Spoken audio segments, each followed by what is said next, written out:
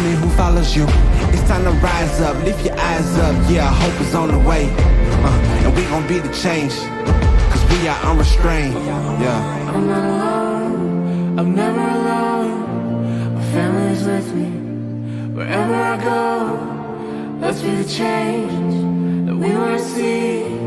We're taking a stand for what we believe. Yeah. When I'm in doubt, I'ma pray it out. Believe in that name, so I say it loud. School system wanna take it out, then wonder why no one behaving now.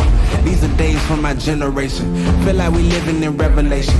We gotta share it, that's salvation. A world with no savior, devastation. What is a voice if you never use it? Never use it. Don't abuse it. I am not writing for your amusement. Deeper than rap, this is more than music.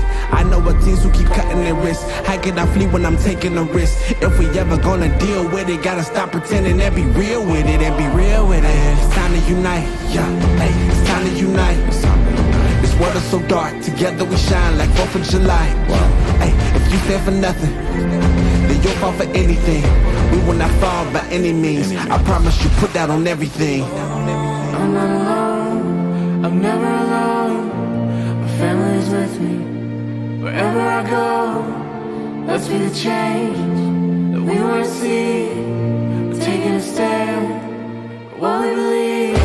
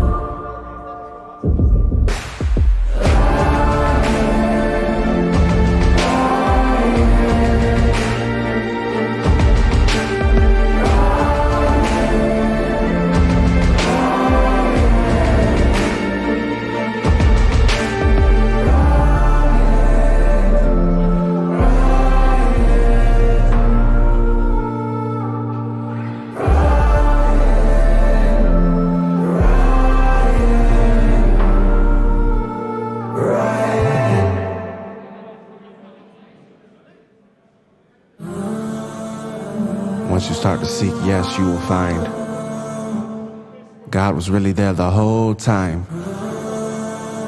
In every season, yes, He is by my side. Discover, discover.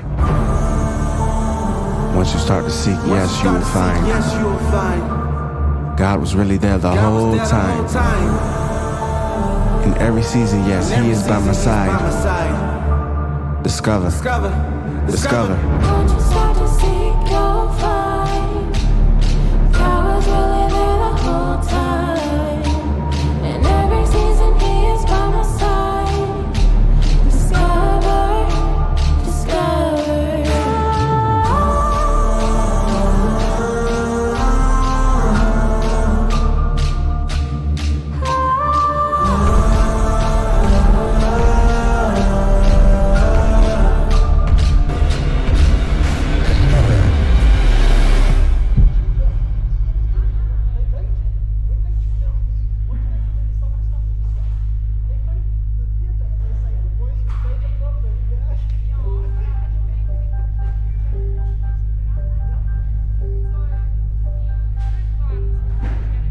This is the new world. It needs a new level of combat. This arena demands new blood for a revolution in the world of sports. This is not an arena for the meek, the mild, or the faint of heart.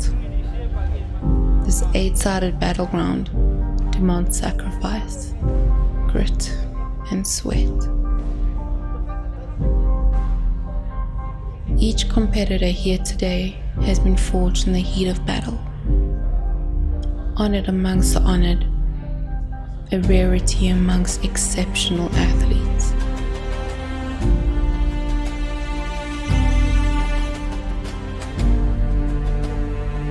Over the next 3 days, they will fight for the coveted prize of national pride and honor.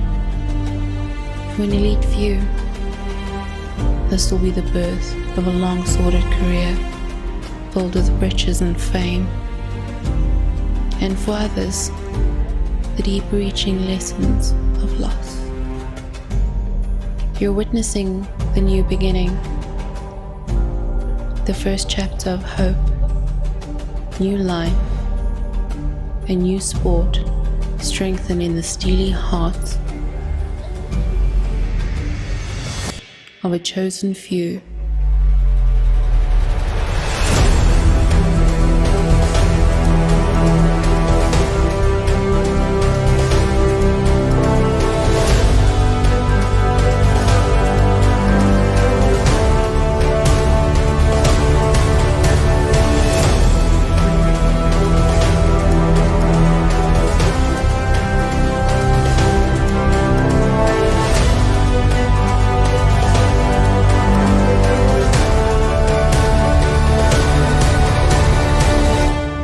This is the MMASA Amateur Championship, and it begins now.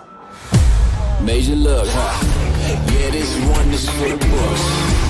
All these chances I took, I move straight on these rooks now. Hold me up or hold me down, have my back or hold my crown. Either you with me or not, but you better give all you got, cause I break the chains. Can't control me.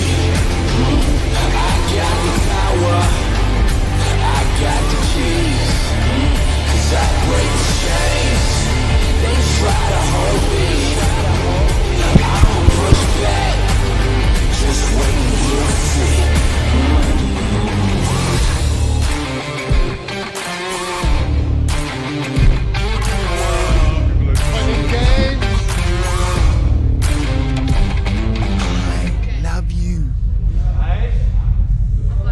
Excuse me? My mother's a what?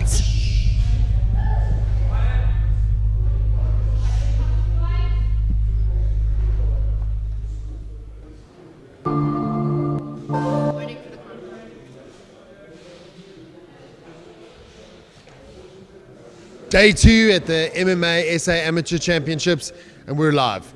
With me, the president of AMA, Dwayne Meredith. Dwayne, what can we expect today, day 2? Jeez, but if it's yesterday's anything to go by, I think we're going to have a lot of explosion in the cage. I mean, like we said again yesterday, it was knockout after knockout, submission after submission, split decisions, crazy good fights, everything you can ask for on a fight day, and the guys have stepped it up another level.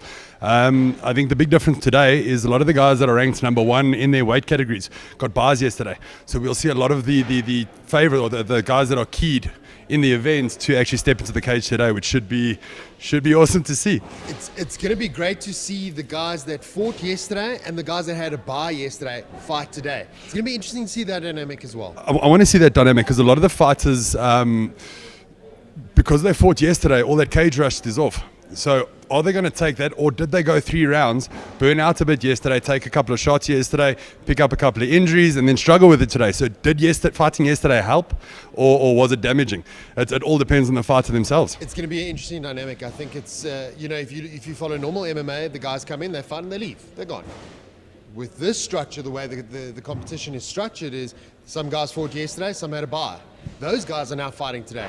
Like you said, it's going to be great to see is it good? Is it bad? I'm interested in that. Well, we only had one fighter fall off that won yesterday, got a concussion, so he won't be fighting today. Other than that, pretty much everybody's shown up and good to go. So that's a great start. But like I said, I mean, I don't think every injury is enough to pull a fight out of a fight, but it could be telling in the fight itself. It's going to be a great day. Folks, remember, if you're tuning in at home, we're streaming live on our YouTube channel, the adults. For the kids and the youth, that's going to be on our Facebook page. It's going to be a great day. Stay tuned.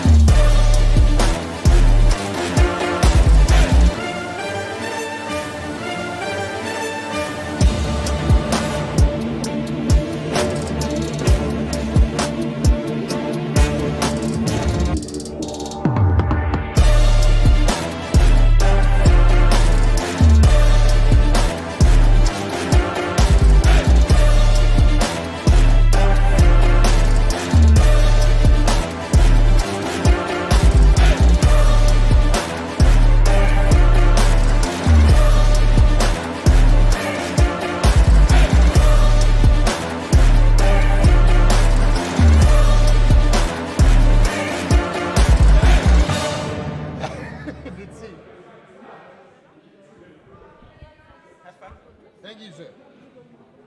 Okay, orders again for your commenting and then announcements. Announcements, copy. In-house. Copy. And then obviously your volume's in the back of the CD. Okay. I'm not going to touch it just in case I bugger up. We're good to go. We're good to go. What's that? You're talking to from the box. I can't hear. Yeah. Are they talking to me? Yeah. Okay, Anisma is Anisha. Okay, Mark. Yeah. Anisma is Anisha. Anisha. Anisha Mayman. I need a ruler or something. I don't even have a headset. Can you hear the control room? I don't even No. have a headset. And do we have, is it possible to organize a ruler or anything straight that I can just put on, or even a blank page? It doesn't matter. Oh, you want to make some notes? I just need to keep that on. Try and read it off.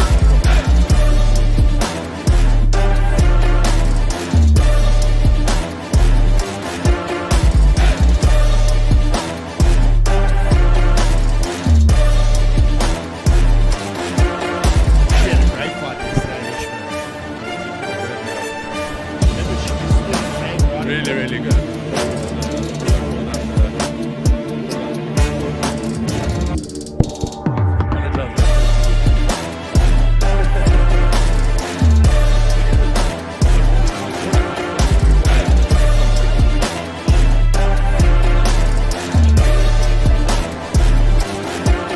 Okay, can you hear us?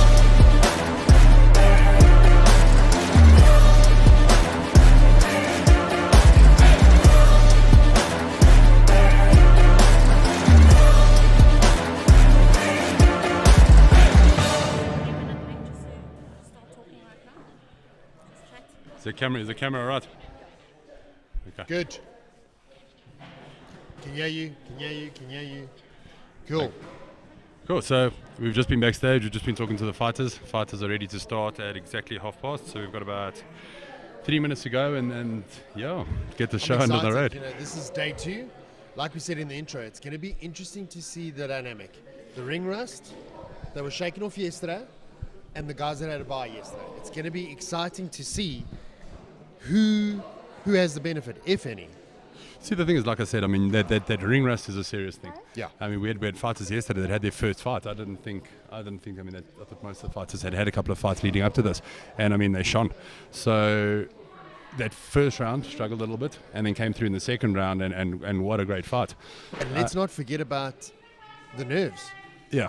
So That adrenaline dump. So that's what I was saying. I mean, if without that ring rust and stuff like that, is it going to benefit the fighters? So the guys that never took damage yesterday, it's definitely going to benefit them because they've been in the cage, they've done the walkout. This is day 2 of the same thing that they did yesterday, whereas you've got different They've fighters. been there, The guys that didn't fight yesterday have now all of a sudden got to start from fresh. Yeah.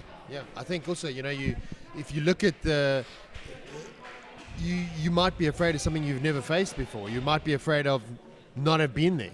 Yesterday the guys have been there. They were in the cage. Yeah. Also, that being said, you've got a lot of different aspects to fight against today. I mean, some of the guys fought strikers yesterday, and they're fighting predominant grapplers today. So it's quite a mix. It's going to be a great day of fights. Like I said earlier, the guys that were ranked number 1 in the weight categories, they mostly got bars yesterday. And with them getting bars yesterday, today's the first time we're going to see them in the cage. So, I mean, if you look at the level of fights yesterday, and now we're getting the number 1 ranked fighter jumping in there as well, I'm expecting a massive, massive, massive day today. It's going to be interesting to see from the fighter's point of view yesterday, the guys that fought yesterday, if in the back of their mind they're going, okay, so I'm not deemed number 1. So I'm fighting that number 1 guy proverbially today. I want to see this. I want to see those guys get after it. It's got to play on the back of your mind. I mean, there's a lot of top fighters that when you mention their names and everybody sort of you try and match them up on a normal fight card, and these guys everybody sort of shies away. In a tournament like this, you can't shy away from it. You've got to fight the guys. You can't hide. Yeah. So I think it's going to be. I think it's going to be good. It's going to be very, very interesting. Anishma versus Bianca. Our female fighters starting off the card. Anishma had a great one yesterday. She stood in the middle of this octagon and absolutely smashed it. She threw so much volume of of fighters, of punches. She just carried on and carried on. Mike, I'm going to be with you in one second. We're starting in a minute, so I just want to touch up some stuff at the end. She had a great fight yesterday.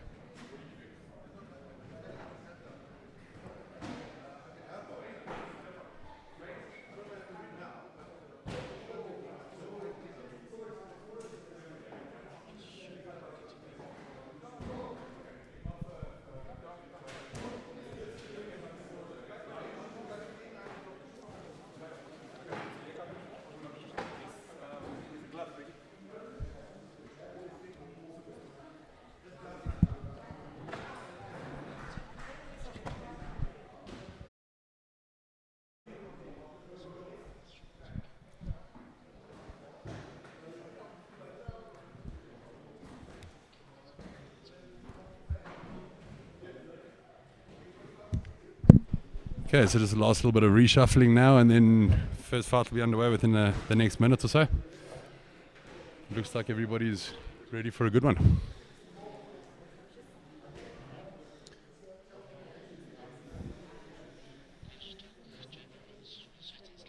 Dwayne, the rule set today, the 3 Ds as they say, the domination aspect, the aggression aspect, what are we looking for? What are the judges looking for? So predominantly you're looking for the fighter that's trying to finish the fight. If the easiest way to summarize it would be that the fighter, if you take a fighter down and you're just laying on top, yes, you're in a dominant position, but you're not actively trying to finish the fight. So you're not scoring any points. You're not progressively trying to finish the fight, like I said. So that's what they're looking for mostly. I mean, that's your key aspect. If nobody's really actively trying to finish the fight the whole time, they work on damage. Whoever inflicted the most damage, who was in control for duration of the time, and damage, duration, and Octagon control. Oh, jeepers, bro! I've hit a blank now. Also, what are the? Sorry, I was the trying to do a couple of things around the side here as well at the same time. Put cue cards out. One of the other things that we saw yesterday as well was the quite a dominance was the other one. Sorry, man. Dominance was one of them. But yesterday when we had that controversial 4th round, you know, these things happen. But luckily we've got the referees. We've got MMASA referees that are here to guide us along this journey as well. Yeah, look, I was lost on that one. I had no idea how that actually worked with it being a tournament. Obviously, with the point deduction, they ended up being tie on the judges' scorecards after the 3rd round. And in a tournament style like this, you have to have a winner. Yeah. They explained that to us afterwards, but it's the first time I've ever seen it. And it's also important for the fighter. I mean, you know, the 2 guys want to know who won. So, yeah, it's the thing is with judging and all of that, and yes, you can do as many courses as you like, and you can get pushed as and trained as much as you like. The big thing is it's you human, so you've got the human aspect coming into it, huh? and obviously a predominant grappler is going to be looking more towards the grappling side of it and the control side of it, and your strikers are going to be looking at standing dominance. So yeah, it all depends. Well, Guys, let's get ready. Let's get into First it. fight of the day.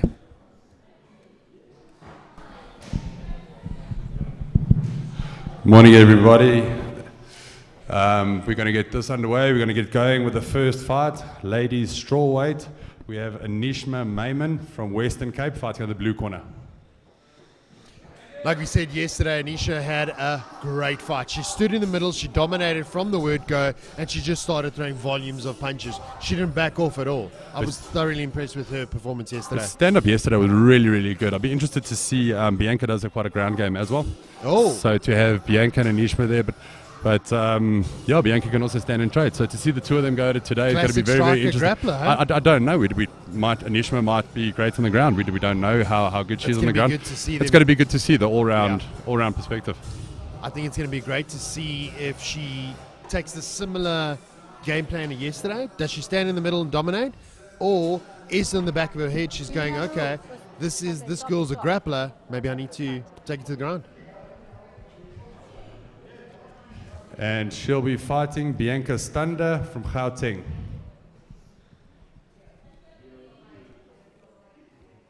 If Bianca comes in and takes it to the ground, is her game plan to get it back up and start I don't Striking? know. No, that's what I was saying earlier. We don't know what her game plan is going to be. This is exciting. We might don't be know much about them, do Anisha we? might be a guru on the ground. What we do know, we saw yesterday, she's got crazy good hands, crazy good stand up. So She was fast and she was crisp, which was really, really impressive to see. exactly. So it's going to be very interesting to see her ground game today, and see where it goes from there. And with Bianca coming out of the House of Tinkerbell, again, No, you know- Bianca's fighting out of Junker. She's not fighting out of House of Tinkerbell. Okay, so she's coached by Tinkerbell. So I'm sure there's some sort of direction of let's go to the ground if we need to. We've got to keep in mind that JP and the guys from House of Tinkerbell, it's not House of Tinkerbell per se. They coach at House of Tinkerbell, but this is now a provincial team. Yes. Okay, so they've only done 2 training sessions with the Gauteng team and that sort of stuff. So it will be their coaches, their predominant gym that they fight out of.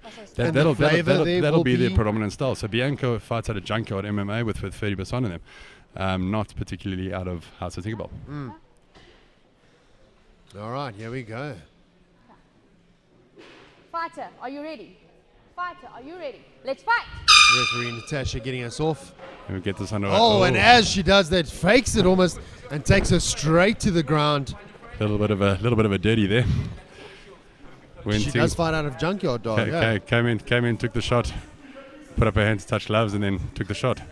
Dropping some nice little shoulder shoulders there strikes. into the neck. Corner shouting at her to get a high guard going. She's got very nice control there, controlling the arms, and coach starting to get a bit of a higher guard. Guard is quite high as it stands. Getting good control, striking nicely from the bottom, keeping busy. Raining some strikes down from the top. Both fighters going. Anish, it's very difficult, but Anish, very dangerous what Anish was doing at the moment. Fighting from the bottom like that, you can take a lot of You don't have the damage. power from the bottom up, do you? That's it. She needs to work for the underhooks, get the control, get the fight down to the ground. Bianca trying to keep her down on the ground. Anish should be looking for underhooks. She needs to get those underhooks, get the control, break, that control keep aspect, yes. keep Bianca's posture down, and then start scooting her hips out. Get out to the side, Bianca or throwing some shoulder or strikes get a in. bump to the cage and start sliding up the side of the cage. And as we're saying that, Anisha's coach is shouting the same. Look, we saw a knockout in the Creates UFC that the gap other day and from the stands guy. right back up. Bianca shoots back in for the double. Gets stuffed by Anisha. They've obviously done their homework because Bianca's shooting from the get-go. This is her goal. Is She's trying to control on the ground. She's trying to get the action down to the ground. She has to watch out for that. Anish was working on the guillotine as it goes. Anish needs to get back up to her feet. Now get the underhooks, get up to your feet, and Create get this that fight. space Get and this get fight back up. standing. Bianca's got one leg. She's trying to keep her If- pinned if- up if- against the cage. If Anish can get up to her feet and keep her hips low, Oh, she she should rides be that okay. up. Trying to get that half or full mount. Bianca controlling very, very nicely. She's doing a great job using her weight to controlling. control her. Anish needs to create a little bit of space and she needs to stand She's up. got the space. She just needs to scoot up. She's got the space. Bianca raining down some strikes on her now. Just got to be careful she doesn't give up her back. Oh, halfway there. Coach is shouting at her to turning towards Bianca. Coach Tinkerbell telling her to soften her up. Nice little Conor McGregor shoulders coming in there. Connor, if you're watching. Trying to get some sort of a hold on her. Needs to get that. Needs to start raining down some ground and pound on her now. 15 seconds left in this fight. Anish was going to get a little bit of control, but she needs to control diligently. 10 I've seconds. seen refs stop fights because of too many punches taken just from inactivity. So just be careful of that. But hey, well defended. I mean, she's landed some nice punches from the bottom as well. Great well, first round. well done by Bianca. Very nice Bianca control on came the out top. and controlled the action, didn't she? That was what I said. It's a very, very different fight to yesterday. It's gone down to the ground. Anishma now expects it. She's going to expect it now in the second round. So is Anishma going to be giving up her legs? Well, I think that was the story of the fight. I think Bianca came out and pushed the dominance from a ground aspect. Got her straight down to the ground, and as you can see in the replay, just rained ground and pound from the top down. So she controlled the fight from a ground aspect. It's going to be interesting to see how Anisha responds. But no fear from no. from Anishma. Landing so nice, and I see Bianca's got a bit of a scratch on her forehead there already from the strikes. So both fighters inflicting quite a bit of damage there. Dwayne, if you're the coach of Anisha, what are you saying? What sort of advice are you giving? Don't rush. Keep your feet work with your hands, keep your distance, and be ready to sprawl. Thank you. All right, round number 2. Move back. Strawweight fight. These girls are getting after it this morning. Move more. That's It was a great start to the fight. Great Phenomenal, fight. phenomenal. Fighter, are you ready? And this is the opening fight of the day. You can Let's imagine fight. the rest of the day. It's going to be crazy good. Take the middle. It's be interesting to see if Anisha falls for that shot again. I think the big thing there was she came in to touch gloves and Bianca shot underneath the glove. So I think that's where the aspect came in. They call it doing it dirty. It's going to be interesting to see if Bianca can get the fight back down to the ground again. Throws the high And- kick straight up the middle. Or to see Bianca's hands start flying. If it's not going to go to the ground, is it going to be a good standing trading fight? I think that's where Anisha's going to now come in and say, well, okay, look, let's stand up on the ground now. Let me show you what I can do. Because this is definitely Anisha's game. The stand-up aspect. Yeah. I think Bianca really wants to get it down to the ground. She's taking a few deep breaths. But look, Bianca definitely got the first round there. So this is Definitely, Anisha needs to inflict damage. She needs to keep back, keep enough distance not to go down to the ground, but needs to push forward strong enough to guarantee her the round. It's now it becomes a chess game. Now it's a tactical game. Yeah, it's a chess game. You know, it falls back into that classic grappler versus striker.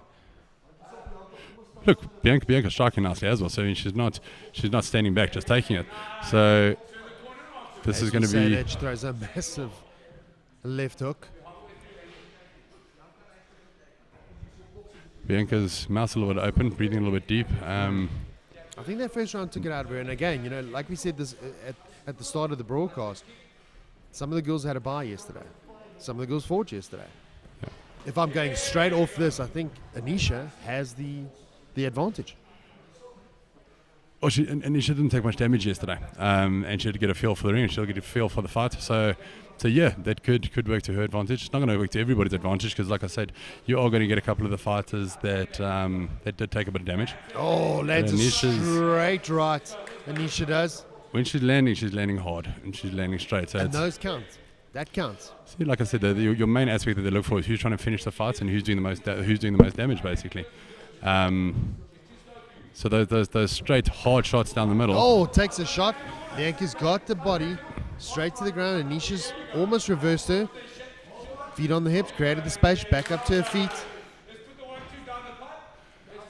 That must count massively for Anisha. She got taken down, but she got straight back up. Anisha's also starting to breathe a little bit deeper as well. So Taking its toll on the ladies.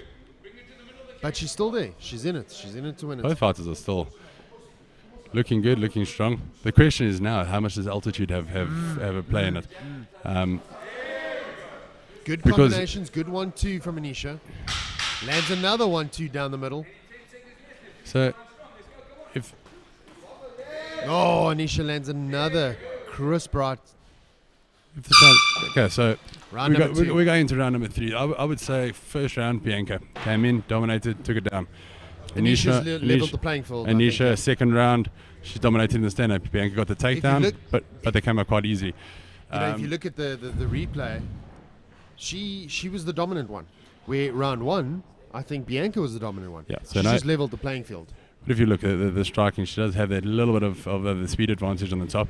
Bianca very, very clever. Got And look how wave- she steps out. What- She throws the 1-2 and steps out immediately. That's some great technical footwork there.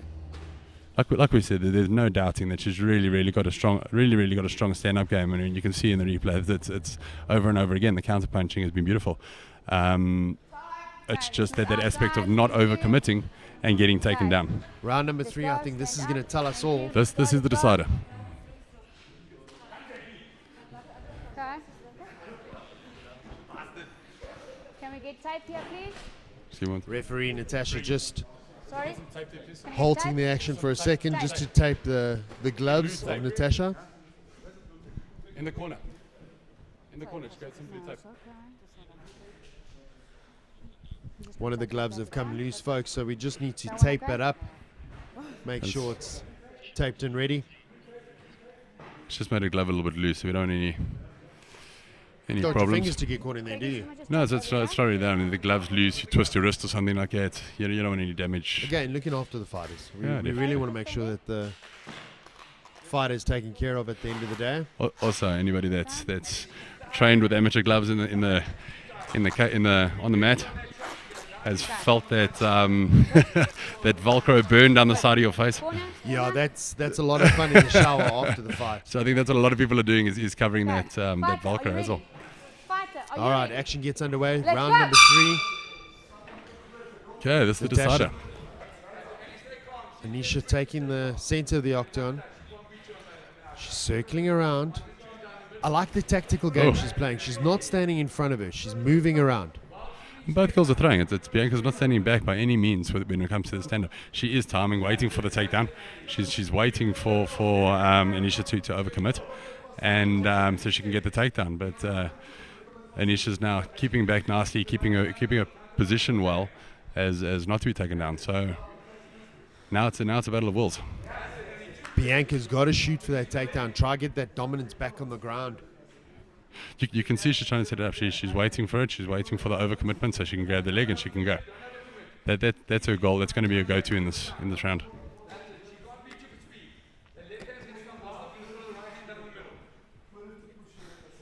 Pushing the action, shoots, fakes the takedown.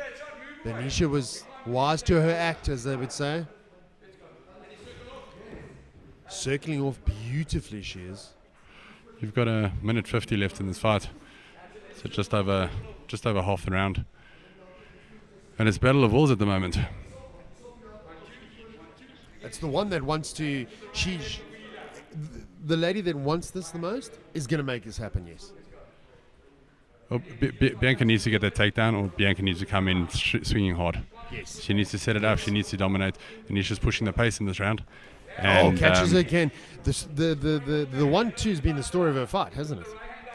It's been clean. It's generally been on the counter. Bianca needs to push now. She's got about a minute. Catches her with that takedown. A minute 10 Nose now. is bleeding a bit now from Bianca. Needs to keep her hands up. Try back Anisha up to the cage. Yeah, Keep close her it. hands busy and then shooting for the takedown. Close the distance on her, push her back, and keep her control. I think faking it from the middle, you're kind of telegramming it at this stage, aren't you? I don't think it's really faking. I think every time she's going down for the shot, and she's very nice, Catches it nice little beautifully setup. there. Like I say, it takes one punch or one kick to finish a fight. So, and like I say, Bianca's no slouch when it comes to standing up. There she does it Very, beautifully. very nice Changes setup. the distance, Turn the gets spark, the gets the takedown. control. 30 Now she's got to watch for her neck. 30 seconds now in this fight. Is she going to be able to? Coach is shouting at her to get up, Anisha's coach. Very nice. 20 seconds left in the fight. 30 seconds, round number 3. Bianca needs to come forward, blowing, just throw it all She out needs there to now. give it all out, yes. She I just agree. needs to bang it because it's not going to. The takedown is not enough time to do anything. Whether she needs to come 10 forward and swing seconds. hard, get the knockout, or if it goes. And Bianca catches her with a great high kick. These ladies are now leaving it out there. 10 seconds. Wow, that was a great first fight. So Thoroughly impressive. The big question now is how did that first round get scored? Bianca did control it from the beginning. Was that maybe given a 10-8? I don't know. Like I say, it's up to the judges. If that was given a 10-8, then this is a draw. Then this could You end know, up the being. elusive judges scorecard, I think, a lot of coaches say it all the time, don't leave it in the hands of the judges, which is always easier said than done. But I think with these ladies, they really gave it their all.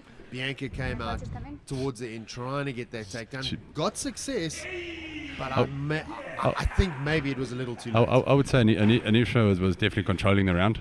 Bianca did land those 2 beautiful head kicks. She did. And she did land some, but it was. I think Anisha controlled that round. Personally, I mean, I'm not judging. I'm not riffing, so it's not my call. But like I say, the judges say. I think the judges all depends on how they scored that first round. I think that'd be the decider, because if by chance they did score it at 10-8, then we've got another then controversial we've got day. another fourth round in the first fight. Oh, never seen it before, but after seeing it, now we kind of wonder. Well, let's go. Let's see what the judges say.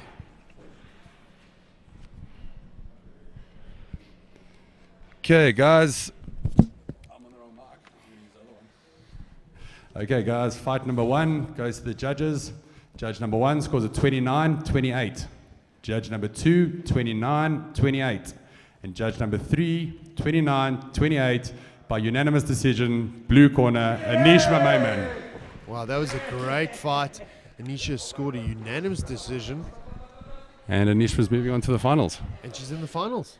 Listen, Bianca needs to keep her head up held high. That was a great fight. There's nothing that she can confirm. That was really good. I think she learned a lot from that fight. I think when she got the success, where her success was on the ground, pinned up against the cage. If she can replicate that going forward, I mean, she's golden. And again, let's speak about the female athletes here. Let's speak about the growth of female MMA in South Africa. You know, these ladies are at the precipice, if you want to. They're building the sport. They're paving the way for the ladies going forward. I mean, I think it's amazing. Well, look at the skill set in that fight, but that was crazy. There's no ways that anybody, I mean, in the beginning, Dana White started with ladies shouldn't be fighting and all that sort of stuff. And look how many superstars. Ladies will not fight in the UFC. And look how many superstars have come from there. And Ronda Rousey, Amanda Nunes, Holly Holm. I mean, Amanda Nunes is pretty much a beast. There's nobody left for her to fight. And I I think wouldn't want to fight her. if the ladies in South Africa keep progressing like this, It's going to be amazing. there's a massive future for it, and it's so good to see. We're in the presence of the future Amanda Nunes of South Africa. You know, we're building female MMA in South Africa, and I think it's got a bright future. If these ladies have anything to say about it, I think it's going to be a phenomenal road forward. Fight number 2, Dwayne. Jessica and Cassandra. It's going to be great. Okay, guys, moving on to fight number 2, also at strawweight. We have Jessica Munamani from the Western Cape fighting on the blue corner. Also a strawweight fight. Very, very good strawweight fight as well. You've got Jessica and Anisha are sparring partners or training partners. So no way. Yeah, train together. So Maybe we see another stand-up if that war. highlights what we're about to see. And Cassandra's got a very, very strong ground game. Very strong ground game. So it could be a mirror image of the last fight. It could be a submission. Could be a knockout. Could go either way. It's going to The be. ladies' fights have certainly been very, very exciting so far. Could go either way. And it's going to be a really, really good fight. This.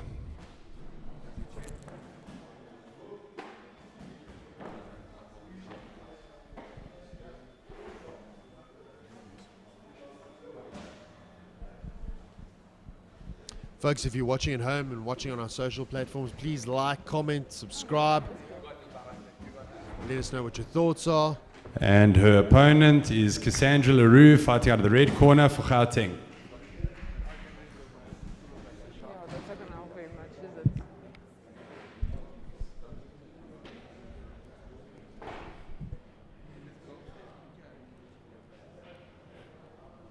Looks cool, calm and collected, doesn't she? Red corner. Okay, so this is, like we said, this is a battle of wills again. Cassandra's got a very, very strong ground game.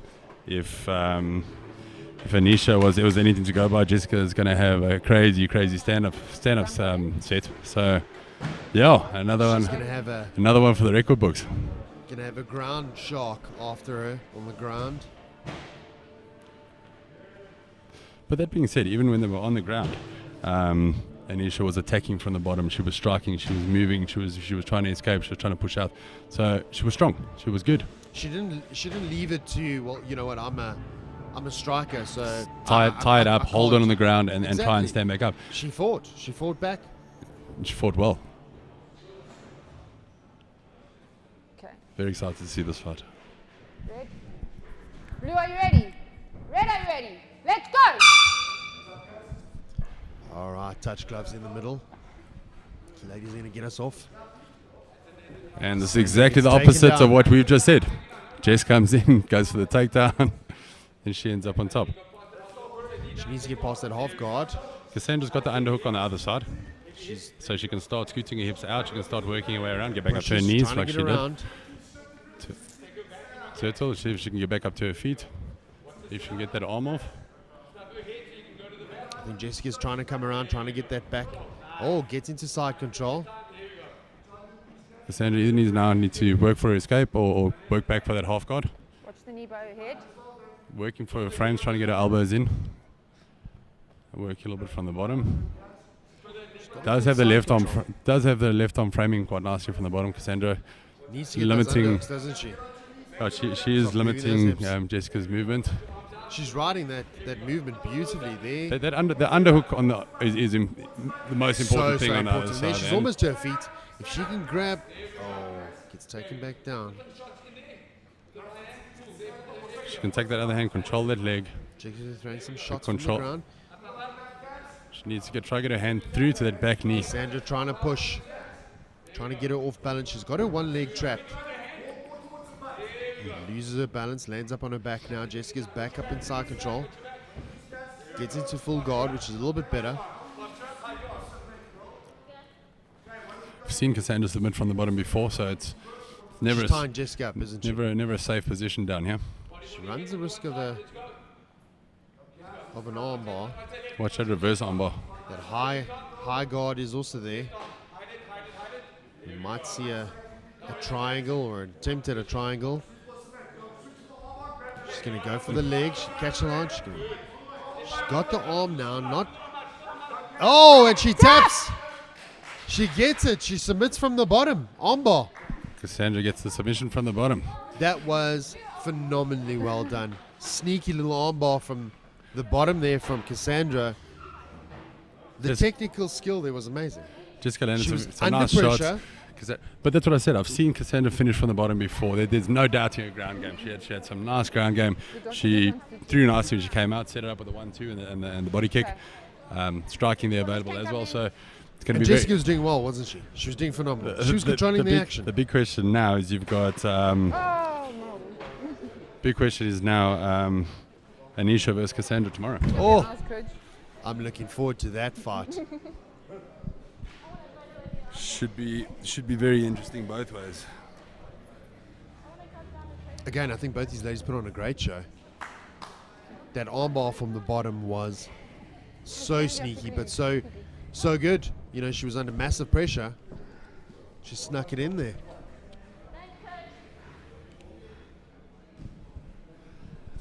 Okay, we have a winner in round 1, 2 minutes and 3 seconds in. Winner via armbar, Cassandra Leroux from Gauteng.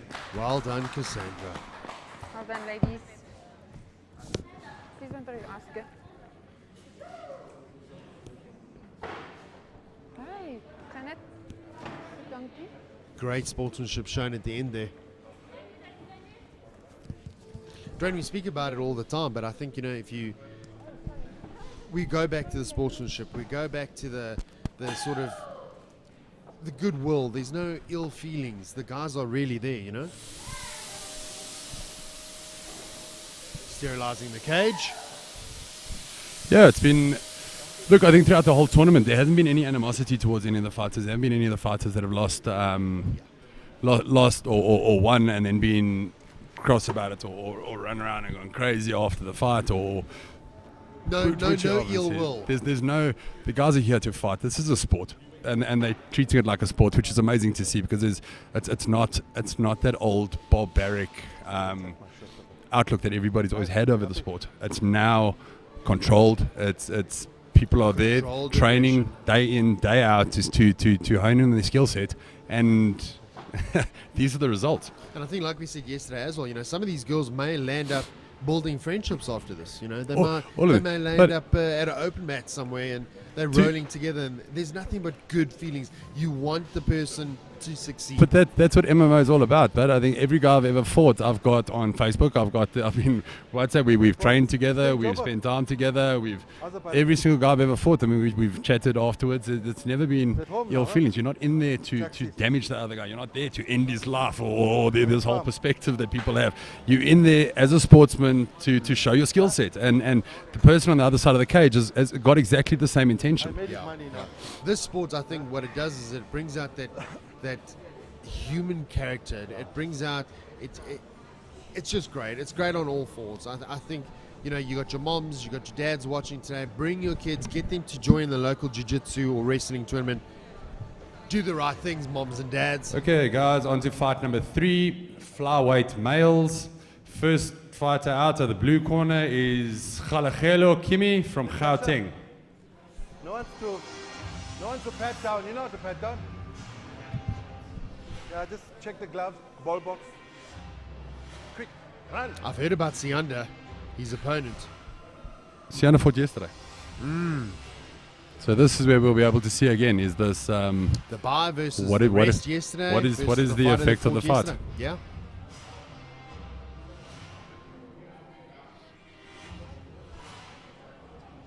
Some big MMA action this weekend. We've got the UFC playing out today as well.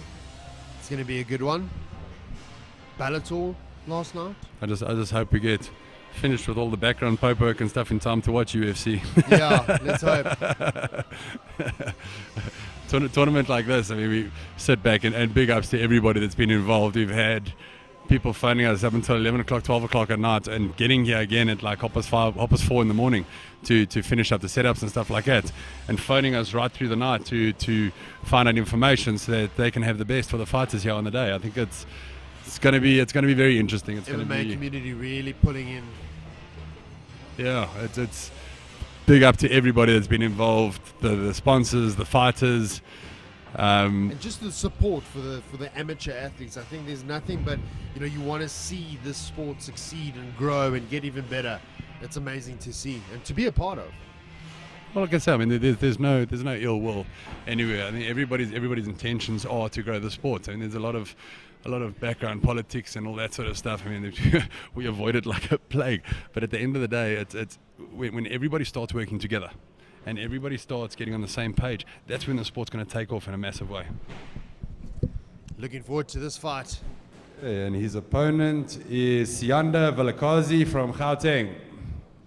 Now, Sianda fought yesterday. What did you think of his fight yesterday, Dwayne? I don't think anybody had a bad fight yesterday. I don't think there's. I think everybody came to show. His fight was great. His So fight was good. It's He was fast. He was crisp. He threw good combinations. He had a good amount of work. It's going to be interesting to see how he comes up with his opponent today. What does he do? Both these guys are fighting out of the same province, so it's going to be interesting to see. this is the first same province fight, eh? Yeah, first one. And this is just going to become more and more as fighters start falling off and the pool gets smaller. You're going to get more guys Getting fighting to the the same top of province. that tip of the iceberg, aren't we? So you got a couple of Gauteng versus Gauteng. I just want to see, do we have any? I think we got Natal versus Natal today as well.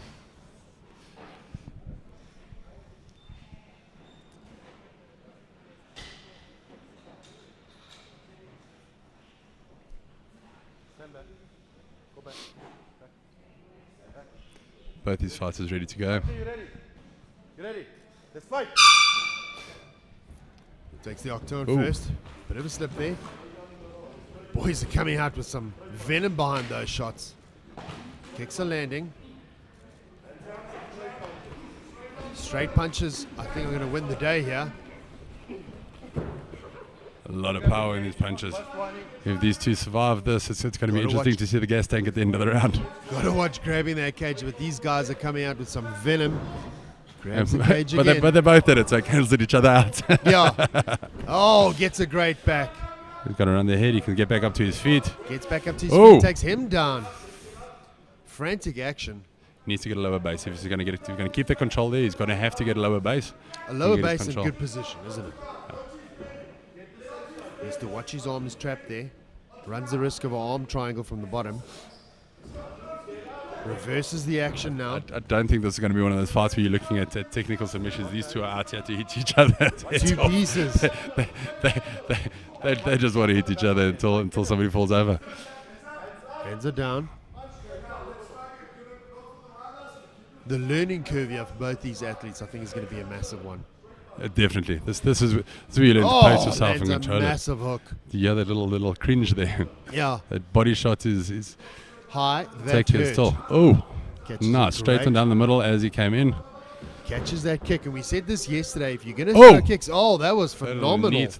Little knee again, but Yeah, but catches the the knee, first, takes the first him one to the landed on the ground. jaw on the body because in amateurs, knees to the head are illegal. Striking from the top. I'd like to see that first knee again. Got him in full mount. One of these athletes need to slow the action down, get some sort of control position, and start imposing his will. That frantic sort of throwing and that almost throwing the kitchen sink at one another. If he's going to keep the mount attack, he needs to move up high on those hips. Yeah, We saw needs it a to go couple for of that times power yesterday zone. where the guy was just sitting on the hips. And when a guy frames and rolls and you're sitting on the hips, that's easy to escape. He needs to trap a arm, trap a leg, and roll. Or bump him off his balance. And at the same time, Sianda needs to shrimp. Just there's so much space at the back there. Get the shrimp, get him back Sianda's to trying to half work guard, now. get the control. Trying to trap the leg. Shots from the bottom. Yeah, These are scoring, but Sianda they needs to run the- close this down, move his body up, shrimp, get your half guard back, get your control back. You're not going to explode from there because he's too high up. runs the risk of having the referee stand them up if they don't do too much more. 10 seconds out. Purely muscling it out of that one. Great job of reversing the position, though. That was pure muscle. But the problem is you're sitting Round in, number one. when you're muscling in the first round. How much muscle do you have And second and third round? It's It was a great game of- fight. game of these will, guys this. came out swinging. They just threw everything at each other. Fall downs, get up, smashing each other on the ground, flying knees. And we talk about the coaches backstage, and here all of a sudden we've got Snakebone standing in front of us. Should be fight to get brave again soon. Working corner control. Beautiful. Dropping some pearls of wisdom, I'm sure. There was some good action in the Some round very, one. very good action. Very wild. Very all over There was the that knee that you place. spoke But of. While he had his leg through that knee. we There just- it is again. Oh, that was close. It was in the shoulder. Could have. Wow. It was that Wow. could have been a game changer there. That landed on the jaw, and the fight Very was athletic, isn't it? athletic, but more for the pros. Come, boys. It's- Take a step down. Ready? Let's fight. All right, round number 2. Oh, Throws a bit of a come that naked big kick there. Nice little knee to the body. Another one to the body. Gets the control up to the cage. Reverses it, trips him, gets the takedown in full mount now. Ground and pound from the bottom. It's back in the full mount. If Sianda can get his knee out, runs the risk of. And he gets it. Sianda is so strong in his hips. We were talking at the end of the last round getting that reversal, and now we've just seen it again. Muscling through Clearly those worked on reversals. reversals, didn't he? It's a strong reversal. So it's a lot of energy, it's a lot of power, it's a lot of all the rest. And they're back to their feet. Lets him off the watch him go. hook there. His finger slipped out of his glove, just getting him back in there. And back they go Sianda to... pushing the action, trying to get him back up to the cage. Sianda taking some deep as- breaths there, catches a right hook. As the gas tank starts running out now and the mouths start opening, the knockouts become more predominant. Yeah. Because that air, that jaw, that shock from catching it. So if those wild punches carry on, we're going to see somebody fall. But hats off to these guys. I mean, they've eaten a lot of punches. They've thrown everything, and they've still got more kitchen sinks left to throw. Needs to get that double leg. Just trapped one leg. Can get around, and He needs to that inner reap would be great. turn his... Drags him down. Okay.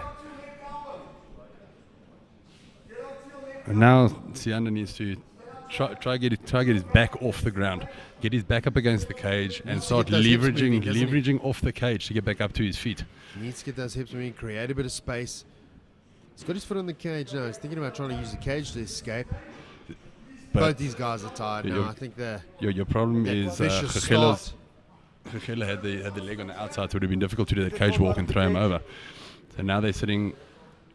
It's very hard. Gegela's got him now. Side control, thinking about Gonna mounting. go for the knee right. Go for the knee right and start raining down. Clever. Tactical. He's got him pinned. You need to push that knee. Push Raining that. some ground and He pound needs from to the push bottom. that knee off. Get that knee off his body. And get the control. Backing from there is not going to help. If he doesn't show anything, the ref's going to call it. If he doesn't do anything else to Very close, escape here, it's going to be referee's stopped. Very close to stopping the action. showing a little bit there, trying to escape. That intelligently defending yourself comes into play here. He needs to get his Referee's knee. on top of the action. He needs to get his hands on the knees, even if he he's needs to work. Fight's over. Referee calls in, comes in, stops the action. In the old scoring system, that used to be done a lot. The guys would sit on top, get the control, and then just pepper, just sort of pat on you like that, and score points that way.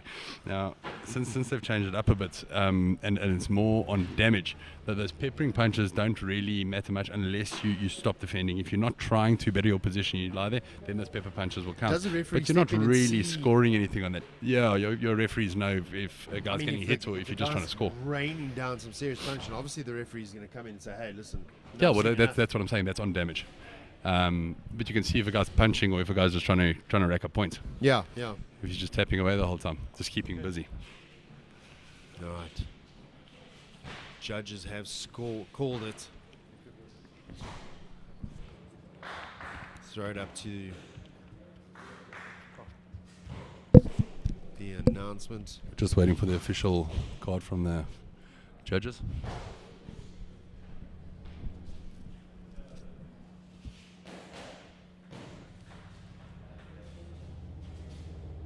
Good job, guys. Got the official word. Okay, guys, after 1.5 great rounds, or almost 2 great rounds, 2 minutes and 50 seconds into the second round, winner by TKO, Khalachelo Kimi from Gauteng.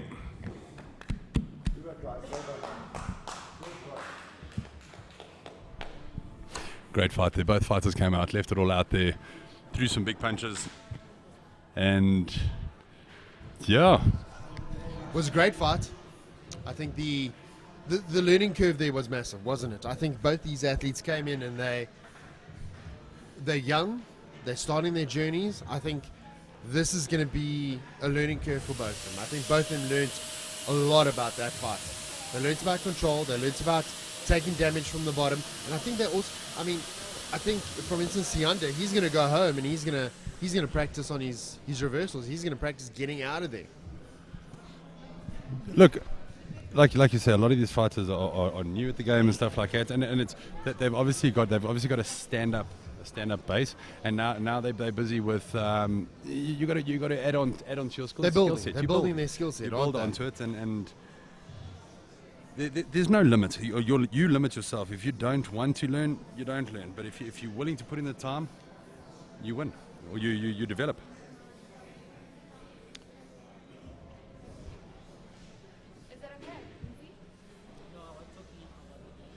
Okay, guys, going into the next fight.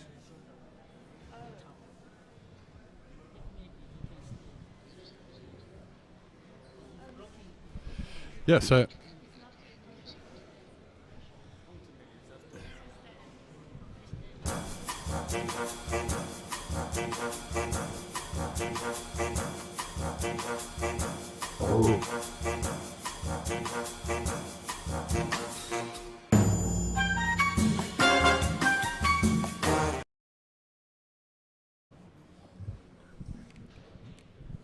okay, guys, into fight number 4. Fighting out of the blue corner at flyweight, we have Terence Balelo from Western Cape. Going to be a good fight. Fight number 4. Look, I don't think there are any inferior fights in this tournament. I think everybody's out there to come out and win. I mean, for the guys' goal is they want to fight tomorrow and they want to put their gold medal around the neck. They want to fight for their country. We said it yesterday. We made that stupid reference of going to spar with your MMA tracksuit on, and you have your national colours on. That's something. I mean, it's something to hold dear, isn't it? The bottom line is, if you win, even if you don't go to Worlds or any of the rest, you still are the national champion. You come back and defend it as a national champion next year. You have that experience. That's massive. That's massive. Oh, between experience and putting the gold necklace around your neck. I mean that's it's invaluable. That's it's what everybody's here for.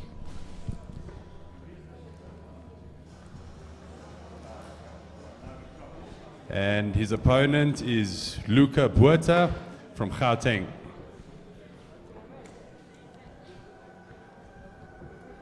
Luca coming from Gauteng, been around the block.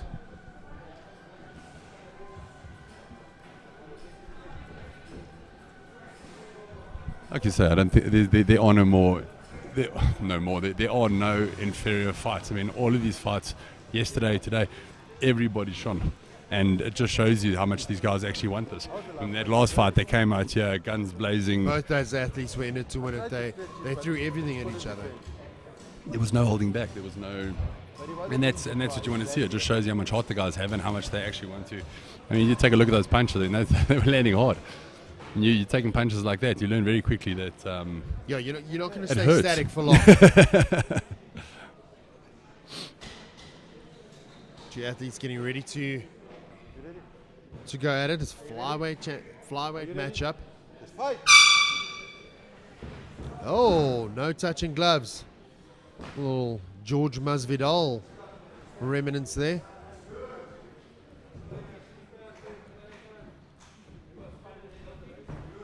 Terence moving very, very nicely. Tentative movement from Luca. Lucan's Terence throwing everything behind that overhand right. Lucan's still Catches that progressing. overhand right again. Changes into southpaw stance. Good, great. Showing some feints. Moving in and out. Push kick straight down the middle. Catches him with the overhand right. Hooks her in. Referee on top of the action. Sprawled out there. Nice little sprawl, take down the fence there. He's got his arm in front of the shoulder, one arm behind. But good control there. Should move around now. Luca needs to time up and stop this action. Referee's on top of the action. Luca either needs to tie it up, he needs to give something. Fight's over. Fight's over. Wow, Terence came in. Oh my gosh. Massive wording over there. Well done, my brother. President Dana. Just got the And Dana President White Dwayne reference there. Just got the call out. Show me the money. Show me the money. Well done. Terence really I put on a tell show. you what. Super impressive. Tomorrow we've got Terence and Khalachelo going at it. That is It's going to gonna be another a cracker. barn burner. That was phenomenal. Terence asked me he asked me yesterday if he impresses at the tournament, can he get a shot at the Emma belt? I said, well, let's see what you got in the ring, buddy. Well, he showed you a thing or two, didn't he? He didn't let us down. Jeepers. Goodness gracious, that was a great fight. Look, all of that being said, Lucan took some heavy punches at the beginning and kept pushing forward. He didn't back down. He came through and imposed his will, hats didn't off he? to him.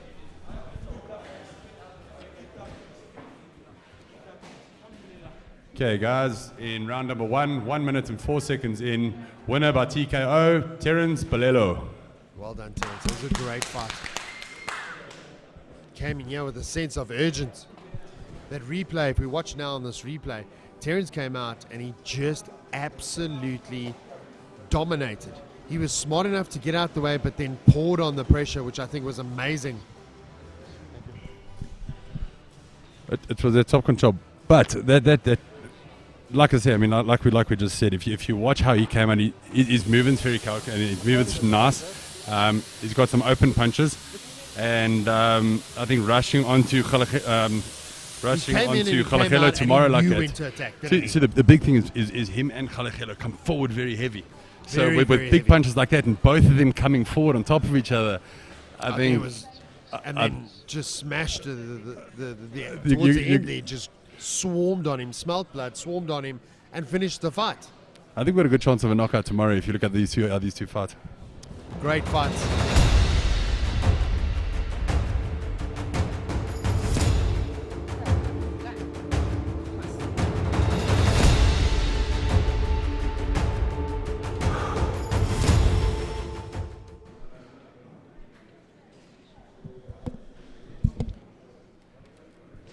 Okay, guys, let's keep the action going. Fight number 5. We have a flyweight ladies fight. Fighting out of Gauteng. In the blue corner, we have Nicole van Wyk. Ladies bringing us back in some action today. Flight number 6. Fight number 5, sorry. This is fight number 5. Okay.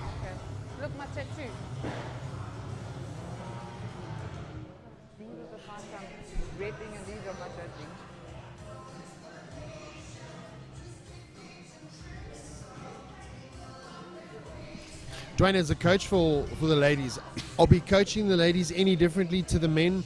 Is there a sense of, I mean, how are the ladies getting after it? It's that perception that's always split the two apart, and it should never be there. These ladies come out these days, the grappling comps, all the rest, they're beating the guys. There shouldn't be. I've seen this. I've seen the ladies getting in there you need to show, and submitting the guys. You need to show respect. You need to show everything in the gym. But as it is, you need to let the guys. You need to treat them as fighters. Okay, and her opponent fighting out of the red corner out of Gauteng is Carla Marie Carrier.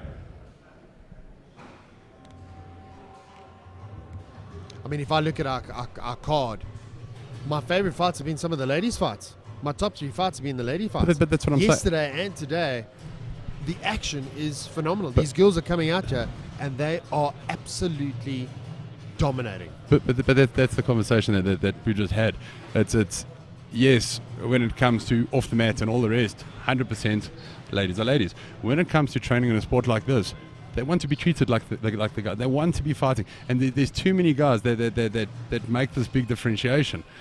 So when the girls are training, are they taking the hard knocks? Are they getting? Yes. Are they taking those pounders? Yes, they're training just as hard as everybody else.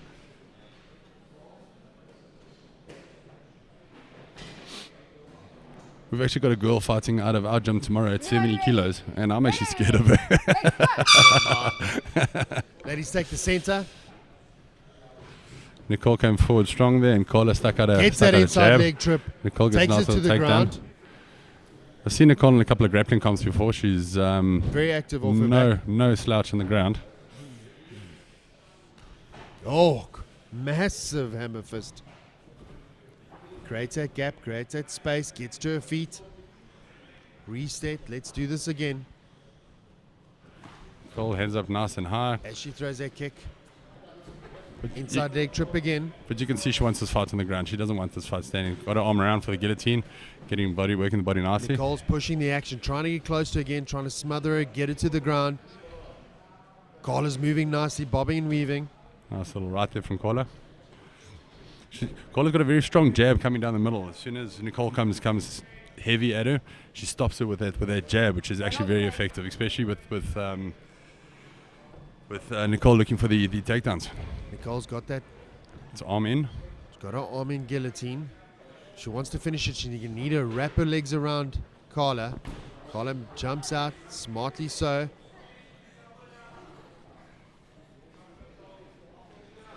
Nicole now down at the bottom. Carla releasing that guillotine a little bit. Carla's smart throwing though. a She's punch. moving those hips. She's looking for angles. She gives up her back in the process. Nicole's a little bit high. Carla throws her off. Goes back up on their feet.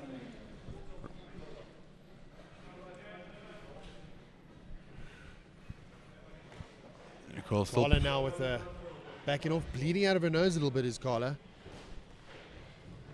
Nicole pushing forward. Oh. She's eating one or two on the way in, but she is still creating that closing the distance and getting those takedowns. Nicole's moving in.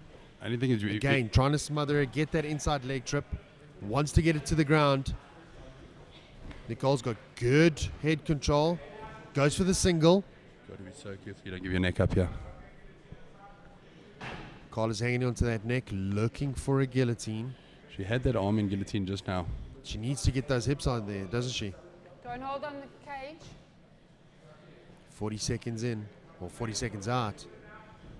Carla's sitting down, trying to get that guillotine. She needs to wrap her legs around, doesn't she? Nicole breaks free.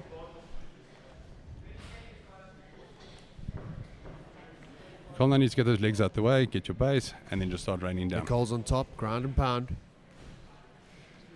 There's a little space there from Carla. Oh, there you go. Now she's in the guard. If she gets down to her knees, Got to watch for the arm bar. She slaps it on. Nice little Very setup. smart. 10 seconds. She seconds to needs go. to Can she extend hold those out? legs. And Nicole very smartly sinks her weight down. Oh, she got the reversal now. And oh, wow. She did very well to drop her weight to keep the pressure amazing. off. But that, when they dropped down to the floor, if there was a bit more time in the round, she could have been in a bit of trouble.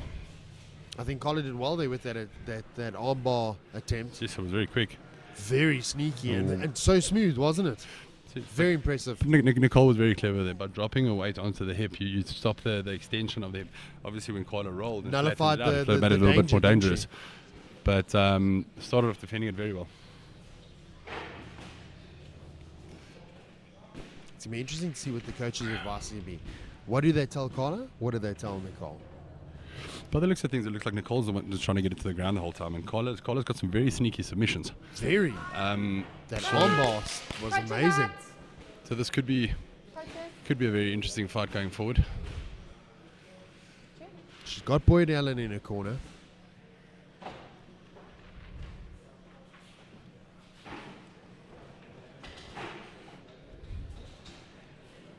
Blue, are you ready? Red, are you ready? Let's go! Round number 2, ladies come out. Carlos Nice little overhand push to kick, start the round. overhand right. Another overhand right. Closes that distance now. Nicole clamping it down nicely. Looking for that inside leg sweep. She's had success, Nicole has, with those inside leg kicks. Or sweeps, Carla's rather. got a little bit wiser to it. She's dropping her hips a little bit more. Yes. And twisting Does well, through. tries to. Carla is fighting out of Apex Gym. Gym's renowned for Brazilian Jiu-Jitsu practitioners. Setting up the Good armbar. ground. Nice ground and pound there. Carla's got the ground and pound. Carla's on top now, but she's got her leg trapped. Carla's smart. She's trapped her leg into half guard. Carla on the bottom. Nicole's staying very active on top, which is good to see. She's dropping her base when she needs to. When the reversal comes on, she's dropping her base nicely and then setting up, posturing up and throwing punches. Which works out. If Watch your knee by your head. Yeah, there's been a couple of big stars fighting out of Apex. We had Don Madge. Don, shout out. When next you're up in Joburg, come commentate. Hashtag just saying. Hey. Yeah, you got Boyd Ritchie himself. I mean, that's just the an pedigree absolute of the gym is pedigree, massive. isn't it? Hold the wrist, not the glove. Nicole on top. Carla's trying to tie up that Nicole's half guard. Nicole's controlling very nicely. She's posturing up, throwing the punches when she needs to throw the punches, and then dropping the base when she needs to. Carla stands up. She's got the action standing up. Now, what does Carla do? Throwing it nicely down the middle.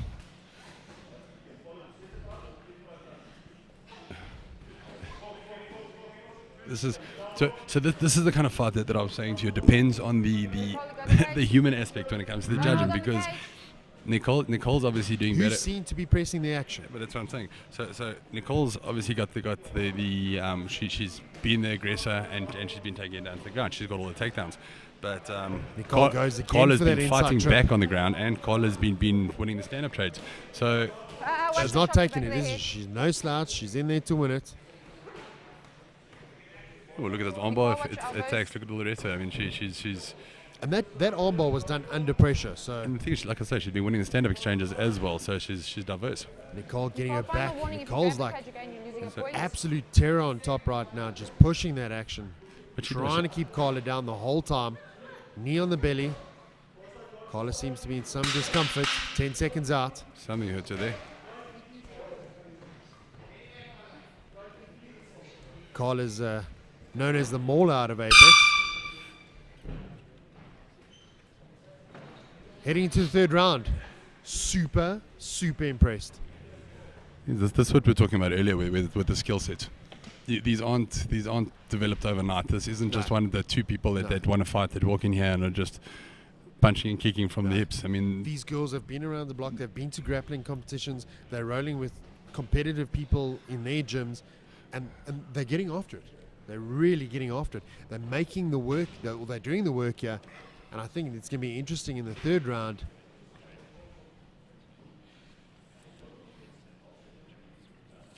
Nicole's trained out of R12 Brazilian Jiu-Jitsu out of Johannesburg, another renowned Brazilian Jiu-Jitsu gym.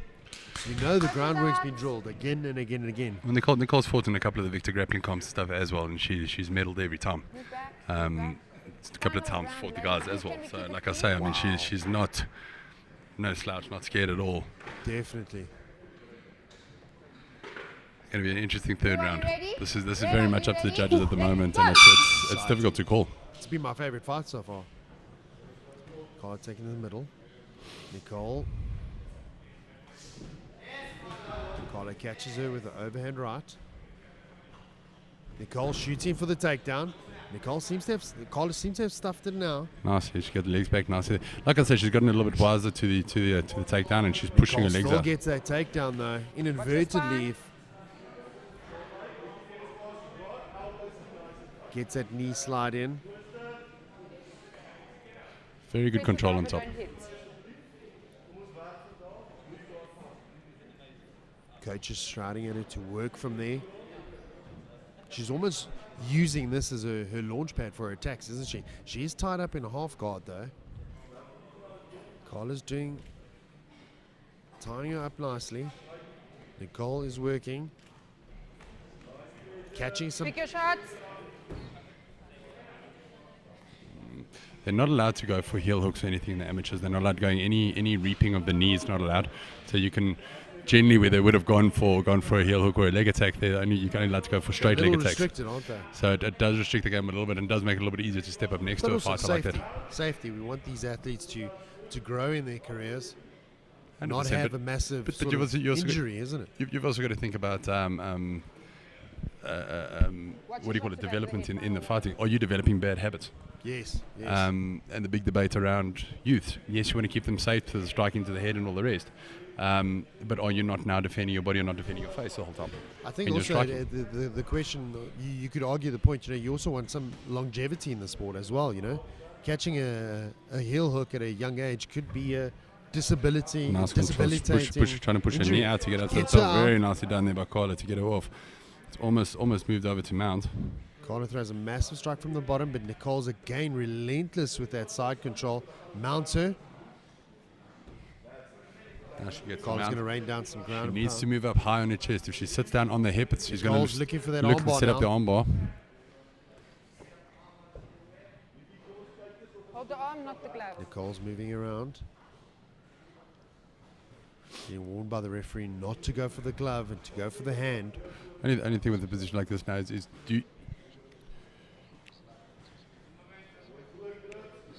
do you give up a chance of, or do you give up a position by going for the armbar? Oh, gets the armbar. And she gets it. See, Nicole, that is such a difficult decision to make because you're sitting there. If you miss it, you lose your position. 100%. You've got to be 100% confident in But she your. committed, didn't she? You got to be 100% happy and with your skill set and confident to actually finish it. But I what think a finish! She worked well. This has been my favorite fight of the day so far. Really big, it was great fight. amazing. Very technical, very good fight. Great fight. Well done, Nicole. And take nothing away from Carla. She Jeez, was how in it good to win was it, she? wasn't she? Both his fighters really left it out there. Great fight for both of them.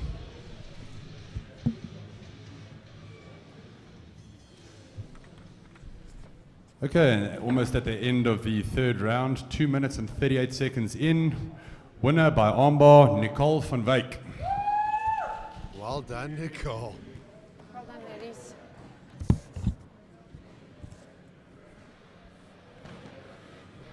The pedigree was shown, wasn't it, Dwayne? I think both of these guys. So there you got the replay of that armbar. It was was set up and it amazing. was in. Set up so well. By the time she got that arm loose, she knew exactly what she was doing. And And it was she a belly down armbar. Again, the technique of the drilling. so the, tight, eh? The work. These girls are putting in the work. Very tight armbar and good win.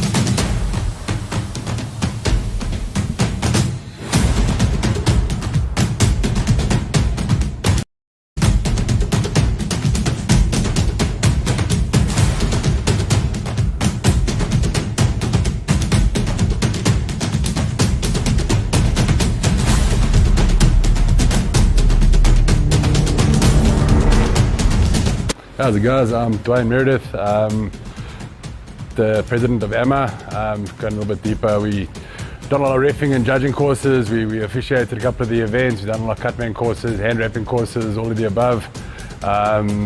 We've gotten involved with the sport and it's become a passion. I was actually playing rugby when I came out of school. They're playing quite seriously, and I broke my knee. And the guy that did my rehabilitation was involved in the sport, and it just pretty much evolved from there. Did a couple of grappling fights, did a couple of white collar boxing fights, and then just natural progression, ended up climbing in the cage. I think switching from your traditional sports with rugby and everything like that, I think the biggest thing was rugby, you can hide behind a team. When it comes to an individual sport like MMA, there's no hiding. You're getting hit in the face and everybody's seeing it happen. So you take it or you don't.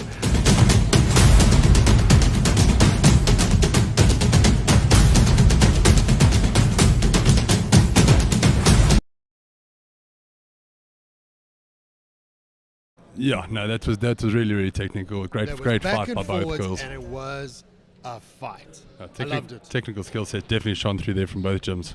It was amazing. Yeah, let's move this on a bit. Hey guys, hello. Next fight's going to be great. We've got Zane and Fulani up next. Okay, moving on to fight number 6. Fighting out of the blue corner, flyweight from KwaZulu-Natal, Zane Kada. Zane's pedigree is well known. I think he's well rounded. It's going to be a great fight. It's going to be again interesting to see these athletes come out and try and nullify each other's game.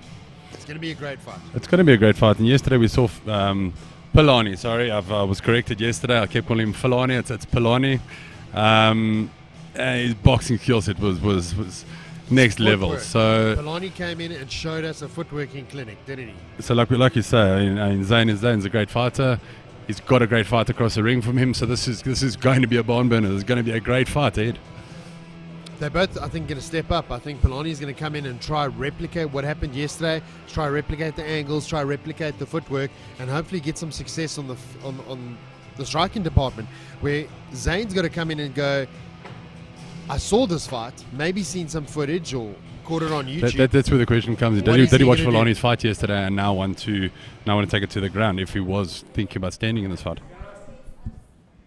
Zane coming from KwaZulu-Natal. And his opponent fighting out of the red corner from Gauteng, Polani Shabalala.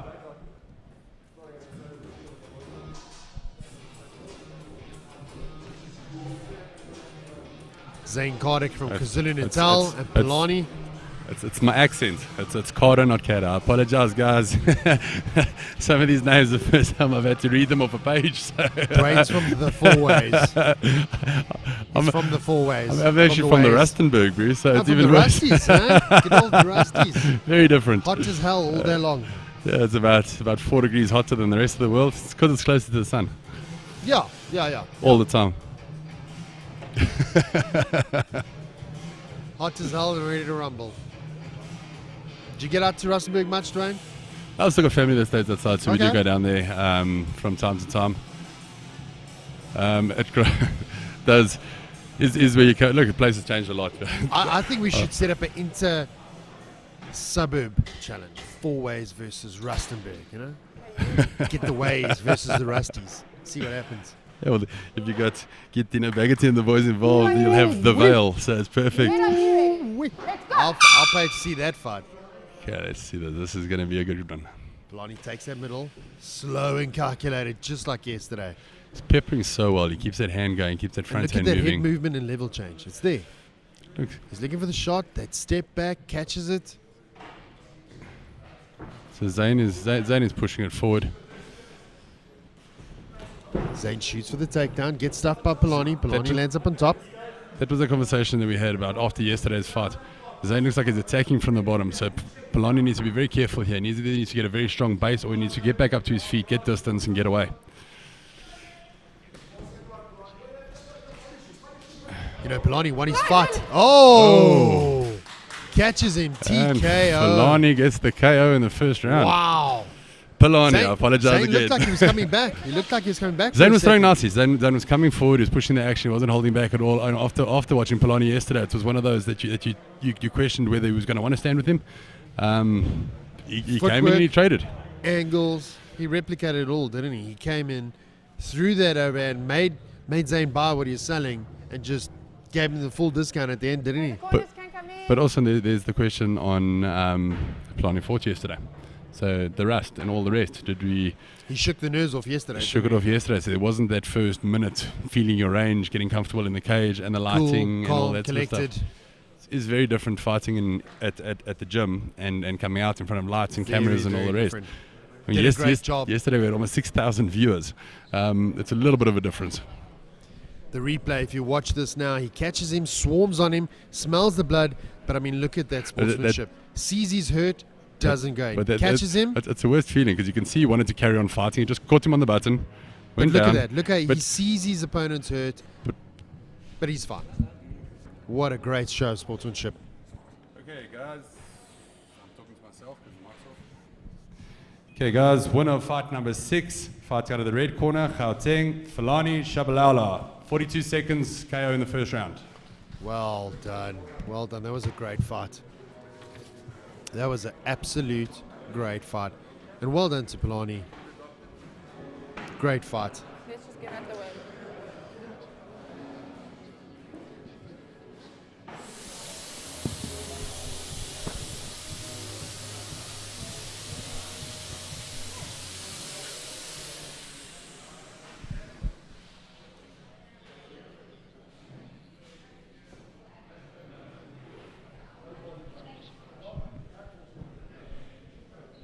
Great action. Was a great ladies fight. Straight into this. Bro, Great KO. have any of the fights been a disappointment today? It is. Or in the last 2 days? I mean, we've been entertained. The- You know, I feel like the guy in Sparta. Are you not entertained? I think I think it's been a great day of fight so far. And it's been a great 2 days of fights. I mean, I don't think anybody's really come out here and just not impressed. Everybody's shone. Everybody's got their moments to shine, and they've taken it. They've jumped on it, and they've made the most of it. Yeah, I think it's just getting better and better. The level here, like I almost got to gut check myself the whole time and say it's the amateurs. Why are you It's wearing the pads? amateurs. It's the amateurs. But I mean, these guys are gladiators. They're getting in there and they are smashing it. They're doing so well. It's unbelievable. I am thoroughly entertained and blown away by the level of just these guys are getting after it. I'm blown away. So entertained that you're mixing your movies up, bro. You shut your mouth. Russell Crowe just ended up in Sparta. He was just yeah. Hey, listen, Russell's the man. Russell's the man. Gerald Butler, yeah, you know. Russell the love muscle. What? Do we have a crossfeed? Okay, guys, moving on to fight number 7. Fighting out of the blue corner from KwaZulu-Natal at flyweight, Vuyo Jula. Vuyo's coming out to prove a point. Vuyo's they've been the favourite in this group. He's really is a veteran. He's been to worlds. He's really done well. Looking to represent for a second time. Him and Fulani fought for the Emma title, and he beat Fulani out for the title, which Fulani. Oh, I keep saying Fulani. Sorry. Polani now has a much Take stronger. the Rustenburg out your mouth. Polani now with a much stronger ground game. If this fight ends up being Polani versus Vuyo tomorrow, I'd love to see that rematch just with the new skill sets and everything of Polani. I think it's going to be a cracker of a fight. The guys are really here. I think they're putting on a show. And again, you know, these guys are coming out to prove a point. And I've got to check myself. Amateurs, I'm entertained. Look, I'm loving it. The skill set's amazing. I say that about Vuyo and Polani. And at the same time, you got Mateus, who had that brilliant submission yesterday in the first round. So you got to still walk through. You got to still get through Mateus to get there, which is it's not going to be an easy feat. And so what a phenomenal platform! These guys can start building their name now. It's amazing.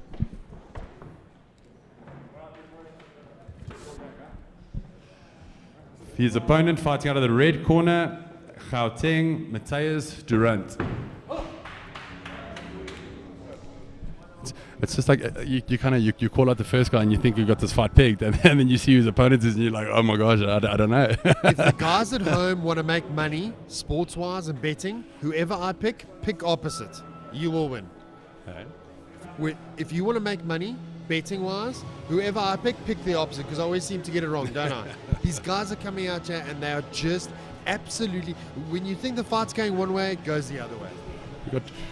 Vuyo's called Vuyo the Hitman Driller, fighting out of Forge MMA down in Durban. Like I say, the man's got a pedigree. I mean, he's fought MFC, he's had the title down there, he's fought Alpha, he's had the title here. He's had titles before. You know, it's Mateus he's got ties to JP Durant. He's got Nick ties Durant. Nick Durant. Sorry, my apologies. He's got a great boxing pedigree behind him, doesn't he? And then look at the submission yesterday. So Was amazing. Snuck it in there, doesn't he? that's what we keep There saying. we go. It's an all-round game. This is going to be a good exhibition of skills, if you were. So looking, stalking him. Oof, Both of them very land. nice Wow. overhand left to start it off. Oh, he Both lands of it them again.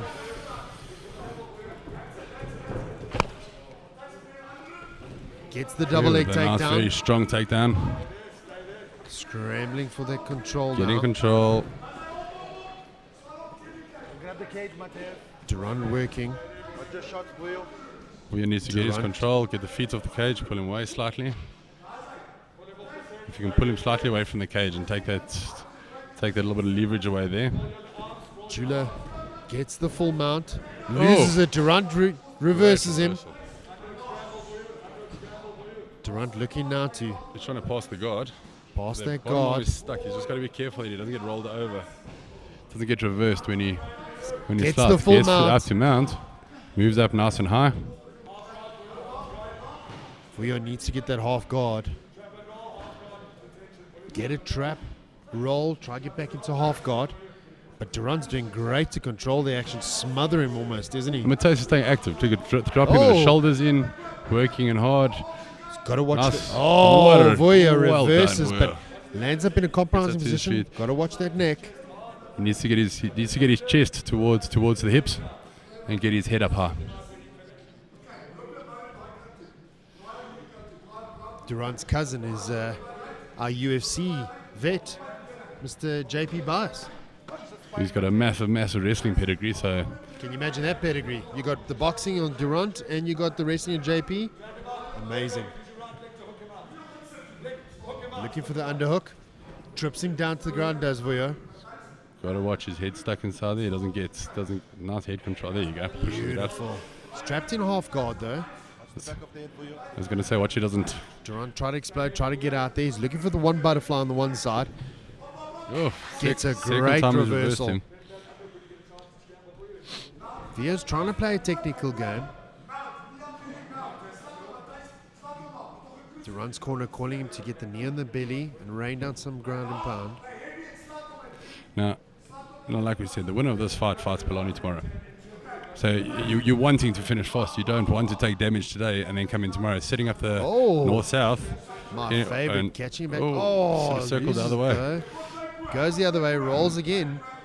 I think Durant's got ancestry in crocodiles. Look at that roll, man. He's now right in front of Vuyo's corner. So you're getting coached from the side, yeah. Durant throwing Yeah, some of 3 those shoulders. seconds He's to go. loving it, isn't he? That was a great fight. Very So back and technical. forth, I mean, Backwards and forwards. Who do you pick? Putting you on. Crick, crick, crick, crick. Take the I don't know out your mouth. Yeah, no, it was just so well done by both fighters. I mean, I'd that hate to was be so, the that judge was trying to so score back that, and eh? forth. It's a very, very difficult one. Well, one thing we can get, it's definitely not a 8. Yeah. It's not an 8-10 round. That was That you action can from rule the out. word go. Yeah, no, I think these two have really come out to shine. Both Yeah, these fighters, they don't want to leave anything up to the judges. We saw 1 or 2 judges' decisions yesterday, and some of the athletes don't always agree with that. And you can only imagine, you come here, you prepare, you do all the hard work, and then unfortunately you don't come up in the judges' scorecard. you will never agree with it because you've put everything in, you've put all your time and you put all your effort in, and you feel like you've put enough in left enough in the cage. So you should never agree with a. You never want to lose on a judges' You're scorecard. gambling, aren't you? But look, and once again, we've got Mateus fought yesterday, and Vuyo, it's his first fight. So that first round was nerves, was it? Jitters, isn't it? Now you've got both of them. These two are smashing it. Oh! Wow. Julio Vuyo clips just him on the ear. That was Dude, that little clips him. shot behind the ear where you little options on the power button. shutdown. There was a little on the button. Pass out. Wake up. You want to carry on fighting, and the As rest of the Julia's fight. coach It's walks one of past, those. if the wrestling doesn't work, revert to option B. Doesn't take nothing away from it, because that was unbelievable. It's Shout so out good. to these amateur This is athletes. definitely one of those amazing. fights. Remember when we said that the selectors were present, and these guys can be. Let's just watch that replay quickly. He just But he what almost sports- what it was sportsmanship almost like from a touch. Again, I speak about that sportsmanship all the time. He saw his opponent was down and injured, clipped him, stood up, didn't try and throw. gave the option, and then hesitated. I mean, that man. This is what we need. It was really, really well done. Well done to both these athletes. Okay, guys, 11 seconds into round 2. We have a winner by KO, Vuyo Jula. Well done to Vuyo. And well done to Duran. I think, he did phenomenally well. The Listen, fight was that was going his way, crazy. wasn't it? This is definitely, well, like I said, the selectors are present and everything like that. And Matsei should definitely be one of those fighters that get looked at to go into the squad. He has no reason to hang his head. He did No, phenomenally definitely well. not. I mean, that was that one punch that finished the fight, where the skill set was just there the whole way through.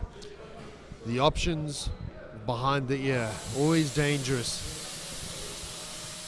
And Dwayne, talk to me. I mean, if you see these, where are the guys trying to avoid that knockout punch? I mean, you hear the term glass jaw, you hear the term one power in both hands, able to knock anyone out. But we're seeing a lot of these shots landing, abroad behind the ear, and the guys are getting put out relatively quickly. Oh, Cain Velasquez got knocked out cold by Junior Dos Santos just on a clip on the ear. That little shot on the ear like that it's a different knockout spot, and it does drop in. So there is no hiding. It's timing and it's controlled. You've got to get your head in the right place. And there's an element of luck, isn't there? I don't think it's luck. I think it's skill set and setting it up. You've got to be very controlled in what you do. That being said, the counter generally wins the fight. It's the scrappy fights. You get a lot of funny knockouts. So it's very, very, very different on that. Not that old classic get punched straight on the jaw and you fall over. That's that punch on the ear. Is there a rule set? So on the rule set in MMA, if you get punched and the glove touches the ear, it's a legal punch. Behind illegal or legal? Sorry, if it touches the ear, it's legal. Legal. If you're punching behind anything that misses the ear is deemed Illegal strike. If you miss the ear, if you're hitting on the back of the head and you're missing the ear, and it's too far to the back, then they consider it the back of the head. So it is a very technical sort of controlled situation, isn't it? You need to, like I said, it's all been about protecting the fighters and stuff like that. You don't want them being hit on the back of the head and getting damaged or striking to the spine. You want to be able to limit that kind of damage, because that's long-term damage. Striking on the back of the head and the spine, that's long-term. It's not just... Are these athletes kind of coached through this? Are they sat down and given like a diagram and said, hey, anything behind the head? Are they Yeah, so they get a run fighter's through this briefing workshop? before each fight. Before each fight, the guys get a fighter's briefing where these rules get explained. The coach is sitting on the fighter's briefing, and most of these coaches have been around for a long time. So with them being around for so long, they coaching them the rule sets Differently in the gyms as well. Next fight, let's go.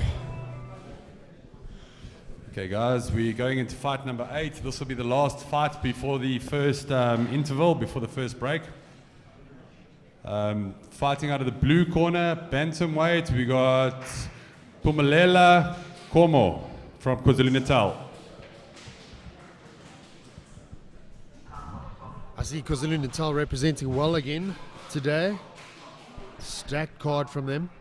Look, with it being in Gauteng, I think there's a lot of fighters from Gauteng. It does, it is expensive to travel and accommodation, all that sort of stuff. And these guys do this on their own dime, eh? Yeah, they do this. I'm sure there's some you've got trying. You've got Alistair and Justin, all of them that have started the fund for MMA. They helped out with the Natal side, and they're busy raising funds to assist the fighters to go over to Worlds and all of that. So to Alistair Bishop and them, well done, buddy. Great call you guys have made. Justin Ferrier helped him out. I don't know what the dynamic is there, the two of them working together on that, but great for taking the initiative to actually go ahead and help these fighters to get to World. 100%. You know, we talk about the amateur athletes. You look at how the MMA community is coming together. You got Boyd Allen coaching. You got, you know, it's phenomenal.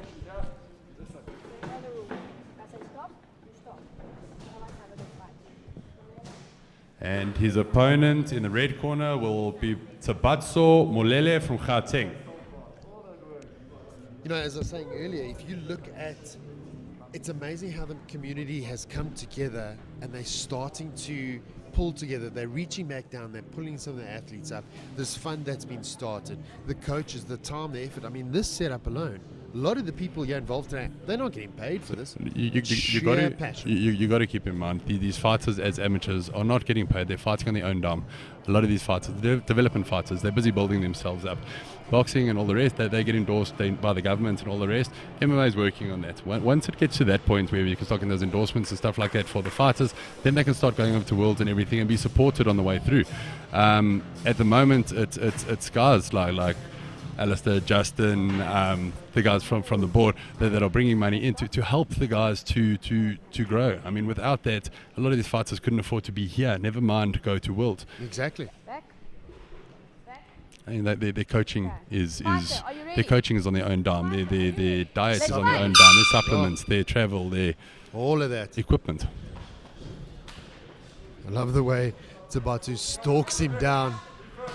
Walks in here like a crazy animal, stalks him straight down, marches him down. Oh, tie up in the middle.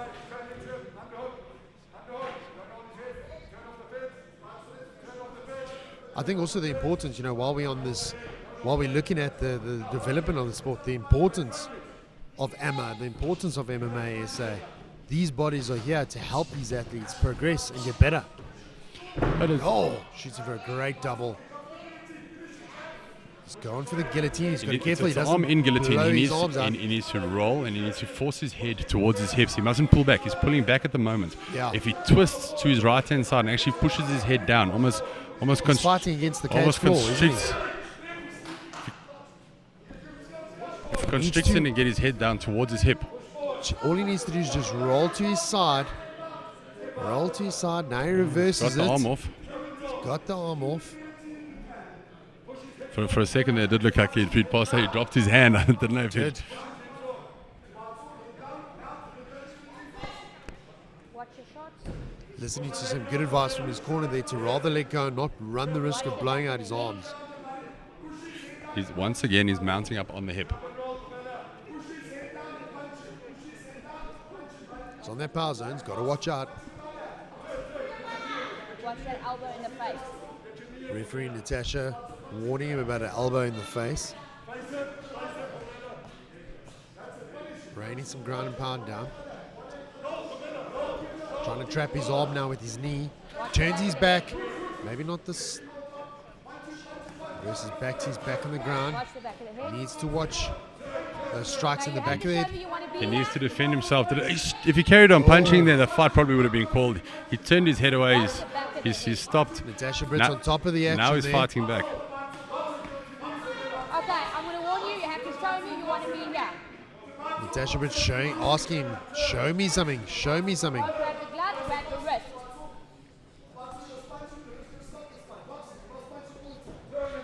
Watch the back of the head.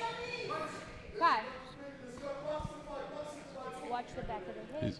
It must be difficult for the KwaZulu-Natal coach as well. I mean, he's got so many fighters on the coach. How does he split his time up there? So KwaZulu-Natal, I think, brought 12 coaches up. Gauteng's got a big side. They've got about 12 coaches. Western Cape, I think, has got about 12 coaches on the board. So there are guys backstage. There's guys in the waiting room. Fight's over. He was warned a couple of times. You need to show the ref that you want to be there. You've got to be defending diligently, and you need to be trying to reverse at all times. You can't be surviving. You need to be fighting. Phenomenal work rate. Well Phenomenal work rate. Great fight. If you see here, he swarmed him. He came down, ate a couple of shots standing up, but then waited, ate those shots again, and then swarmed on him. He kind of dragged him down to the bottom of the cage.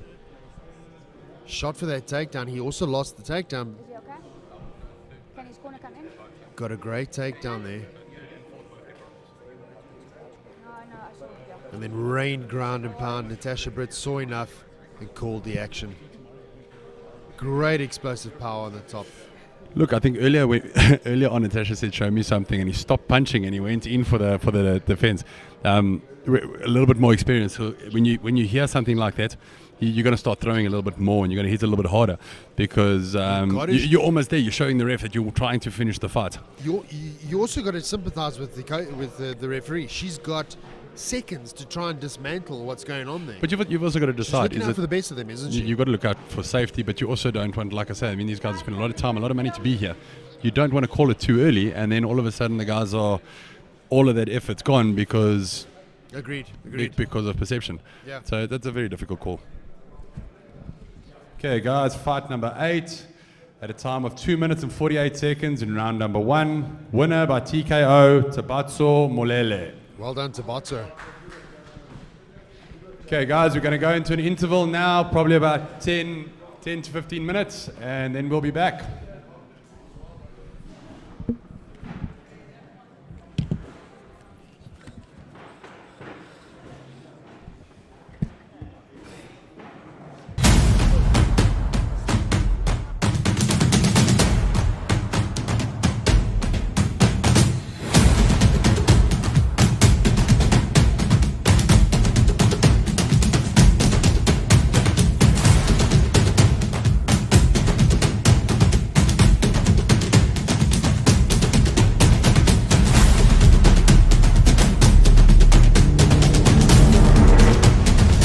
So when we started fighting, there was quite a few times that we had to, there wasn't as many promotions as we had now. I mean, there were great promotions out there, Fight Stars and all of those guys that were really building the sport. But there were a lot of other little promotions that you warmed up in under a carport with a blanket around the carport, and you threw a flat hand for the first round because you couldn't throw a punch because you're scared you're going to break your hand. And that's how we had a couple of our first fights. And you kind of get to a point where you realize that these are athletes. These guys are doing 2-3 month training camps to get to where they are, and it's very difficult to train under these conditions and then stay passionate if that's how you fight. So we decided we wanted to open a promotion for the fighters and treat the fighters the way that we wanted to be treated, and that's pretty much where it came from.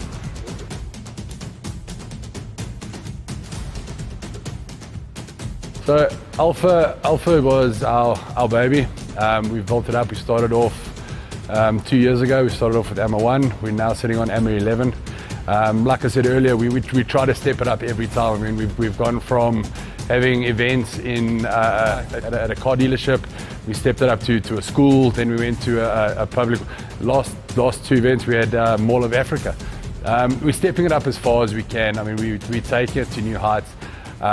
We're giving the fighters something to look forward to, and we're giving the spectators something to watch. You can grow the sport as much as you want. If you don't have the support of the fighters, you're never going to grow. Athletes want to fight. Pro athletes, it's their income. It's where they make their money. It's where they put food on the table. Most of them have got their own gyms. If they can't compete, they can't impress people, people won't join their gyms. It's very, very difficult. So for the pro athletes, I think it was a lot tougher than everybody else. The amateur athletes, our phones rang off the hook. Everybody asking us, when can they get involved? When can we reopen? And all the rest. I think the toughest thing to do was when we hosted the first event. Because we had to do COVID testing, we had to do all the rest. There is only so much finance available. So we had to select only the best. Where all our other events, we've built up at least 5 or 6 debutante fights and then built it up from there. Whereas there we couldn't do it. As soon as we did the Mall of Africa events, I mean, it cost just that much money that we had to put the best of the best in the cage. And it had to be impressive.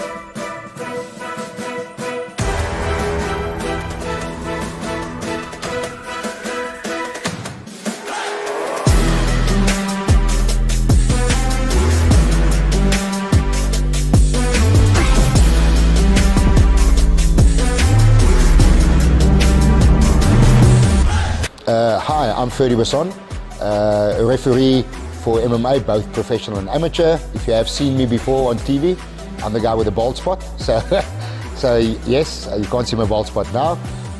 I'm also the Vice President for MMASA and the Chief Official for Africa.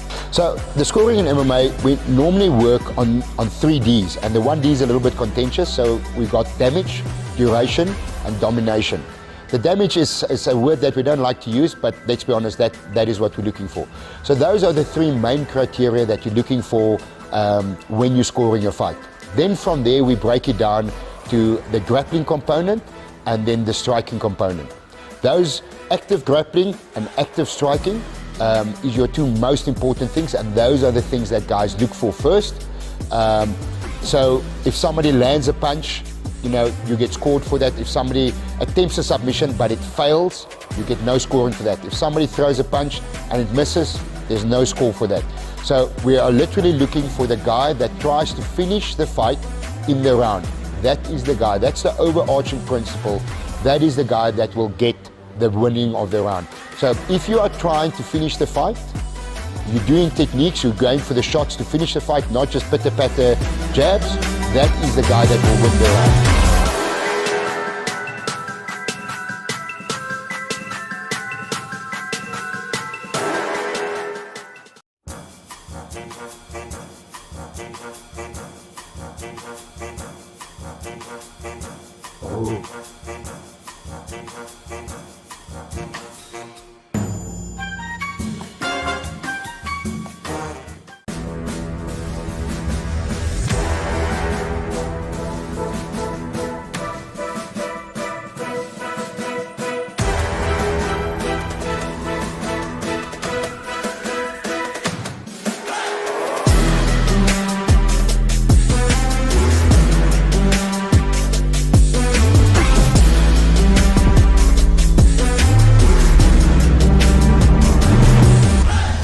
Hi, I'm Ferdy Basson, a referee for MMA, both professional and amateur.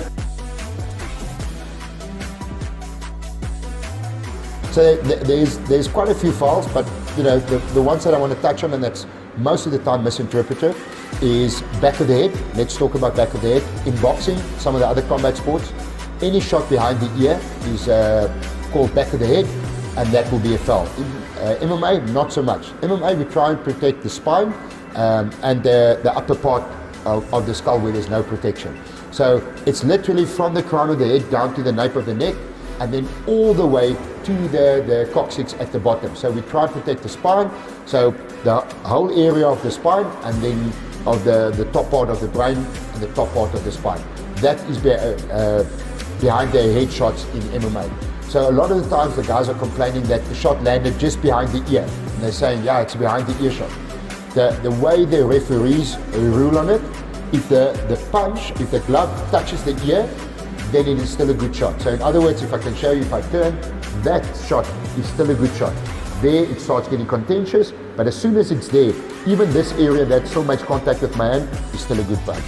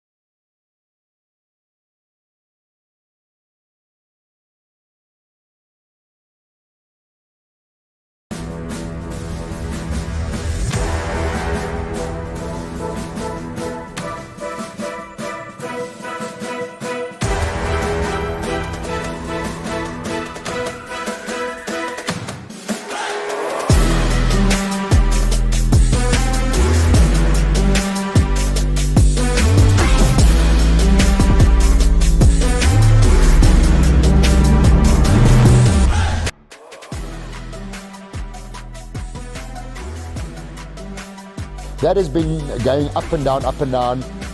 In 2017, there was a significant change in that. When it was a grounded fighter, was as soon as somebody's got 3 points touching. That was the old term that they used, which wasn't the correct term. It was basically when somebody had the soles of the feet touching and a hand. Once that is touched, that's a grounded fighter. Subsequently, it has changed again. It was if 2 feet is touching and both hands, and when we say hands, we're talking either knuckles or palm of the hand, not just fingers. If both hands and both feet were touching, that was a grounded opponent. It has now subsequently changed again back to anything that touches over and above the 2 soles of your feet. So if your 2 soles of your feet are touching and anything else is touching, except the fingertips, when it's a hand, it has to be palm or knuckles. If that touches, then you're a grounded fighter.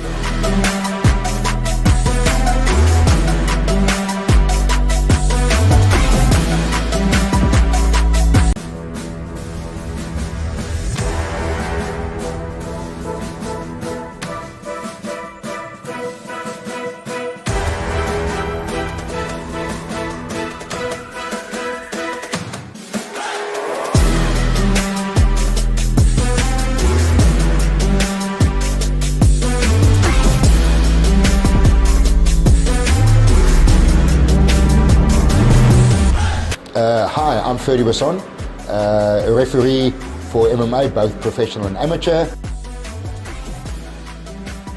Okay, so on the unified rules, you'll find that there's various promotions in the world, ONE FC being a big one, UFC being a big one, but they use different rule sets. The rule set that we use in amateur and also the rule set that IMF's amateur rules are based on is called the unified rule set. This is administrated and it came into being by the ABC, which is the American Boxing Commissions. They're the custodian of that rule set.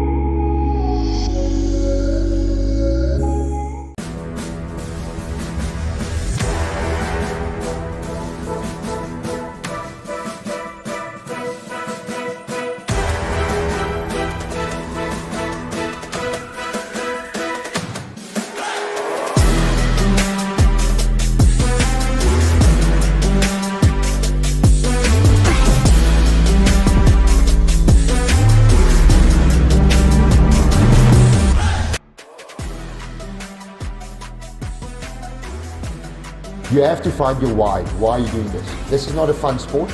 You know, it's not like tennis that you go for an outing on a Saturday and play a few games. This is not it's a hard sport. It's a hard contact sport of all the sport.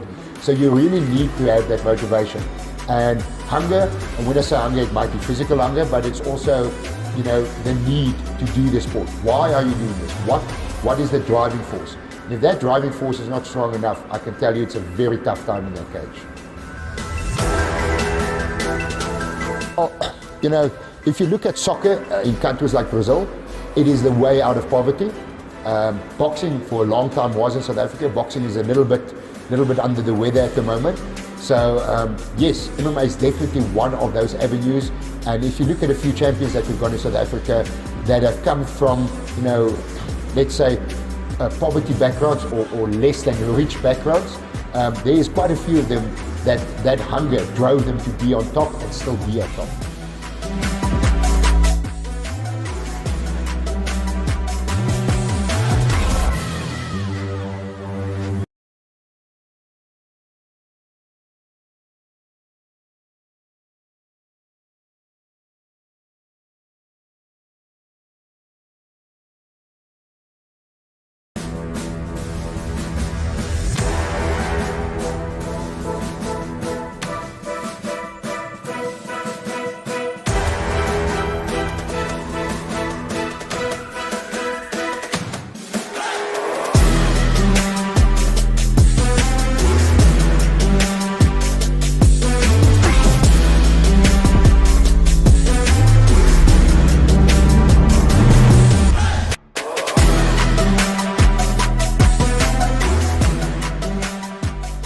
Guys, it's a tough sport.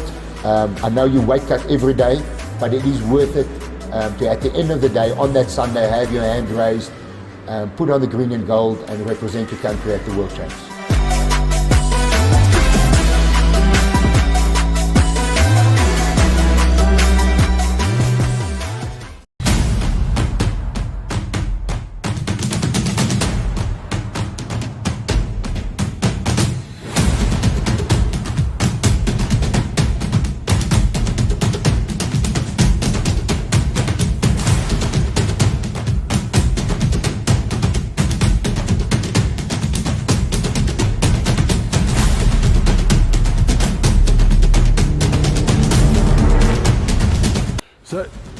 when we started fighting, there was quite a few times that we had to.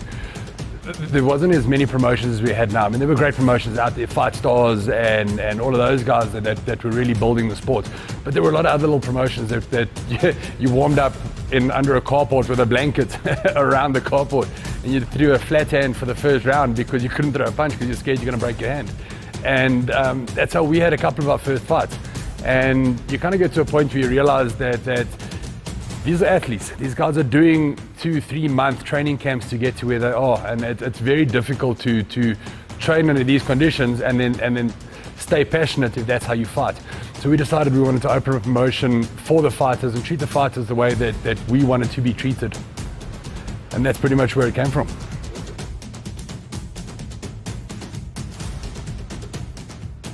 So Alpha was our baby. We've built it up. We started off 2 years ago. We started off with AMA 1. We're now sitting on AMA 11. Like I said earlier, we try to step it up every time. I mean, we've gone from having events at a car dealership. We stepped it up to a school. Then we went to a public. Last 2 events we had Mall of Africa. We're stepping it up as far as we can. I mean, we take it to new heights. We're giving the fighters something to look forward to, and we're giving the spectators something to watch. You can grow the sport as much as you want. If you don't have the support of the fighters, you're never going to grow. Athletes want to fight. Pro athletes, it's their income. It's where they make their money. It's where they put food on the table. Most of them have got their own gyms. If they can't compete, they can't impress people, people won't join their gyms. It's very, very difficult. So for the pro athletes, I think it was a lot tougher than everybody else. The amateur athletes, our phones rang off the hook. Everybody asking us, when can they get involved? When can we reopen? And all the rest. I think the toughest thing to do was when we hosted the first event. Because we had to do COVID testing, we had to do all the rest. There is only so much finance available. So we had to select only the best. Where all our other events, we've built up at least 5 or 6 debutante fights and then built it up from there. Whereas there we couldn't do it. As soon as we did the Mall of Africa event, I mean, it cost just that much money that we had to put the best of the best in the cage. And it had to be impressive.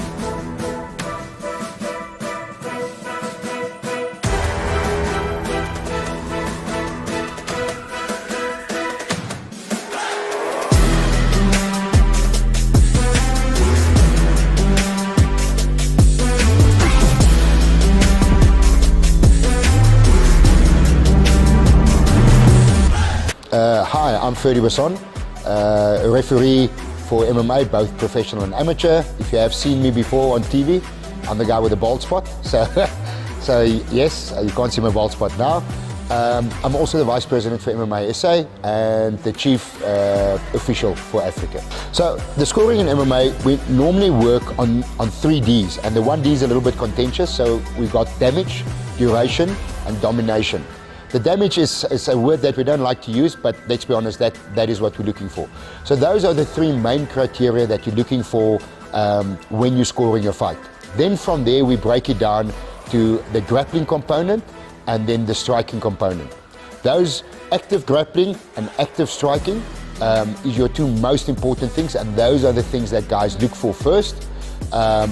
So if somebody lands a punch, you get scored for that. If somebody attempts a submission but it fails, you get no scoring for that. If somebody throws a punch and it misses, there's no score for that. So we are literally looking for the guy that tries to finish the fight in the round. That is the guy. That's the overarching principle. That is the guy that will get the winning of the round. So if you are trying to finish the fight, you're doing techniques, you're going for the shots to finish the fight, not just pitter-patter jabs, that is the guy that will win the round.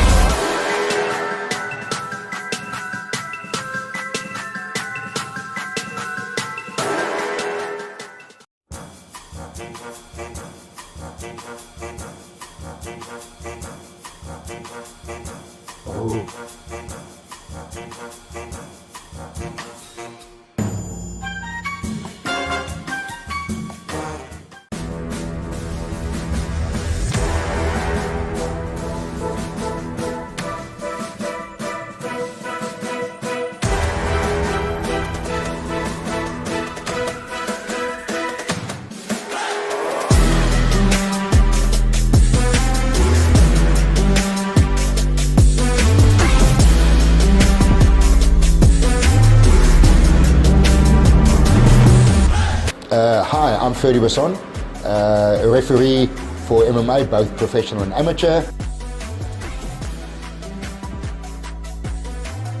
So there's quite a few fouls, but you know the ones that I want to touch on, and that's most of the time misinterpreted, is back of the head. Let's talk about back of the head. In boxing, some of the other combat sports, any shot behind the ear is called back of the head, and that will be a foul. In MMA, not so much. MMA, we try and protect the spine and the upper part of the skull where there's no protection. So it's literally from the crown of the head down to the nape of the neck, and then all the way to the coccyx at the bottom. So we try and protect the spine, so the whole area of the spine, and then of the top part of the brain and the top part of the spine. That is behind their head shots in MMA. So a lot of the times the guys are complaining that the shot landed just behind the ear. And they're saying, yeah, it's behind the ear shot. The way the referees rule on it, if the punch, if the glove touches the ear, then it is still a good shot. So in other words, if I can show you, if I turn, that shot is still a good shot. There it starts getting contentious, but as soon as it's there, even this area that still makes contact with my hand is still a good punch.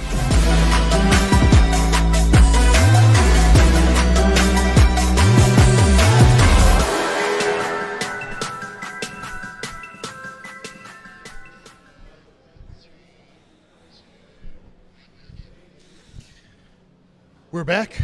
Dwayne, you ready? Yeah, I've been ready for this for a while, but Been some great fights so far.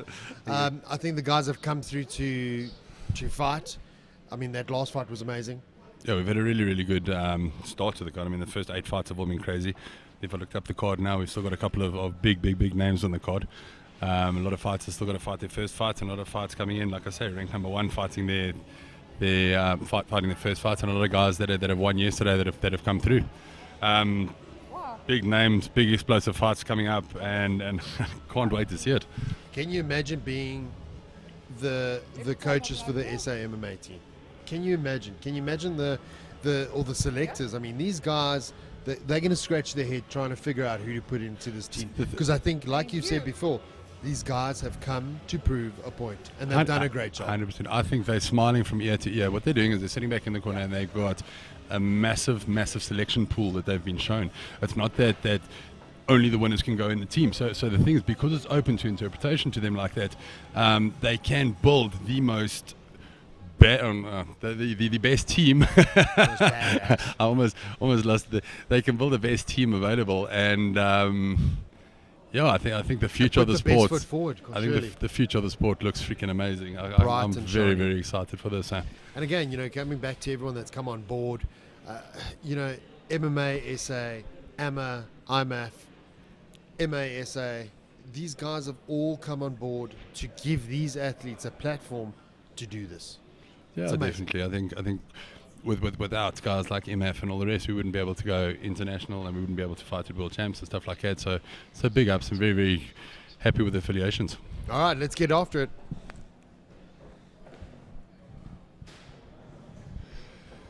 Okay, guys, getting this back on the road. Fight number 9 at bantamweight, fighting out of KwaZulu-Natal. We have Sam Human fighting in the blue corner.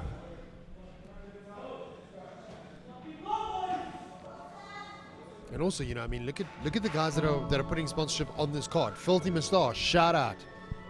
Listen, I'd like a hot dog if you're listening. Filthy Moustache. These guys have kept us going. It's been kept us going very, very well. Because you sit here, you get so caught up. You've got to eat sometimes. And we're listening. We're watching the comments. They made a filthy comment about this microphone. And I am hungry, and I'm waiting for my damn hot dog. Oh, and by the way, put on that sauce. So good, so bad for the waistline. But I'm not a model. But yeah, please bring me my hot dog, Filthy Moustache. Yeah, no, the food's been great, and then it's great to have these guys come on board and stuff. Normally, with only the bigger events that the guys want to get involved with, and they jumped on board. He will be fighting Mpumelelo Ngoma from Gauteng.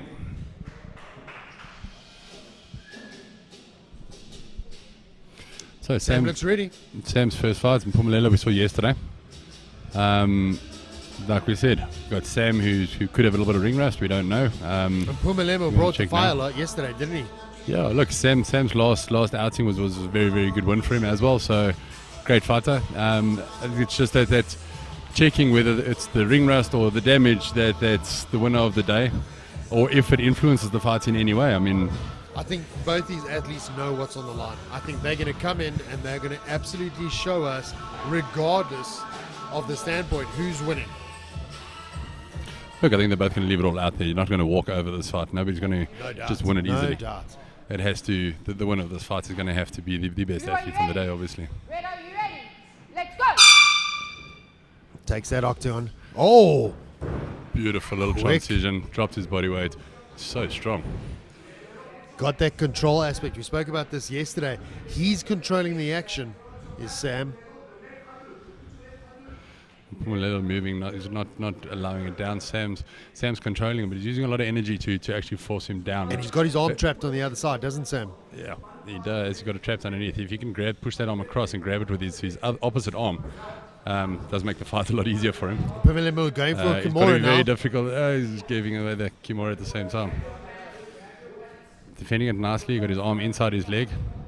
Sam's corner shouting to grab the inside of his pants, obviously to try and defend that Kimura. Yesterday, Mpumelelo went for the arm a lot, so Sam's going to have to be very, very careful of that, that he doesn't just leave it lingering. I think what also makes it difficult for this particular submission is the amateur MMA glove is quite puffy, doesn't it? It's not as easy to get your hand through those gaps. It is a little bit harder. It's not your traditional 4-ounce MMA glove that everyone knows. Look, I think Sam, in a grappling company in a position like it's very difficult to get out because you're stuck. Very. When you got MMA, you're allowed to start hitting to the body, you start hitting a couple of shots to the head. It just makes the other guy think and start to move a little bit.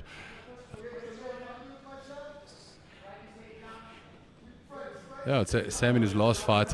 Sam, the Slayer Human, he won with a submission. Wow. But yeah, On the ground, huh?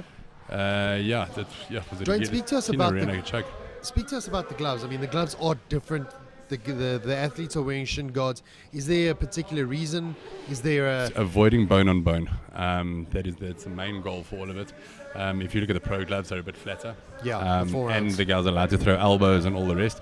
The goal for the amateurs is to keep the fighters safe. Are we looking at? Are we trying to prevent? Are we trying to get a longevity out of these athletes because we're trying to avoid bone on bone? Because I mean, when they become pro? Obviously, it is then elbows. All bone on bone causes is cuts. It does a lot of damage that shouldn't be. So, or not shouldn't be. I mean, it's a different level of fight. So, I think while you're building up to that.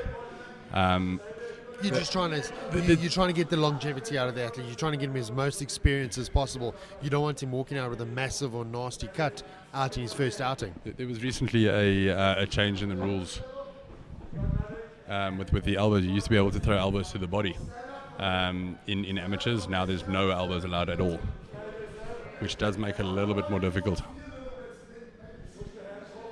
Bennell hunting for that guillotine. Sam has been caught in a guillotine before. Never in training, only in fights. Always the worst. Ready to go there. Stands up. He's got a bit of a cut over his eyebrow.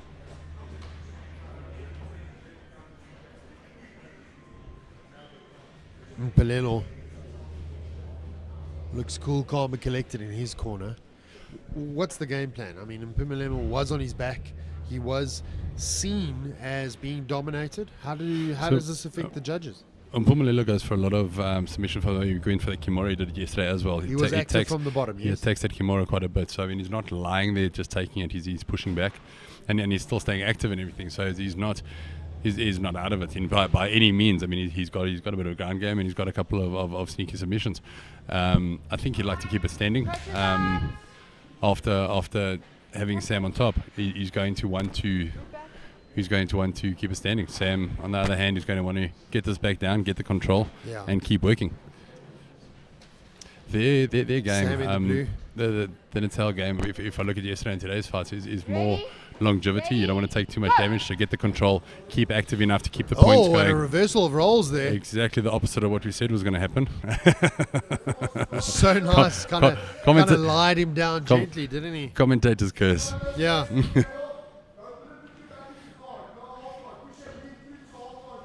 got a nice little frame.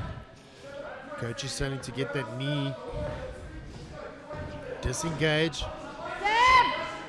Oh, referee on top, very close. Fight called. Fight called.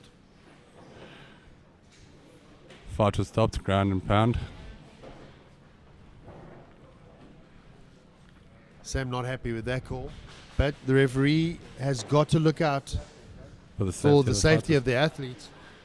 Let's see the replay. He wasn't intelligently defending himself, although he was active. He almost held his eye like he was injured. You can't blame the referee for shooting in there to. So the call was how did he go down? What caused him to go down like that? Was he swept or did he get clipped? And I mean, maybe the referee caught a glimpse of him walking out in the previous round. He does have some blood coming out from his eyebrow. No, I don't think that blood would be much of an issue there. I think it was But it draws attention certainly to himself, doesn't he? How did he go down there? Did he go down by getting clipped, or did he go down by being swept? I'd like to see the replay on that again. But like you said yesterday as well, I mean, this is not over. You know, they could look at this fight. The selectors can look at this fight and go, you know what? He had a bad call. Well, Sam's already in the SA. I wouldn't even say it's a bad call. I mean, not a bad call, bad luck. You got to see it from the ref's perspective. Totally. I mean, you know, like we said earlier on, you know, the ref has a split second. Okay, guys. Round number 2, 27 seconds in. Winner by TKO, Mpumelelo Ngoma. Well done, Mpumelelo.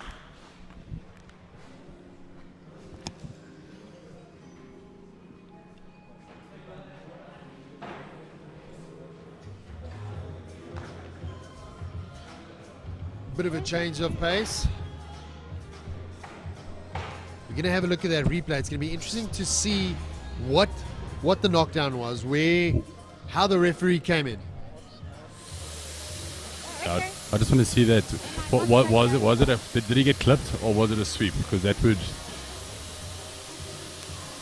I think it's one of those situations where, again, you know, the referee, they catch a lot of flack for it, but you know, they're looking out for the safety of the athletes. Let's take a look at this. If you look at the replay, lies him down quite nicely, very gentle, very romantic. Yeah, Brownie it's a points little to bit, him. a little bit more from here. Gets that control. When he gets back up to his feet, Almost.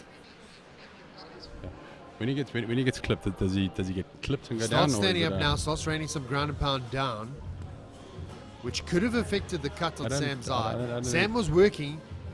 See here now. Swarms on him now, catches him, and then he goes down. It looked like he got clipped on the way down. It did, and especially with the angle of his head, the way his head went down, you can't blame the referee for thinking maybe he's been knocked out or maybe he's had a TKO. Looked like he got clipped down. Her job is there to defend the fighters. So. She's there to protect the fighters, and I mean you can't hold them to fault check, can you? Defending very nicely on the ground. They didn't take any damage really on the ground. But now, if he steps up, he steps in now. Boom. And watch referee. Covers his head She goes and she hesitates, and then she says, "I've seen enough." And I mean, by the angle, the way his head went down, you can't blame her. Yeah. Okay. Well. Have a look at it from this angle, yeah.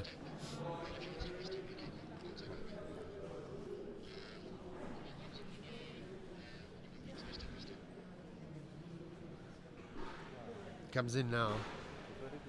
Gets that heel, catches that clip, but then goes straight down. It was on the clip. She was looking after the fight. It was a good call. Good call. I think it was a good call. It was a good call. Let's get on with the next fight.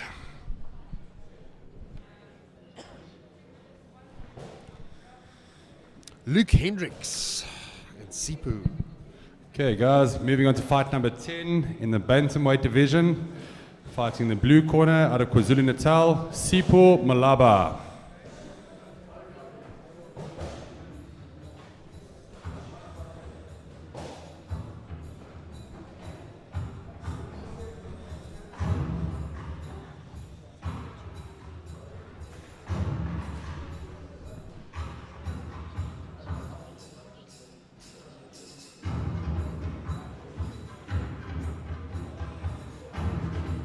Sipu fights out of Forge MMA down in Durban, KwaZulu-Natal.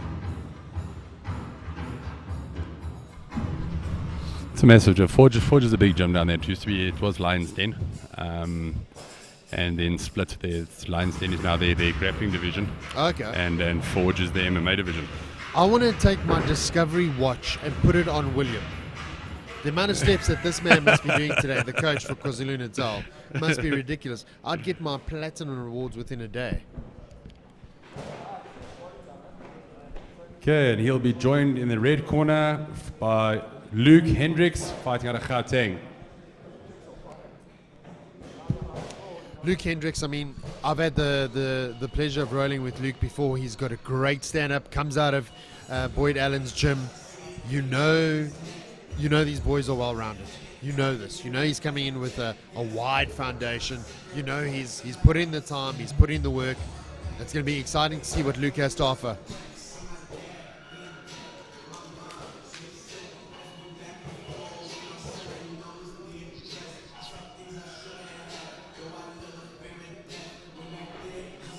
Luke in the red corner.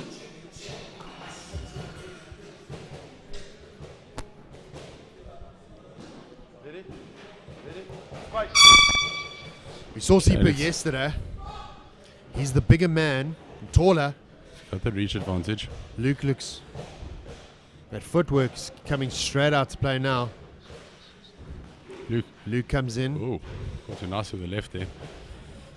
Also, this is that fought yesterday and Luke's fresh. First fight today. Oh, Luke's landing nicely. He's landed where he needs to land. That overhand's coming through nicely. Sipho with a nice little counter uppercut there. The level change is great. The ins and outs, the feints is really, really good. He comes in and just as you think he's still there, he moves back out again. He leans to the left and leads nicely with that straight right down the middle. Catches him nicely. Got to watch that single leg takedown now. Gets nice and heavy on the hips. Gets the takedown. Does Sipho. Sipho's controlling him now, right up against the fence. Got him parallel. Both his fighters are throwing very, very nicely in the stand-up, so let's see how this goes in the ground. I like what Sipho did there. He saw he wasn't winning the stand-up exchanges. Let me take it to the ground. Let me change things up. Luke gets back up to his feet. Sipho throws a straight.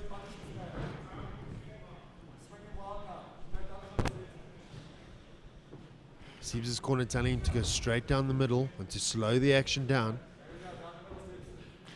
Luke is feinting, lands a left. Those feints of his on the way in are beautiful. Very, very nice. He's hands are low making there. the fight things. Oh, straight out the middle there. Straight up now, goes for the single leg. Needs to clamp his hands though. He's got that leg now. He's got to close those legs to try to drag him down or switch for a single. If the double doesn't work, switch for the single. Gets the double leg though. Sweeps into the side. Very, very nicely done. He's got his control, looking for the full mount. He's going to control it, but he is right in front of the KwaZulu-Natal corner.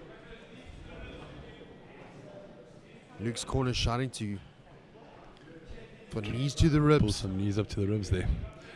It's actually the worst when when you side control like that and the guy's got his hand over your ear.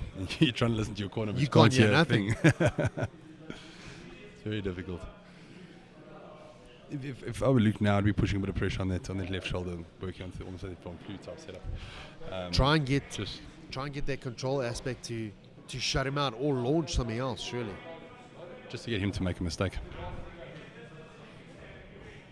Nice top control there by Luke. Very, very heavy. Very heavy. He's got his hips down. Looking for the strikes. Got to watch the back of the head though, those strikes. If he can bring his right arm over Sipho's head, force his head down. 10 seconds out. Luke controlling it very nicely since he's gone to the ground. Luke's doing great work from the control aspect. Oh wow, great first round. I think Luke had a great outing there from the stand-up. I think Sipho also did great there because he saw it wasn't working for him, so he decided to change it up, take him down to the ground. And towards the middle to sort of last quarter of that fight got reversed. I'd like to see the second round now. I'd like to see that Luke now, as he's had 3 minutes in the ring, he's had a little bit of time there, so all that initial jitters are all gone. And Luke had a great double leg takedown. He had a great first round. I'm just saying, if you take that, let's see how much better it gets. If you're in the corner, what are you telling Sipho? What are you telling Luke? I'm definitely telling Sipo to always watch his second punch. Yeah, those 'Cause feints. Luke is Those feinting, feints were the story of the beautifully. game, weren't they? He's feinting it very, very nicely. And if you're Luke's corner, what are you telling him? Push the pressure? Watch the takedown. He controlled it nicely on the ground, but I mean, He it did. looks like the game is to keep it standing. So He's going to come in now. Let's see if those feints are the story of stick to your strengths. the first round. Footwork's great. I love the way he's moving his feet. Sipu's there though. Sipu's planted and ready to unload. Well, Sipo's got the reach advantage. So Yes, he does. And he's the taller man. Luke's isn't got he? to feint every time to get in, so that he can get him offset. Luke's doing a great job with feinting.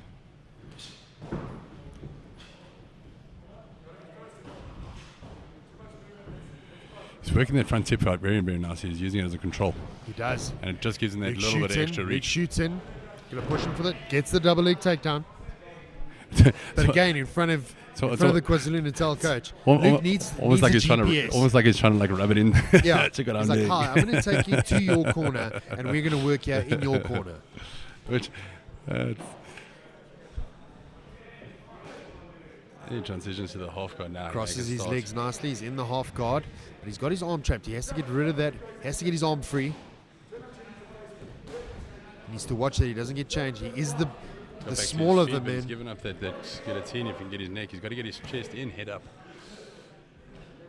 He's got to get his head up behind Luke's shoulder He's there. going to be taken down there. He's got to be very careful he Sipu doesn't put does a himself great- into a guillotine there. It's fine to get the takedown, but Stepped up into half guard. He has to push that shoulder hard into his chest now and get his head out from underneath Luke's arm. I'm going to Here stop we controlling go. that arm. Here But we by go. doing that, he's given Luke the space to stand up. So He has. Luke fires straight back out of that cage. straight down the middle, and those are the ones that are counting. Luke's got to pick those hands up though. He's shooting those feints though. He's trying to get him to come in. He's trying to get him to. He's trying to lure him in. If Sipo starts attacking, we can see Luke's counter game. But it looks like he's baiting him into it. Luke's looking for another takedown. Let's see if he goes for the single. Sipu has got his arms tied up, which makes it a little bit more difficult for him to grab onto that leg though. See this? Now he's got it, but he's got to watch that single. He's got to watch that guillotine attempt. Sipo's got a nice wide base at the moment. You got to switch to single. I'd like to see these guys go for the double by all means, but if it's expending too much energy, if you're not getting what you want, switch it up to single, drag him down. 100%. I think those legs are too wide apart, and his base is nice and low, so that double's going to be a bit difficult there.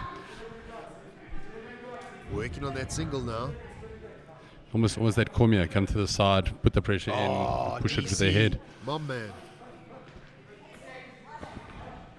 DC, if you're watching. Yeah, give us a shout out. Why not? Yeah. You've been very, very quiet on the comments, DC. I'm very disappointed.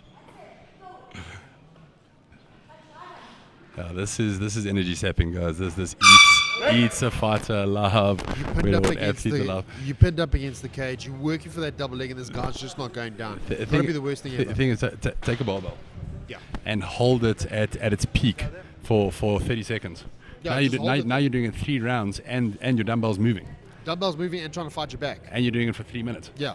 With full extension, full extension on your muscle. So it drains you. Sounds like a night at the pub, isn't it? Sucks all the energy out of you. But it's always interesting to see the next round after the guys have been tied up like that, how they come back for it. And all credit to these guys. They both look like they're still going strong. Looks like they've still got gas in the tank. And you can imagine both these coaches, the pedigree in both these camps is wide. And, I mean, their coaches have been there. They know. So they're giving their proteges only the best advice. It's going to be a very, very interesting third round. Third round, here we go. It's been a great technical fight, huh? Has been. Great technical fight. Again, I've got to pinch myself and say, this is amateurs. And that little bit of sportsmanship, touch gloves coming into the third round. Luke coming through hard there with it. Luke's been wobbled. Caught that kick to the head. Sipu's swarming on him now. But Luke's in it. Luke seems like he's recovered a bit. He's still looking a little bit. But coming forward, nice. Very well done there by Luke. That what a jaw. What a jaw. Amazing. Luke, you walked through hell, my friend. So That could have come off the knee, and there's no knees to the head in MMA. But the ruling is, if you coming down and a guy throws a kick and you go into his knee, if it wasn't an intentional knee, if it was a kick that the knee catches you, And well done then, for it's Sipho for legal. seeing that. Eh? And well done to the ref for not shouting it and stopping it. He's got that single now. Needs to drag him to the ground, Luke does. Luke's busy recovering a little bit. He's spending a little bit of time. Smart move. Getting smart it. move. He's in a safe position. He's not going to take much damage there. Get your head back, and then work for the takedown. If Luke had to get that head control now and keep Sipho from moving, keep him from being so mobile, and just There you kind go. of He's got the legs clamped. He's going to go. He's going to lift and twist. He's too high up. He's got to get below and behind the knees. It's too high up.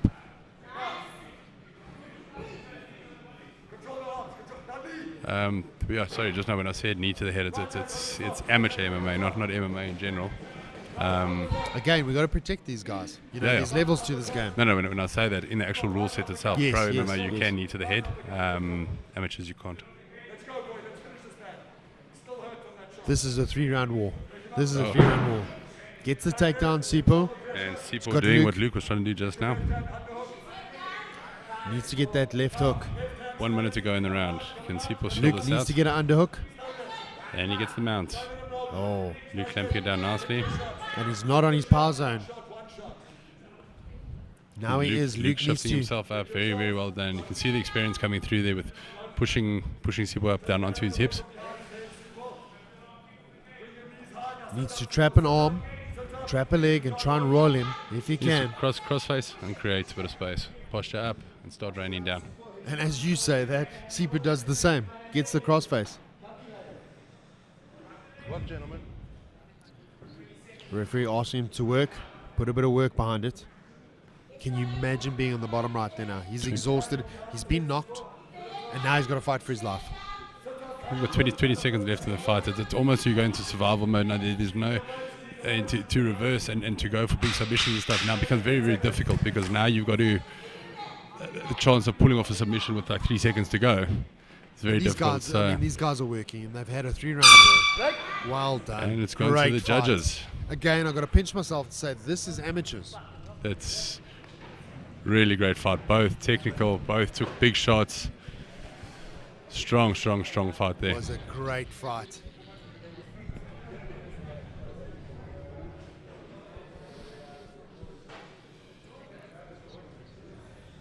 Oh, that was a massive kick. And that's what started the sort of trend. Sipho sends it up here, throws that left kick, which kind of derailed Luke's attempts. Because Luke was doing well, he was feinting. Sipho stands here, switches hips, and catches him flush. Happened so fast you got it easy that it was the knee or the shin that caught. I mean, We got to talk about Luke's iron jaw there. I mean, my word. yeah. Hey, No, Luke, how about definitely. you lay here? Let me throw a But barbell at you. What do you think about his fitness level to be able to recover from that? Because the only way you recover from something like that is oxygen to the brain. And you've got to be super fit Yeah. to pull back Yeah. from that.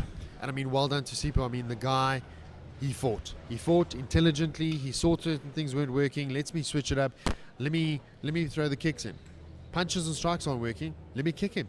And it landed. The gamble paid off. Oh, that was amazing. Both fighters gave it a proper go. There was no... They did very, very well. Very, very impressed by Sipho. Just waiting for the results. And the thing is, it was such a back and forth fight. It's one of those ones, the results could take a bit of time. Crazy. Referee calling him into the middle.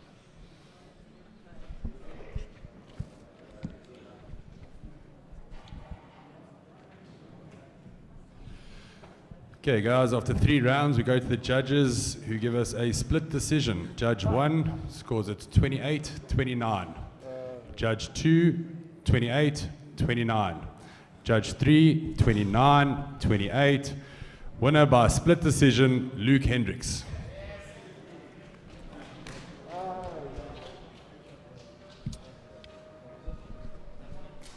Luke takes the win. That's the thing with a big fight like that. It's very difficult to...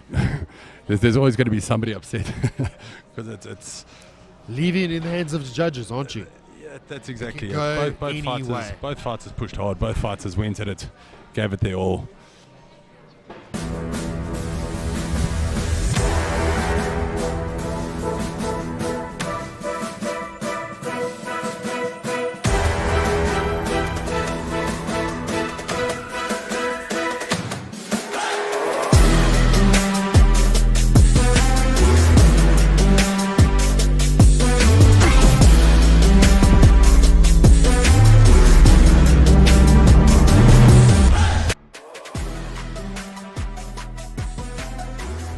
Okay, so MMASA is part of a larger federation or a larger body called MMASA, which is Martial Arts South Africa. To be part of Martial Arts South Africa for any block or any martial art, you need to belong to a sanctioned international body. In that case, it is IMAF. So MMASA is the only body in South Africa that is sanctioned through MMASA to host MMA events. You know, the sport South Africa's got a proud history in boxing. We've done quite well in kickboxing as well. The thing about MMA is it brings all of these sports together. So you find that you've got ex-boxers coming through to MMA, you've got ex-kickboxers coming through, you've got wrestlers coming through.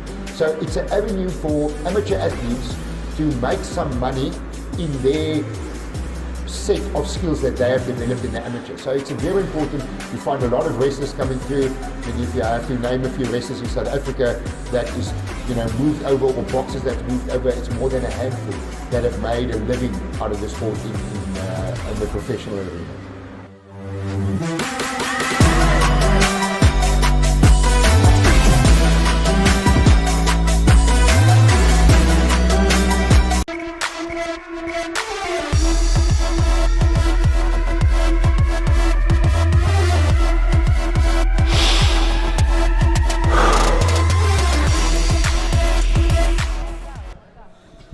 Great fights. That was amazing. I think those two guys left it on the line. It was a great fight. Luke Hendricks and Sipu. Wow. Let's get on to the next one. Okay, guys, let's move on to fight number 11 in the featherweight division. Fighting out of the blue corner, out of KwaZulu-Natal, we have Alexandros. I don't have a surname, sorry. Alexandros. Sounds like a good Greek warrior name, doesn't it? He's going to walk out here at the top, a shield and a Spartan hat.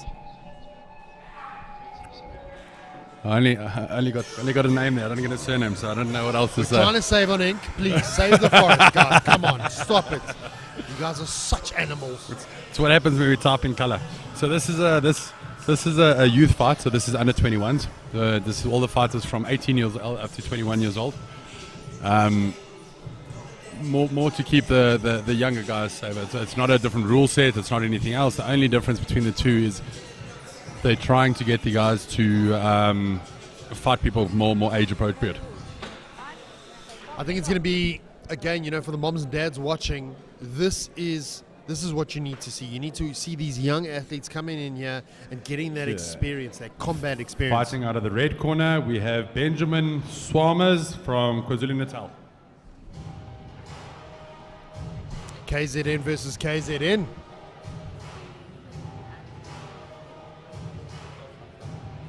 to be interesting to see how the youngsters perform. Is nerves a thing at this level?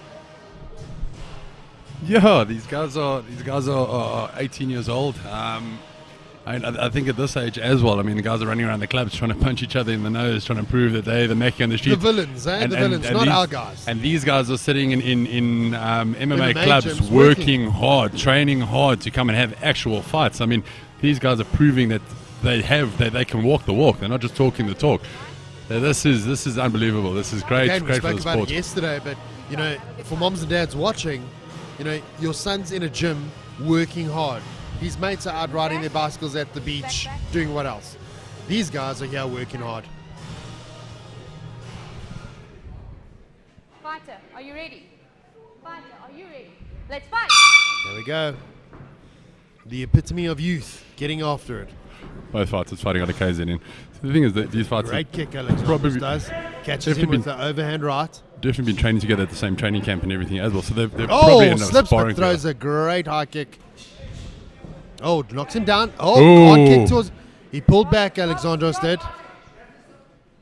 Natasha, referee Natasha pulling the fighters apart, checking on the fighter. He pulled the kick, but there was slight contact. So there was slight contact. He flashed those. Fighters flashed the toes, doesn't he? Ref just making sure that it's all okay and that. Can I get a medic quickly? Who's got a medic? Just check it out, please. Just get a medic in. Just make sure that everything's okay and that he didn't take any damage on that kick.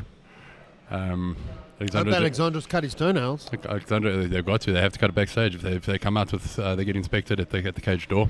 They've got long finger toenails. They get sent back to go cut them.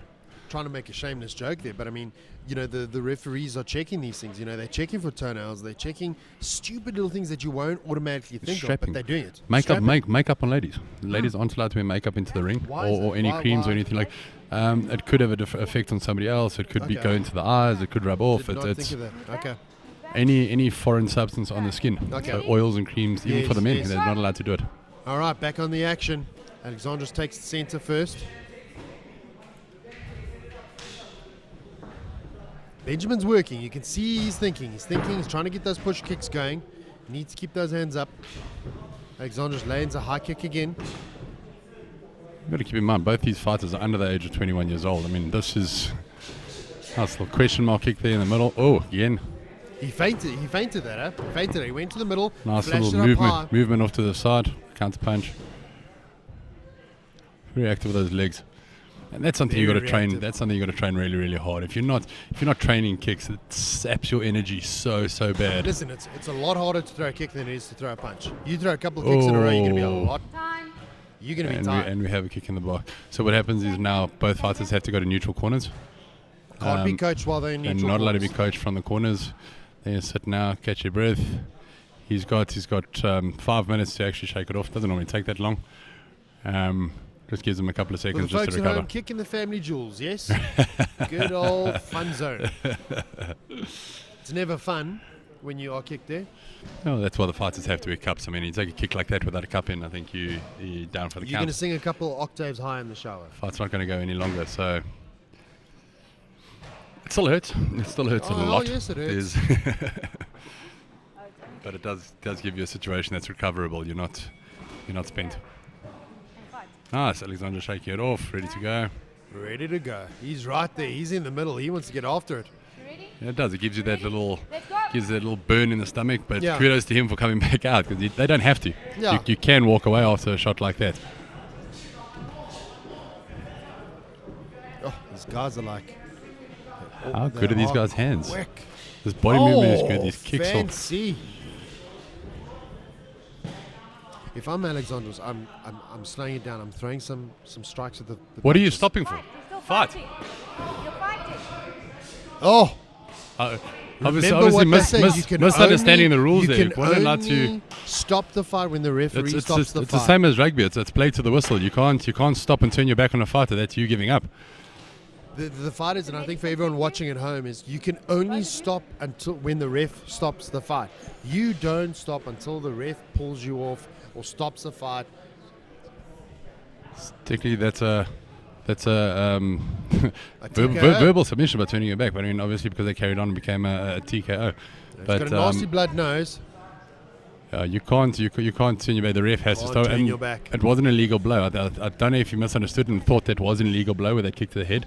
And kudos to Alexandros. I mean, he didn't want to further inflict more damage. I mean, you can see the humility there. He didn't really want to go in there, but you know, this is the name of the game. You have to fight until the ref stops the fight.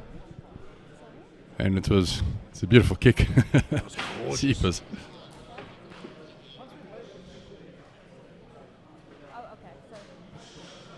Fighter's saying that it was in the eye, and that's why he stopped. If you look at the replay, it looks like his foot caught his eye. Foot did catch me in the eye. You lose vision, everything like that. If it's an eye gouge or something like that, then it's an issue. I've never seen a rule about a foot being a problem.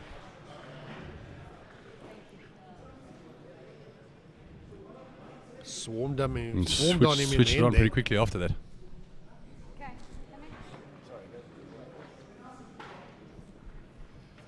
Okay, guys, round 1, 1 minute 30 seconds. Oh, sorry, round 2. 1 minute 30 seconds in by TKO winner Alexandros. And these things happen, you know. Again, it's part of the journey. It's part of what we're trying to develop over here, to try and teach these youngsters. You need to fight into the whistle. And yes, it's unfortunate that, Benjamin got caught in the eye.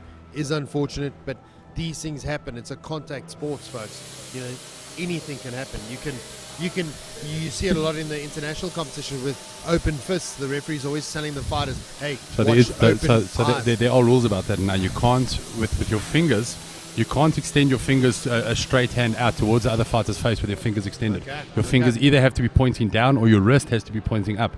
You can't extend fingers towards the opponent anymore. There are rules that have been brought in around that to limit the amount of eye gouges. So that's problematic, especially if the fighter's trying to parry, because when you're parrying, your hands are typically open, trying to parry that punch. Yeah, but down. you're not faking jabs with open fingers towards the other person's face. You can keep your hands open if they're retracted, but you can't extend your hand out towards the other fighter with open fingers. So a lot of guys they feint. John Jones was a perfect example. He used to get a lot of what do you call it? Eye gouges. He used to throw out and feint with his fingers out. Yes. Often and he used to catch people in the eye. Never intentional. But it does happen, so they've changed the rule set to stop that from happening. Okay. Sanitizing the cage, and after that we'll be ready for the next fight. How was that for youth? I mean, you got two juniors here coming out and absolutely lighting up the cage. Both of them. Time was amazing. You know, for both of those athletes, that's going to be life-changing. Their skill sets were there. It was a great fight to watch. There. Aggression was there. They did everything. Okay, almost finished cleaning the cage. We're almost up to the next fight. COVID changed the world, folks. Yeah. I still say having that little bit of extra sanitization is good to do. I don't know if that'll ever stop.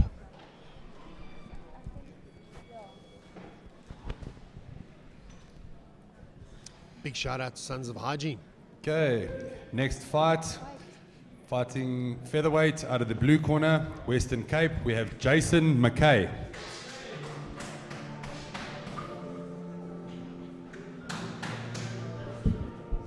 So this is also a youth fight. This is also a between 18 and 21. Pumping a beard there, so probably closer to 21. The testosterone runs high in the Western Cape. In the Cape. Yeah, look, after looking at that last as a junior fight, I mean, that's crazy. And I think it's actually nice that they've introduced the juniors, because you do feel a bit bad when you're matchmaking. You've got to put an 18-year-old against a 28-year-old or a 30-year-old. It's your body's not even built the same yet. It's very, very different. So it's nice that they brought in this division up until the age of 21, just to split it out a little bit. Also give the younger guys, like you said, that don't necessarily have that experience, a go. Okay, and his opponent fighting out of the red corner, Akil Lilman from KwaZulu-Natal.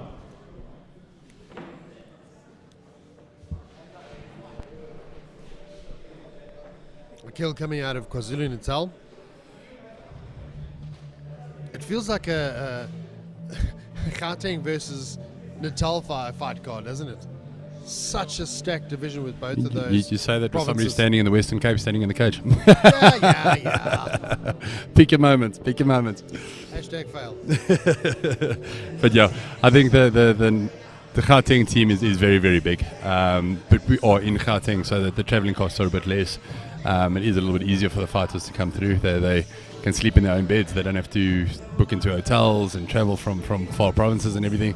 And hats off to all the athletes from all the other provinces. Look, the guys from Gauteng are still traveling to get here, but hats off to everybody else that has to pay hotel accommodations and travel accommodations. Coming out of their own dime, man. And it is. And it's after a training camp. That's after supplements, food, travel, coaching, everything. It's all at their own expense. So, guys, I'd like to make a massive shout out to any potential sponsors out there to get involved with these fighters. If you see a fighter that you like, get in touch with him. See if you can help him to get to world and to achieve his dreams. Are you ready? Fighter, are you ready? Let's fight! Show of respect in the middle. Both fighters feeling each other out. Jason walking him down. Oh, nice little. Shoots for that overhand, goes in for the double, gets the double leg takedown. Akil needs to create some space now. Needs to stop moving those hips, create a bit of space, get an underhook, create that space so he can move out, shift his hips out. This is where it gets dangerous, because from underneath, Akil's got that underhook on the right hand, but that does eliminate his hand from defending his face. Not only that, but he's also carrying all of Jason's weight on one arm. Yeah, it's nice for an escape to go out the back, and the thing is, in grappling, that would be a perfect escape. But the problem is, it's if you do, that arm does get trapped. You've got a bit of an issue, especially in MMA, because the guy's going to start punching in the face. Jason needs to switch his legs up, get his leg into Akil's hip, flatten the other leg out. Oh, goes for the full mount, but he's on his power zone. He needs to get his head against the cage and almost whinge him up against the cage in a half and half sort of scenario. He needs to create that crossface, push his head away, create that posture, get that little bit of a gap, and then start. But Akil needs to move, because all he's really helping him do there is helping Jason stay with you. And Jason needs to move further up on his chest, get off his hips. That's where the power lies. Get up. Start Jason running. fighting Now out of that he's PFA, higher up on his chest. there's a ground and pound, heavy ground and pound raining down. He's On got to be Akil, careful. turns his back. Got to be careful of that strike on the back of the head. And you know, with Jason coming out of if you can PFA, flatten him, back on there, pushes his head down. If you flatten him there, that would have been very difficult to get out of. He's a crossface. And this is the importance that we say all the time, is having the guy, does that very well. He's got to gets him off. Get your hooks. He needs to get his hooks in. Sticking to him, isn't he? He's got the body triangle almost. He's going to flatten him out. And he's got that arm stuck as well. This is moments away from being over, folks. And it's all And over. he taps. Well done. Very well worked there by Jason. Take nothing away from Akil. Great fight. Just a great skill set there. So Jason will be moving on to tomorrow's finals. And Jason will be fighting Alexandros. It just keeps getting better and better. What a great show of sportsmanship there. He walks over to his opponent, sees if he's okay. Oh, show me the money. Dollars. Makes it very difficult to fight without the crowds and stuff as well. I think you're fighting in a warehouse instead of fighting. Normally you've got the crowd egging you on. What are you and you've talking got all about? of that. There's a massive warehouse behind us. Chanting my name. Listen. Now you're sitting in a warehouse and you don't have all of that. So you've got to get out of that mindset of advanced sparring. And again, like we said, COVID's changed the world. We don't have the crowds right now.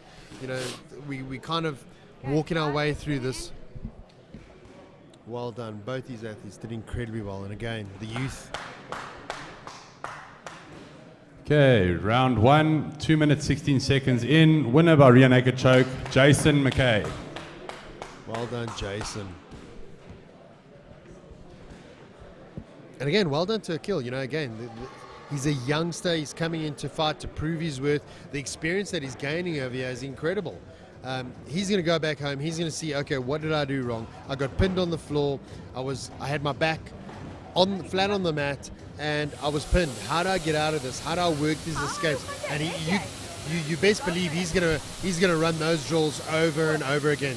There's no teacher like time on the mat. Competitive experience. Competitive experience is the be all and end all. It's the only way you're gonna progress and you're gonna get better. And that's why I always say to the guys, don't be worried about going to white collar boxing events, and don't be worried about going to grappling comp. Those are the things you should be doing. The more time you get to spend on the mat, the better. I advocate this all the time. You need to transfer those skills under pressure, and the only way you're going to get that done is by sparring or in a physical match.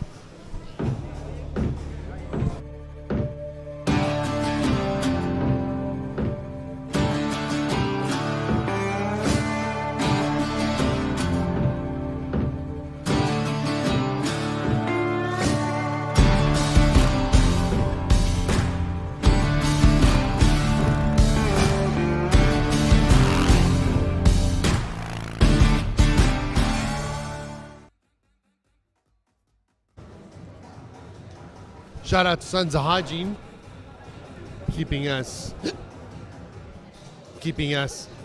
drunk. A little hiccup caught on air there.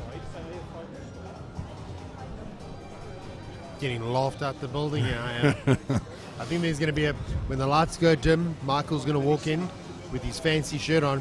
and grapple a controller in the radio room. So these Sons of Hygiene have literally just come on board. I gave them a call and asked them if they wanted to come on board and just give us reduced rates, and they said, listen, if it's for this cause, they'll come in and sponsor the whole thing. I mean, they've give us cleaning staff to do the use, the senior Talking cages, about the coming bar to team, the party, and they've just come on and they've done it all themselves. It's been, what a company, amazing people. Okay, guys, next fight number 13, blue corner. At featherweight, fighting out of Gauteng, we have Jesse Shaper. Finally got it right. I've only been doing this for a couple of months with the guy, or a couple of years with the guy. Jesse's going to come out, he's going to look you in the eye and go, thank you. Shaper. Jesse fought yesterday, had a great fight. Jesse had a great fight. Fighting again today. It's going to be interesting to see. Is he tired? Is he gassed? Listen, as an athlete, it's probably one of the... I've worked with him at the AMA competitions as well. Never seen him angry. I've never seen him rude to anybody. He's such a polite person outside the ring. He's so appreciative of everything, and then climbs in that ring and becomes an absolute animal. Changes. Such a metamorphosis, isn't he?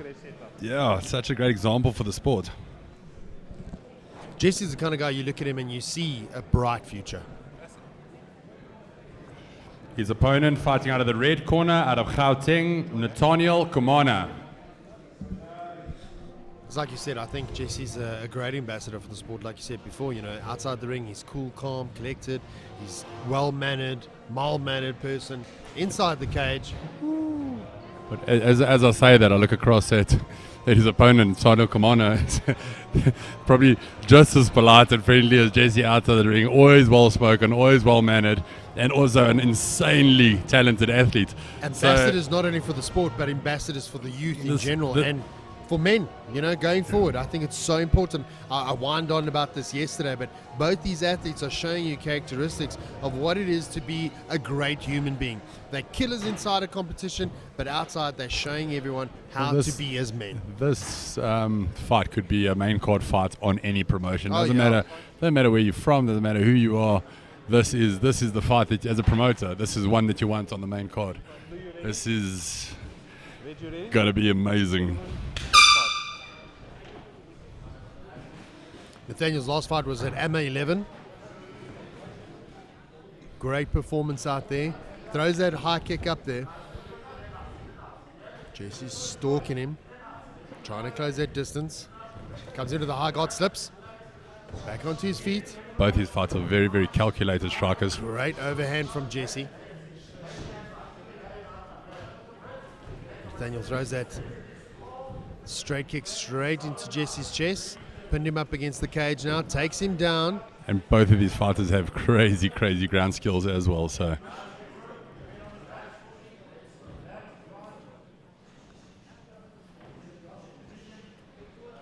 It's one of those fights we're going to go quiet from time to time. Just pinch me because we're entertained, folks. We're entertained. So busy watching it, you don't know what to say. Yeah. Jesse pulls away, takes a deep breath. Side kick. Check her control in that kick though. That beautiful. Jesse getting a little bit of a shiner underneath the left eye. Left eye, sorry. Left eye. Daniel's got the reach, doesn't he?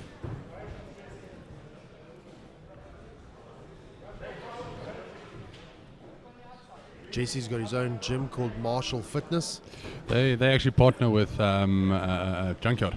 Oh wow, okay. So they've got a couple together. Again, the pedigree runs deep in KwaZulu.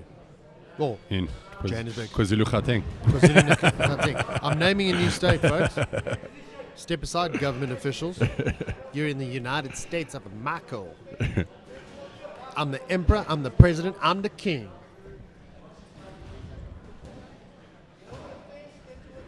Pushing up against the cage, gets the double. Oh! Fighting that double leg. He's got that in, tries to throw him over. Gives up his back in the process. His back in the middle of the cage. Jesse's got to turn in. Rolls over beautifully. You can see these guys have spent time on the mat. Massive time on the mat. These guys have got a very, very strong ground pedigree, and we've been watching Jesse rolls him. Jesse rolls him now. Jesse is trapped underneath Nathaniel's leg though. He's going to pull him into full guard.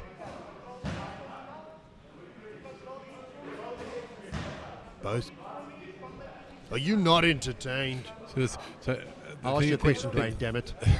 Thing is, at this skill level, you've got Jesse needs to posture. He needs to posture and start raining down, but Nathaniel can reverse you from anywhere. So you kind of trying to think where to go. I think the best move for Jesse here is get your base down, get your base heavy, get your base strong. Slow it down, get a control position, and launch from there. But Nathaniel moves so much. Look at that. He's got to watch that arm. He's got to watch that arm. Jesse. After the clappers. Wow. What a first round. That dude is deadly on the ground, eh? So like I said, do not sleep on any one of these two folks. This could be a main fight on any card.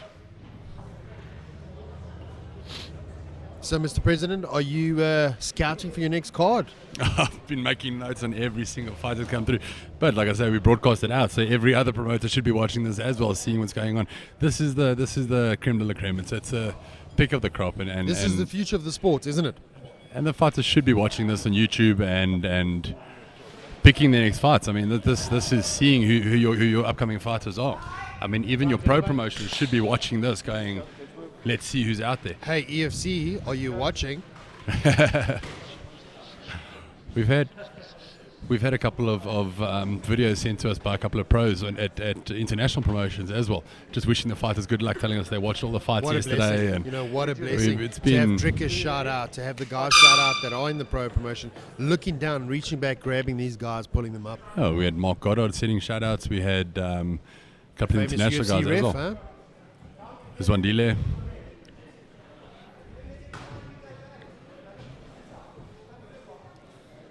Guys are getting into the thick of it now. They're getting into the meat of this match. That push kick is working beautifully for Nathaniel. Jesse's choosing to go low, trying to sell those feints. Gets caught in going in. Jesse again catches him. He's got the power recovery. Tries to drag him. Needs to get back to his feet. Wanted to backpack him there, and his arm slipped off. Nathaniel looked like he was running on water there for a second. Jesse goes to the low single. Gets him. Gets reversed now by Nathaniel. Phenomenal work here from Nathaniel and Jesse. Good head control. Nothing away from getting both his these control athletes. down there. Jesse exploding up. Gets his back up in the process though. Both hooks are in for Nathaniel. He is relatively sorted on his back. Jesse's rolling. We could be... This is tight. This is very tight. Jesse fighting. Jesse's fighting well. He needs to get that arm away. Needs to get it free. And what a finish. What a finish. Both these athletes having everything out there. This could be on the main card. This is that fight that I was talking about when I said that the selectors are here and the guys that leave it out there are still going to be put in the squad, because that was insane. Look at this replay. I mean, he didn't give up on this rear naked choke. It was synced in, the legs were in, the body triangle was in, and he fought it off at first, Jesse, and Nathaniel refused, getting that rear naked choke for the win. Well done to Nathaniel, well done to Jesse. Heartbreak in the loss, but it's not that he lost to him no in ways, any way. No ways. Again, we said it yesterday, it's not over. These guys have been looked at and they're like, that was amazing. It was absolutely amazing match. Well, we've failed to announce that every fighter that's fighting today is bronze medal anyway. Yes. So I mean, these guys are already placed in the provincials. This is. So every guy that fights today and loses, he's bronze. You run on both, because you can't have a fighter between third and fourth.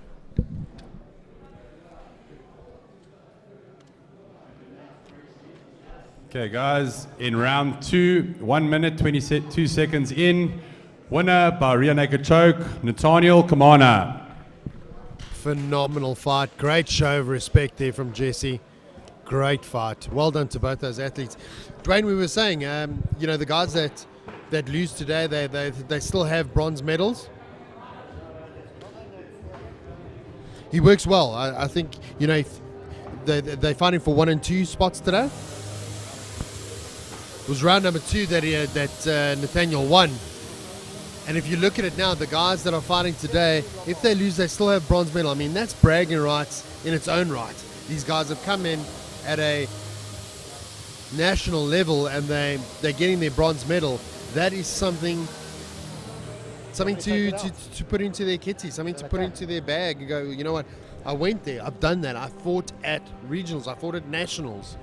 You got to understand. After going through provincials and going through all the rest, this is your this is your creme de la creme. This is your top 4 in the country at the moment, fighting it out. I mean, we just saw that with Jesse and Nathaniel, didn't we? And these fighters on any given day, they've both got a chance at winning that fight. Hats off to Jesse. Great fight. And Nathaniel, oh my gosh, but he pulled it off. I mean, he pulled through and won the fight. I mean, his skill set is just so high.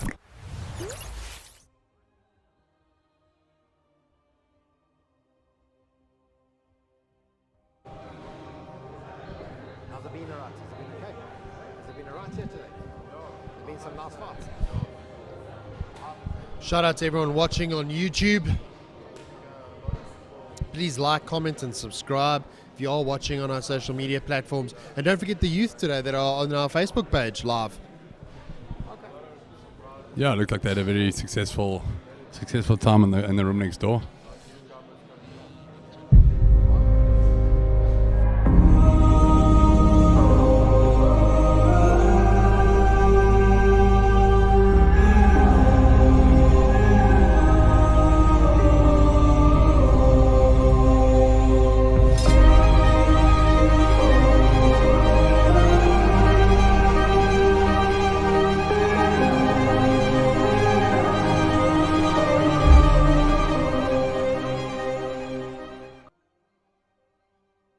We're almost halfway through.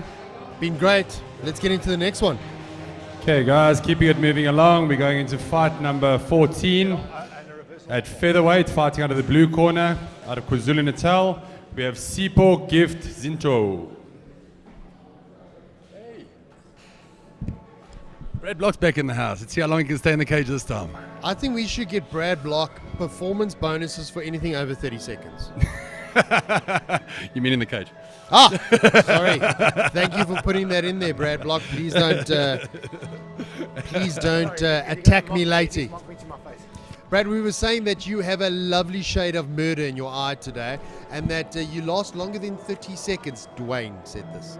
I here was... most people misinterpreted you. They thought when you said last longer than 30 seconds, they're talking about me, like with my cardio, not that the fight would last longer than 30 seconds. I was talking about running. I don't know what these filthy animals I at least said about. in the ring.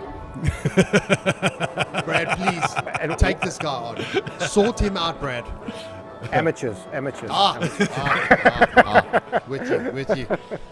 Now that we have been threatened by our referees, I came to speak to you two guys, so I had to wear a mask. I would also. Don't know where we've been. Kyle Sham is his opponent, fighting out of the red corner. Kyle Sham from Gauteng. Kyle Sham has a big following. He's. I mean, when that guy comes out, you know it's going to be a show. So it's going to be a barn burner. The big question with Kyle is after his fight yesterday, he had a 3-round crazy fight yesterday. He had a war. Burnt out, a lot of gas yesterday. Will that have a long-term effect, or will he come out here and just shine the whole way through? And has Sipho read that? Has he seen that? Is that going to be part of his game plan? So Kyle fights out of Brendan Katz's gym. And these guys spend hours and hours and hours doing rounds. It's boxing rounds with Dan and the guys, all the MMA rounds with Brendan. And you speak about Brendan Katz. I mean, this is a heritage game right back. I mean, he's one of the forefathers of MMA in South Africa. And that sitting in the corner, you got JP and Brendan sitting next to each other, cornering Kyle. I mean, that's a mastermind of MMA right there. It's a masterclass right there. Take the center of the octagon. Both fighters do. Kyle gets pushed to the back. Sipho with a nice little leg kick. Kyle's got such neat boxing on him. He got such good head movement. We saw Jesse in the previous match, and Kyle lost him at AMA last time out. But that was a war. That was a war. Could have gone either way. It's a great fight. Both these fighters counterpunch, 1 for 1. It's like 1 for 1. Stand in the middle. Give me your coins, boys. So that slipped, nice little head movement there.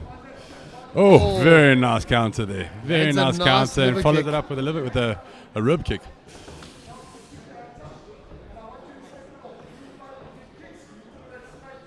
Carl moving beautifully. Sipho living up to the challenge. Oh! Oh, catches him Nice again in the one, liver. straight right. That's hurt him. That's hurt him. Sipho's rocked a little bit. You can see it in his eyes.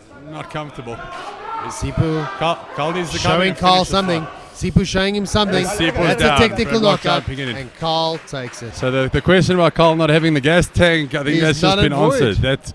Those None straight of it. rights. I think it was that first liver kick that landed that I rocked don't him. think so. I think it was the straight rights to the jaw. Showed Look at the Sipho didn't want replay. to Caught be him there. there perfectly. Caught him there, and you can see Sipho drops his hands to protect that rib cage and Oof, gets but caught it gets to with that left overhand. That gets second caught left twice with the overhand left was. overhand, and then a straight right. Gets caught again on the other side with the liver kick. I mean, the man's poor torso is just absolute and jelly at this stage. That puts Carl into the final against Nathaniel Kamane. The Tomorrow. body shot hurt him. The strike Oh my right. gosh. Yeah. It started from the double jab straight right. He's fine. He's fine. James, give him space.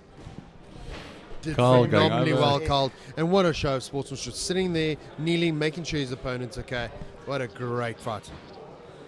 Look at that replay. Catches him. Now he comes in with a straight right, left hook, and then catches him again with the opposite kick. You'll see it now. He catches him with the hook, then catches him with the left liver kick. What a great shot in the Way ribs. better today. Means you're getting sharper and Oh, sharper. catches him that- again. This That- was one of the first liver kicks that landed. They then go side. He catches him with some strikes.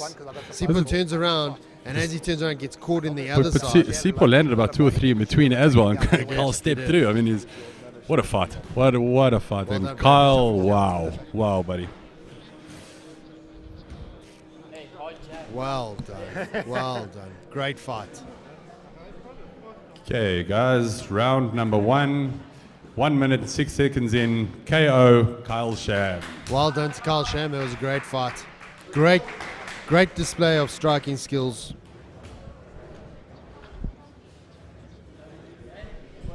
So, Dwayne, serious question now. I'm sick and tired of your attitude. After you've been back. When is the next ammo? What are we doing? What's the crowds doing? What are the regulations? Are we allowed crowds? Are we allowed people to come watch us again? He was much sharper today. Sorry, I than wasn't he was listening. What did you say? Way Are sharper. we allowed crowds again at some of our MMA shows? I mean, you But being the it's- president of AMA, It's are we allowed? very difficult to answer that question. It all depends on government regulations, because the problem is, if we are allowed crowds tomorrow, for how long are we allowed crowds? If all we need is another outbreak or another super spreader event to happen and the whole country is back on lockdown. So, I mean, these things don't happen overnight. We can't arrange these events within a week's time. You need a month or two to organize them. And the regulating bodies above you, I mean, you've got to obviously put in paperwork, you've got to ask No, for massive. permission. It takes- These things take time. It takes about 2 months. I mean, you've got to get government permission, you've got to get fire safeties, you've got to get medical safeties, you've got all this stuff signed off. There's a lot of work behind it, and just the logistics of actually running the event itself. There's a lot behind it. It's not just a wake up in the morning and go, hey, I want to see a couple of guys fight tonight. Go down to the pub. So it gets a bit difficult to go and plan 2 months in advance, knowing that within 2 days the country could be completely changed. When you start looking at traveling fighters, How do you combat that, though, to try and set up this event? a lot of it's a game of luck. I mean, this one you got 8 provinces. Just after The Easter, and logistics everybody around travelled that on Easter. was- If the president had turned around after Easter and said, guys, we're back in lockdown, none of this would have happened. Very, very difficult to make that call and to keep this Sport running. yeah, keep it all going. But love of the game, we've got to keep it going. And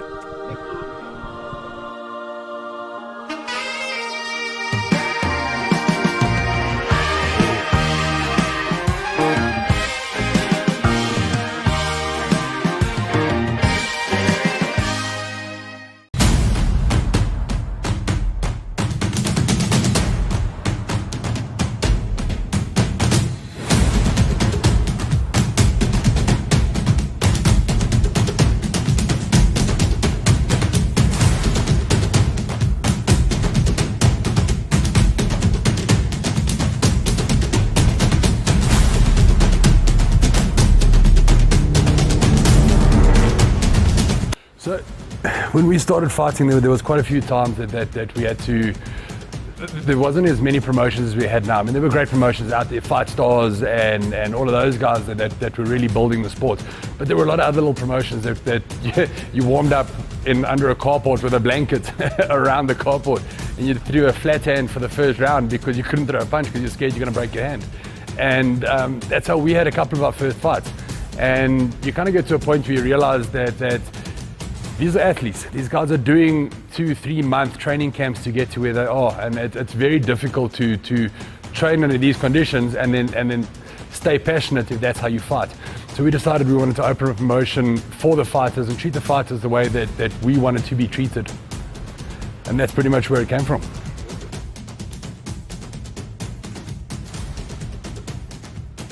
So Alpha was our baby. We've built it up. We started off 2 years ago. We started off with AMA 1. We're now sitting on AMA 11. Like I said earlier, we try to step it up every time. I mean, we've gone from having events at a car dealership. We stepped it up to a school. Then we went to a public. Last 2 events we had Mall of Africa. We're stepping it up as far as we can. I mean, we take it to new heights. We're giving the fighters something to look forward to, and we're giving the spectators something to watch. You can grow the sport as much as you want. If you don't have the support of the fighters, you're never going to grow. Athletes want to fight. Pro athletes, it's their income. It's where they make their money. It's where they put food on the table. Most of them have got their own gyms. If they can't compete, they can't impress people, people won't join their gyms. It's very, very difficult. So for the pro athletes, I think it was a lot tougher than everybody else. The amateur athletes, our phones rang off the hook. Everybody asking us, when can they get involved? When can we reopen? And all the rest. I think the toughest thing to do was when we hosted the first event. Because we had to do COVID testing, we had to do all the rest. There is only so much finance available. So we had to select only the best. Where all our other events, we've built up at least 5 or 6 debutante fights and then built it up from there. Whereas there we couldn't do it. As soon as we did the Mall of Africa event, I mean, it cost just that much money that we had to put the best of the best in the cage. And it had to be impressive.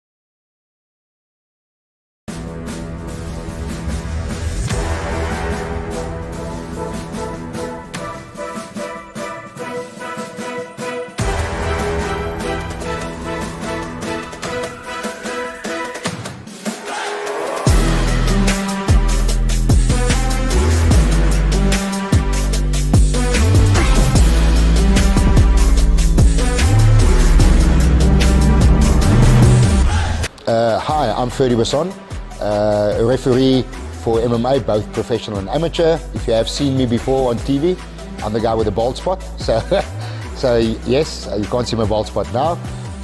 I'm also the Vice President for MMASA and the Chief Official for Africa. So the scoring in MMA, we normally work on 3 Ds, and the 1 D is a little bit contentious. So we've got damage, duration, and domination. The damage is a word that we don't like to use, but let's be honest, that is what we're looking for. So those are the 3 main criteria that you're looking for when you're scoring a fight. Then from there, we break it down to the grappling component and then the striking component. Those active grappling and active striking is your 2 most important things, and those are the things that guys look for first. So if somebody lands a punch, you get scored for that. If somebody attempts a submission but it fails, you get no scoring for that. If somebody throws a punch and it misses, there's no score for that. So we are literally looking for the guy that tries to finish the fight in the round. That is the guy. That's the overarching principle. That is the guy that will get the winning of the round. So if you are trying to finish the fight, you're doing techniques, you're going for the shots to finish the fight, not just pitter-patter jabs, that is the guy that will win the round.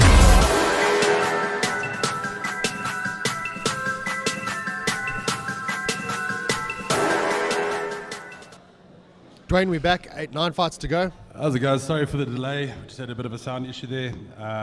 Just jump back in. Fight number 15. This is a junior fight, lightweight. Fighting out of KwaZulu-Natal, blue corner. Mlemfeni Sinyaweni. Sorry, that's the last 20 minutes was to learn the name. Sure. Fighting out of Natal. How do I say this? You Zulu, man. Yeah. How do I say this? Sangweni. Hlonipheni Sangweni. Hlonipheni Sangweni. Hlonipheni. Sangweni. Okay, cool. That's why you're from. So it's Solipeni Langweni. Okay, awesome. I mixed it up and there was a spelling error in it as well, so it wasn't all my fault. Not everything's your fault, right? Not everything. Just most things. Just most things. We're going to go global warming. We're going to go, what? Giant human genetics. We've used COVID enough times, bro. I think it's been burnt out, so we need to start coming up with more creative ones.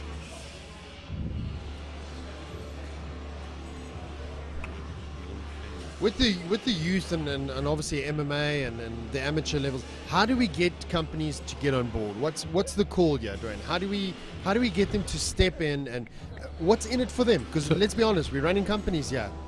So I think if you look at the production level and stuff and the exposure, I mean, there isn't active sport going on at the moment. There isn't all the rest. So it's a great way for brands to get their name out there, especially guys like energy drinks and stuff like that. There's synergy between the brands. And his opponent fighting out of the red corner, Sibusiso Sonvendle. You know, I think if you look at it from the point of view of having companies come on board, you're helping the sport. You come over here and you have a look at the production value, like you said.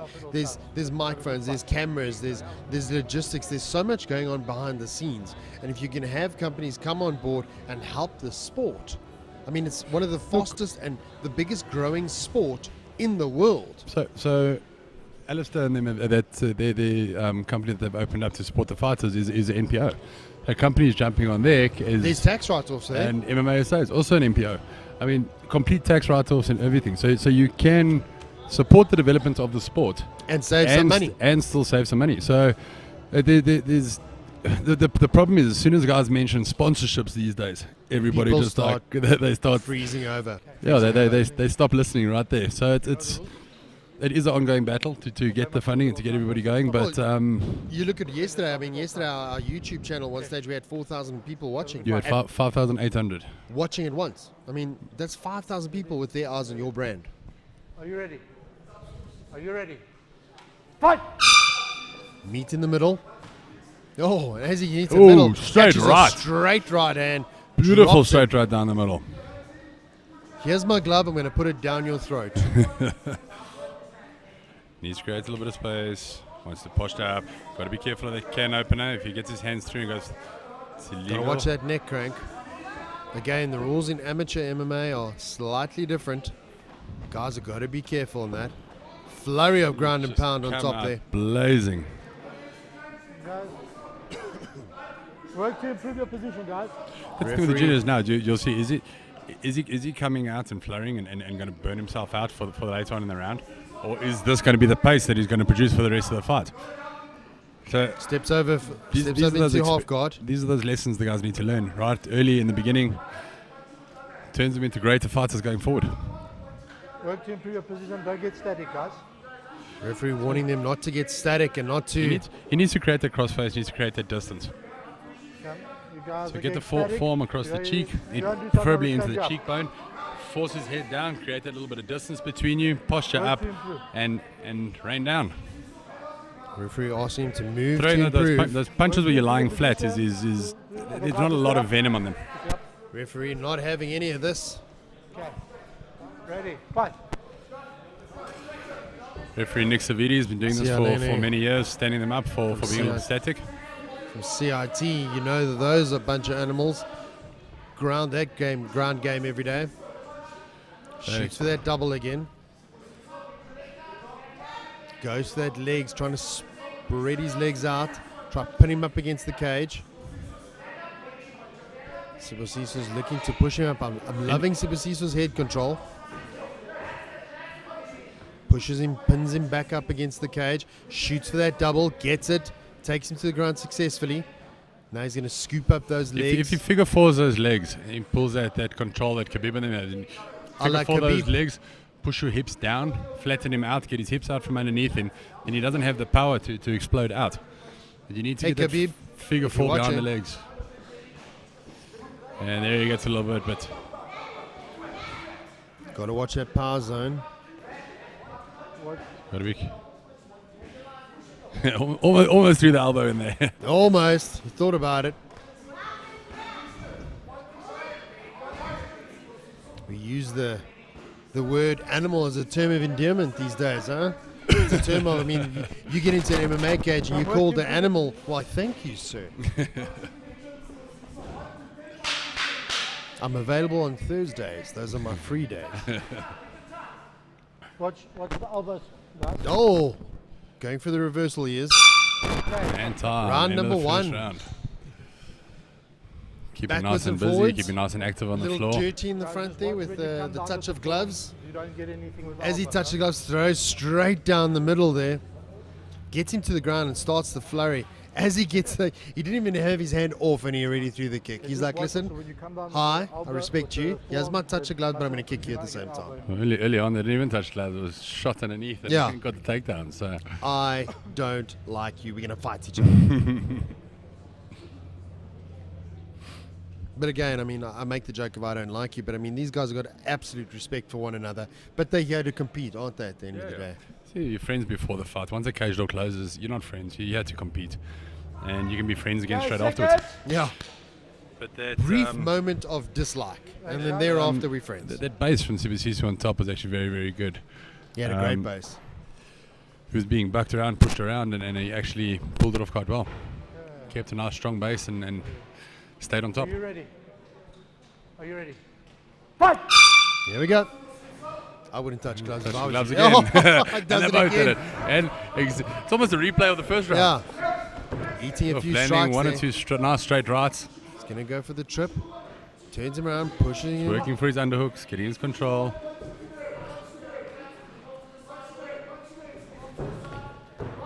Ooh, ooh, ooh. Oh. So The he front got tip was tied up. millimeters away and then caught him with this with the... He's a tall man, isn't he, the blue corner?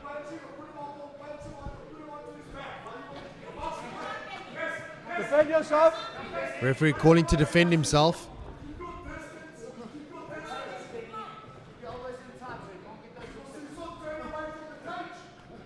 Penny being very clever, Dwayne, using his height, getting his hips away. Great Muay Thai clinch there. I mean, Dwayne, are we not destined towards it? You look throughout human history, there's always been wars fought, you know, there's always been a history of violence. Isn't there some peace to be brought by being this? Oh, catches him. Catches him again. Looks like he's fading. Both these athletes giving it everything they got. Defend yourself. Okay, time. Referee called time. His thumb's out of his glove. Oh, he's going to have to.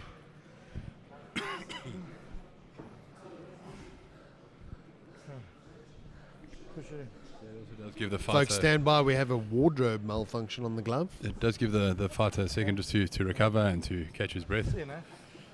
I think Janet Jackson was involved with the glove design. Justin Timberlake, if you're watching. Ready? Fight! Oh, slow off that cage. Referee's telling him to And his defend hands, himself. hands hanging very low. Defend Not yourself. oh, he's throwing back. Referee's watching the fight closely. He might call it if he's not defending himself intelligently. He's also throwing. He's also throwing back, so he's not just defending. So he's staying active. And for the folks watching at home, he's got that Muay Thai clinch, which, again, you know, let's not forget we're watching MMA, mixed martial arts. There's the variety of disciplines and styles involved in this sport. Defend yourself. And also, Referee seen enough. also that Calls move, the fight. that Muay Thai never say die. Muay Thai never say die. Even though my eyes are closed, I can't see anything. I'm still gonna stand here and throw back until Yeah. the bell rings. I mean, those guys are animals as well. Jeez, You know, I mean, they retire, what, at 12? It's I mean, they're fighting from the time they can walk. It's a different line. I went to my first proper Muay Thai class a couple of weeks ago, and I think I'm still stiff. Check this Muay Thai clinch, and I mean, just his reach alone, but it wasn't enough to stop the onslaught from coming through at the end there. And referee saw enough, called the fight, said, I'm done. Had warned him on a couple of occasions. Stopped the fight, got in between the two of them, called the fight. Okay, guys, we have a winner at 1 minute 46 seconds into round 2 by TKO Sibusiso Sovundele. Well done, Sibusiso. He came out there and didn't give him an inch of space. He just went after him the entire time. It was nice to see that aggression come through. Would be interesting to see that in a third round with that aggression. Now that he's had a fight today and he's already had a little bit of time to burn it, to see how they feel tomorrow and to see how it actually works, how this impacts. Now the fighters that have fought 2 days in a row, how do you recover for your third day? What is your procedure after this fight? Do you go home? What's your mental game after this? Do you go home, take a hot bath, see your family, and just lie on the couch? Do you go and isolate yourself, go stay in a hotel and make sure nobody bothers you or talks to you? I'll tell you what I would do. I think cry. I think everybody's got to have their different way of setting it up and what would put them in the right state of mind to carry on in the tournament. And it's such a tough game, man. You know, what these guys are going through, I mean, they're going to go home, they're battered, they're bruised, and some of them are going to come back tomorrow. And fight again. You're not just coming back to come and watch. You're not coming back to see what's going on. You're not coming here to be a spectator, are you? You're not coming to have a Coke and a smiley. You're coming here to watch the guys, and you're coming here to compete. So, next fight's very, very interesting. You've got Kevin Pretorius, who had a cracker of a knockout yesterday, fighting Franz Meyer, who had a bye yesterday as the #1 ranked fighter, who's fought at Worlds a couple of times. He's fought at SAs a couple of times.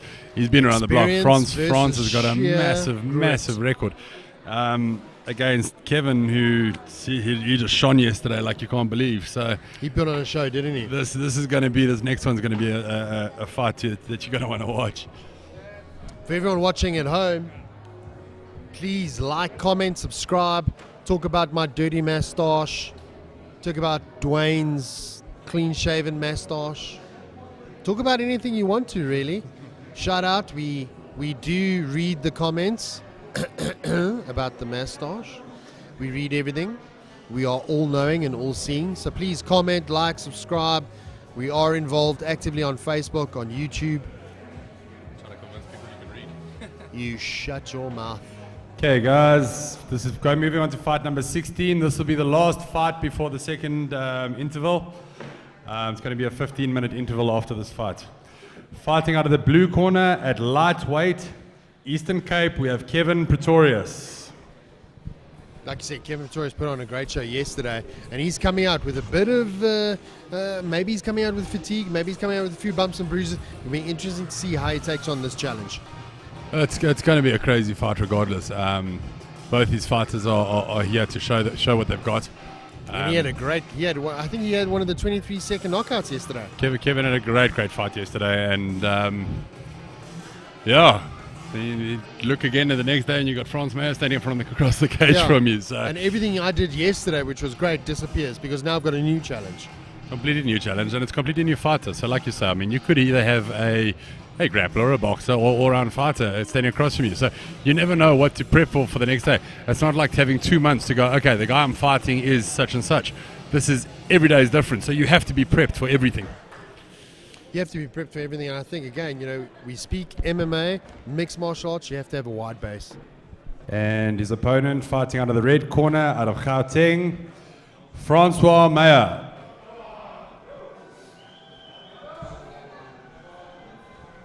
Shout out to Filthy Moustache. You shut your filthy mouth. That's my company. We can go head to head after this. I'll see you in the foyer.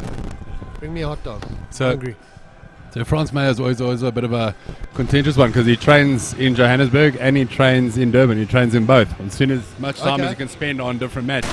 So there's always an argument before the time as to whether he goes to the KwaZulu-Natal trials or does he come to the Which Gauteng provincial trials? lines does he fall on? Yeah. Where does he fight? You wear the one pants and the other one shirt. I don't know. Jean pant, jean pants.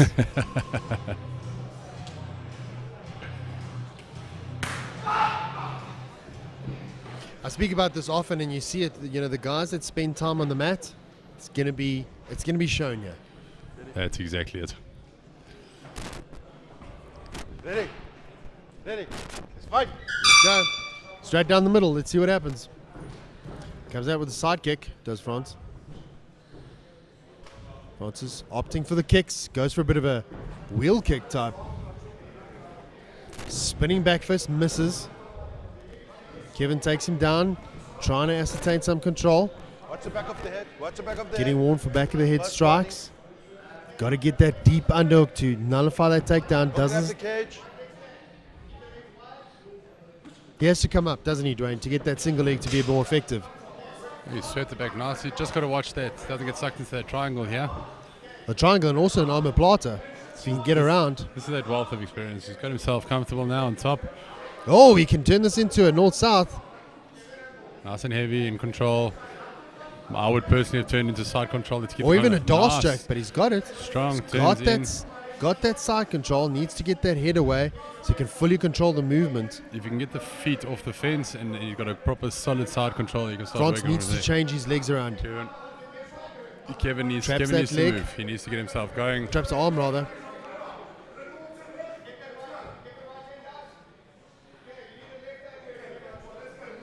Kevin's corner shouting to get that arm out.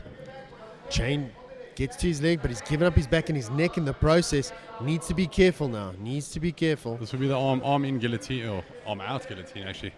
France is busy setting it out. Quite deep in. He's looking to drag him to the ground and then stand him straight up And he and gets the catches tap. him. So the new ruling with that, France is actually lucky with that, with the height advantage, or being the shorter fighter. If your Short opponent's lives feet, matter. if your feet leave the ground in a standing guillotine, it becomes considered a neck crank. For the and first you time in have my to life, release I it. can say the short man got the bigger part of the stick, yes?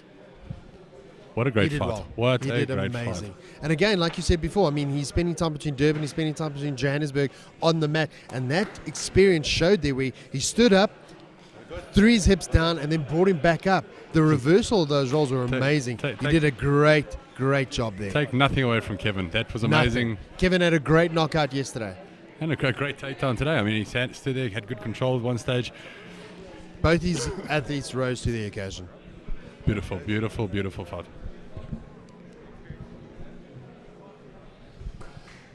Okay, guys, fight number 16. We have a winner in round 1, 1 minute 35 seconds by guillotine choke, Francois Meyer. Well done to Francois. Guys, we'll now be taking a 15-minute break, 15-minute interval, and then come back for the next fight. Coming back for fight number 17.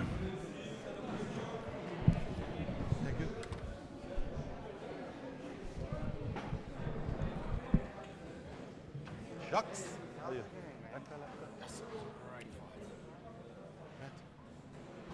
Huh? Yeah. Drinks. You go sit down. You okay? Tired. 15 minutes, huh? Yeah. 10 past.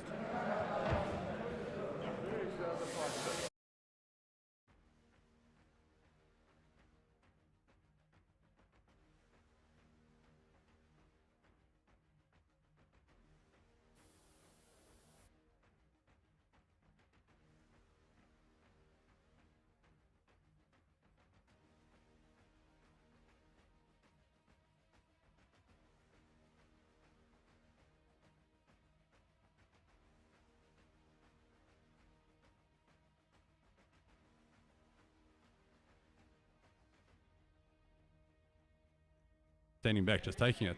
So, Some of the buy yesterday. Some of the girls fought yesterday. Yeah. If I'm going straight off this, I think girls had a buy yesterday. Some of the girls fought yesterday. Yeah. If I'm going straight off this, I think girls had a it's generally been on the counter. Bianca needs to push now. She's got about. It's generally been on the counter. Bianca needs to push now. She's got about. Or if it goes, and Bianca catches her with a great high kick. Get the knock. Bianca catches her with a great high kick. These ladies are now leaving out there. 10 seconds. Bianca catches her with a great high kick. These ladies are now leaving out there. 10 seconds. She can take that other hand, control that leg. She can take that other hand, control that leg. She's got the arm now, not. Oh, and she taps. She's got the arm now, not. Oh, and she taps. Catch the launch. She's got the arm now, not. Oh, and she taps. Catch the launch. Takes the octone first. Bit of a slip there. Boys are coming out with catch the launch. Takes the octone first. Bit of a slip there. Boys are coming out with some. Reverses the action now. I don't think this is going to be one of those fights where you're looking at technical submissions. These two are out yet. Reverses the action now. I don't think this is going to be one of those fights where you're looking at technical submissions. These two are out yet. These athletes, I think, is going to be a massive one. Definitely. This is where you learn to pace yourself and control. These athletes, I think, is going to be a massive one. Definitely. This is where you learn to pace yourself and control. As he came in. Catches that kick, and we said this yesterday. If you're going to throw kicks, that was phenomenal. As he came in. Catches that kick, and we said this yesterday. If you're going to throw kicks, that was phenomenal. Back they go to. Pushing the action, trying to get him back up to the cage. Trying to take some deep as pressing. middle, back they go to. Pushing the action, trying to get him back up to the cage. Trying to take some deep as pressing. middle. Push kick straight down the middle. Catches him with the overhand right. Hooks her in. And push kick straight down the middle. Catches him with the overhand right. Hooks her in. And stop this action.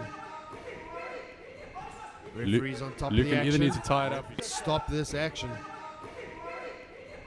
Referee's on top Luke of the action. either needs to tie it up. Nicole came forward strong there, and Carla stuck out a Gets that inside leg trip. Nicole came forward strong there, and Carla stuck out a Gets that inside leg trip. Nicole. Carla catches her. Nicole. Carla catches her. Nicole is working. Catching some. Pick your shots. Nicole is working. Catching some. Pick your shots. Do you go for a position by going for the armbar? Oh, gets the armbar. And she gets it. See, Nicole. That is. Do you go for a position by going for the armbar? Oh, gets the armbar. And she gets it. See, Nicole. That is. You know, Polani won his fight. Oh. You know, Polani won his fight. Oh. These two are smashing it. Oh. Wow. Julia. These two are smashing it. Oh. Wow. Julia stalks him straight down, marches him down. Oh. Stalks him straight down, marches him down. Oh. These athletes progress and get better. Oh, shoots for a great double. These athletes progress and get better. Oh, shoots for a great double.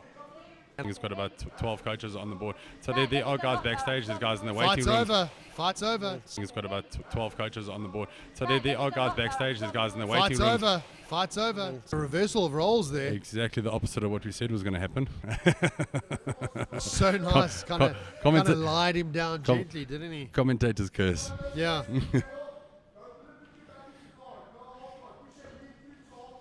It's got a nice little frame. Coach is starting to get that knee. Disengage.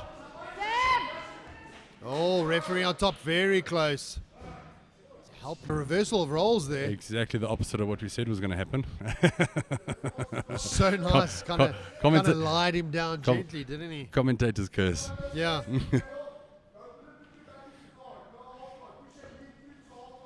It's got a nice little frame. Coach is starting to get that knee. Disengage. Oh, referee on top, very close. Help a reversal of roles there. Exactly the opposite of what we said was going to happen. So nice. Kind of lied him down gently, didn't he? Commentator's curse. Yeah.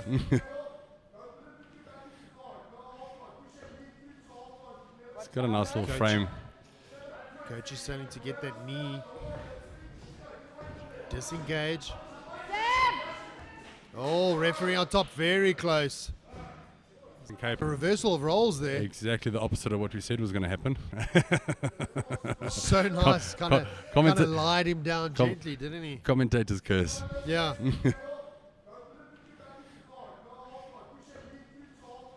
It's got a nice little frame. Coach is starting to get that knee. Disengage. Oh, referee on top, very close. I think Cape is finding First his fight feet. today. Oh, Luke's landing nicely. He's landed where he needs to. He's finding his First fight feet. today. Oh, Luke's landing nicely. He's landed where he needs to. Down or switch for a single. If the double doesn't work, switch for the single. Gets the double leg though. Down or switch for a single. If the double doesn't work, switch for the single. Gets the double leg though. Doing that, he's giving Luke the space to stand up. So Yes, Luke fires straight back out of that cage. straight down the middle. Doing that, he's giving Luke the space to stand up. So Yes, Luke fires straight back out of that cage. straight down the middle. Fresh. Sportsmanship, touch gloves coming into the third round. Luke coming through hard there with it. I love. Luke's been. Sportsmanship, touch gloves coming into the third round. Luke coming through hard there with it. I love. Luke's been. Sportsmanship, touch gloves coming into the third round. Luke coming through hard there with it. I love. Luke's been. Both fights, it's fighting on a KZN in. So the thing is that these fights Great kick, probably does. Catches him. both fights, it's fighting on a KZN in. So the thing is that these fights Great kick, probably does. Catches him. Overhand right. definitely been training together at the same training camp and everything as well. So they've probably ended up slips sparring but throws a together. overhand right. Definitely been training together at the same training camp and everything as well. So they've probably ended up slips sparring but throws together. a overhand right. Definitely been training together at the same training camp and everything as well. So they've probably ended up slips sparring but throws together. a Gives a little burn in the stomach, but Yeah. kudos to him for coming back out because they don't have to. Yeah. You can walk. Gives a little burn in the stomach, but Yeah. kudos to him for coming back out because they don't have to. Yeah. You can walk. These guys are like. How good are these guys' hands? Quick. This body movement is good. These kicks off. Fancy. If I'm Alexander's, I'm slowing it down. I'm throwing some strikes at the. What do you? These guys are like. How good are these guys' hands? Quick. This body movement is good. These kicks off. Fancy. If I'm Alexander's, I'm slowing it down. I'm throwing some strikes at the. What do you see? If I'm Alexander's, I'm slowing it down. I'm throwing some strikes at the. What are you stopping for? Fight. You're fighting. Oh. Obviously, must have been. See. If I'm Alexander's, I'm slowing it down. I'm throwing some strikes at the. What are you stopping for? Fight. You're fighting. Oh. Obviously, must have been. Oh, nice little. Shoots for that overhand, goes in for the double, gets the double leg takedown. Oh, nice little. Shoots for that overhand, goes in for the double, gets the double leg takedown. In. Sticking to him, isn't he? He's got the body triangle almost. He's going to flatten him out. And he's got that arm stuck as well. This is moments away from being over, folks. And it's all And over. he taps. Well done. Very well worked there, but in. Sticking to him, isn't he? He's got the body triangle almost. He's going to flatten him out. And he's got that arm stuck as well. This is moments away from being over, folks. And it's all And over. he taps. Well done. Very well worked there, but Sorry. left up. Daniel's sorry. Left up. Daniel's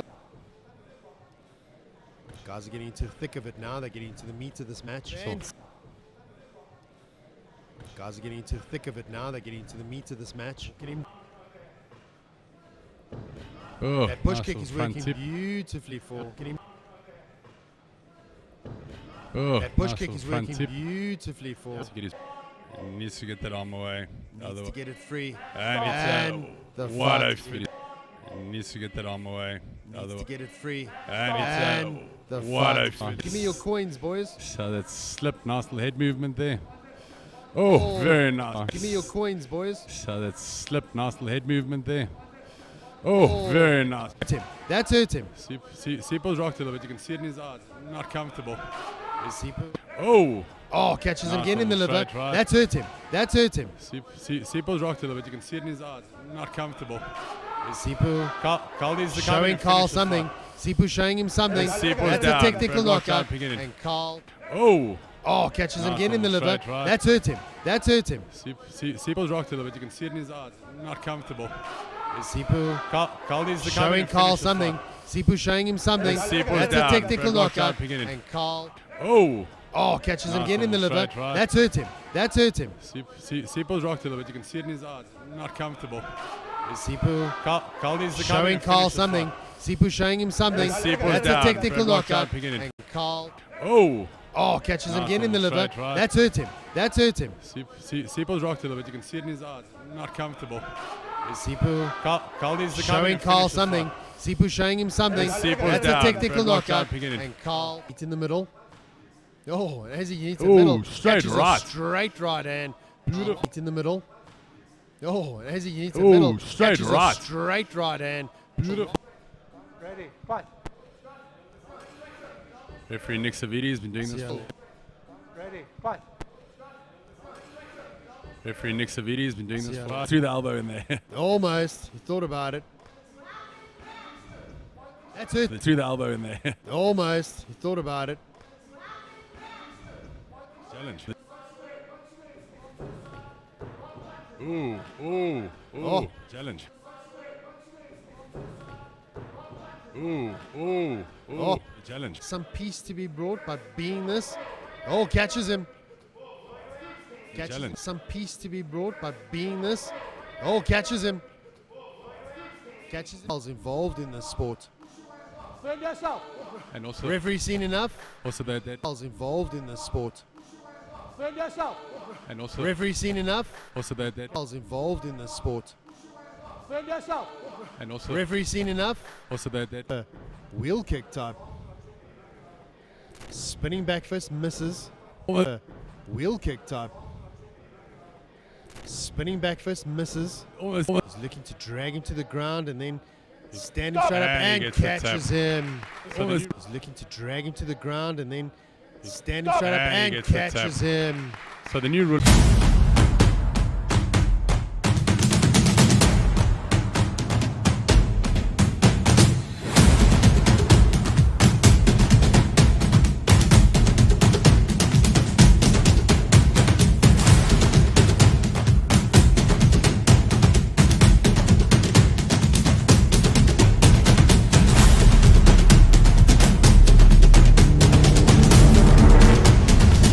So when we started fighting, there was quite a few times that we had to. There wasn't as many promotions as we had now. I mean, there were great promotions out there, Fight Stars and all of those guys that were really building the sport. But there were a lot of other little promotions that you warmed up in under a carport with a blanket around the carport, and you threw a flat hand for the first round because you couldn't throw a punch because you're scared you're going to break your hand. And that's how we had a couple of our first fights. And you kind of get to a point where you realize that these are athletes. These guys are doing 2-3 month training camps to get to where they are, and it's very difficult to train under these conditions and then stay passionate if that's how you fight. So we decided we wanted to open a promotion for the fighters and treat the fighters the way that we wanted to be treated, and that's pretty much where it came from.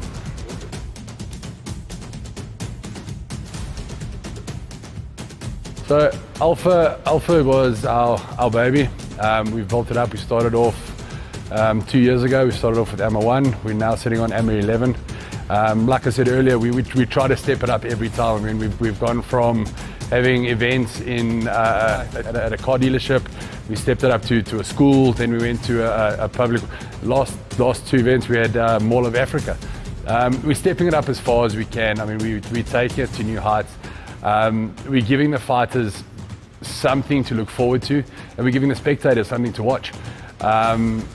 You can grow the sport as much as you want. If you don't have the support of the fighters, you're never going to grow. Athletes want to fight. Pro athletes, it's their income. It's where they make their money. It's where they put food on the table. Most of them have got their own gyms. If they can't compete, they can't impress people, people won't join their gyms. It's very, very difficult. So for the pro athletes, I think it was a lot tougher than everybody else. The amateur athletes, our phones rang off the hook. Everybody asking us, when can they get involved? When can we reopen? And all the rest. I think the toughest thing to do was when we hosted the first event. Because we had to do COVID testing, we had to do all the rest. There is only so much finance available. So we had to select only the best. Where all our other events, we've built up at least 5 or 6 debutante fights and then built it up from there. Whereas there we couldn't do it. As soon as we did the Mall of Africa event, I mean, it cost just that much money that we had to put the best of the best in the cage. And it had to be impressive.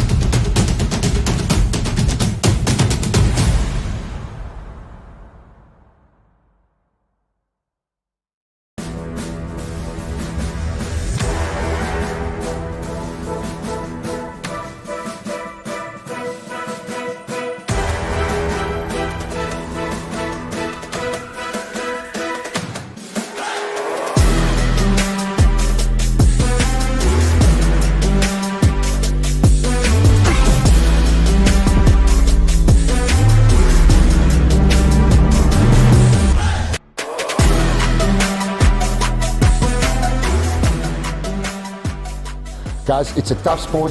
I know you weight cut every day, but it is worth it to, at the end of the day, on that Sunday, have your hand raised, put on the green and gold, and represent your country at the World Champs.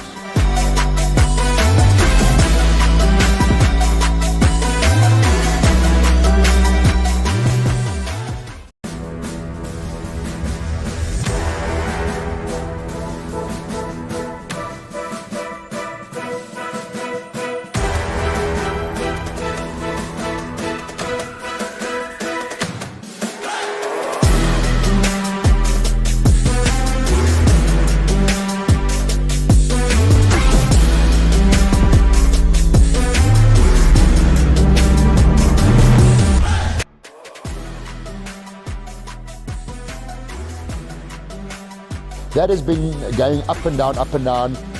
In 2017, there was a significant change in that. When it was a grounded fighter, was as soon as somebody's got 3 points touching. That was the old term that they used, which wasn't the correct term. It was basically when somebody had the soles of the feet touching and a hand. Once that is touched, that's a grounded fighter. Subsequently, it has changed again. It was if 2 feet is touching and both hands. And when we say hands, we're talking either knuckles or palm of the hand, not just fingers. If both hands and both feet were touching, that was a grounded opponent. It has now subsequently changed again back to anything that touches over and above the 2 soles of your feet. So if your 2 soles of your feet are touching and anything else is touching, except the fingertips, when it's a hand, it has to be palm or knuckles. If that touches, then you're a grounded fighter.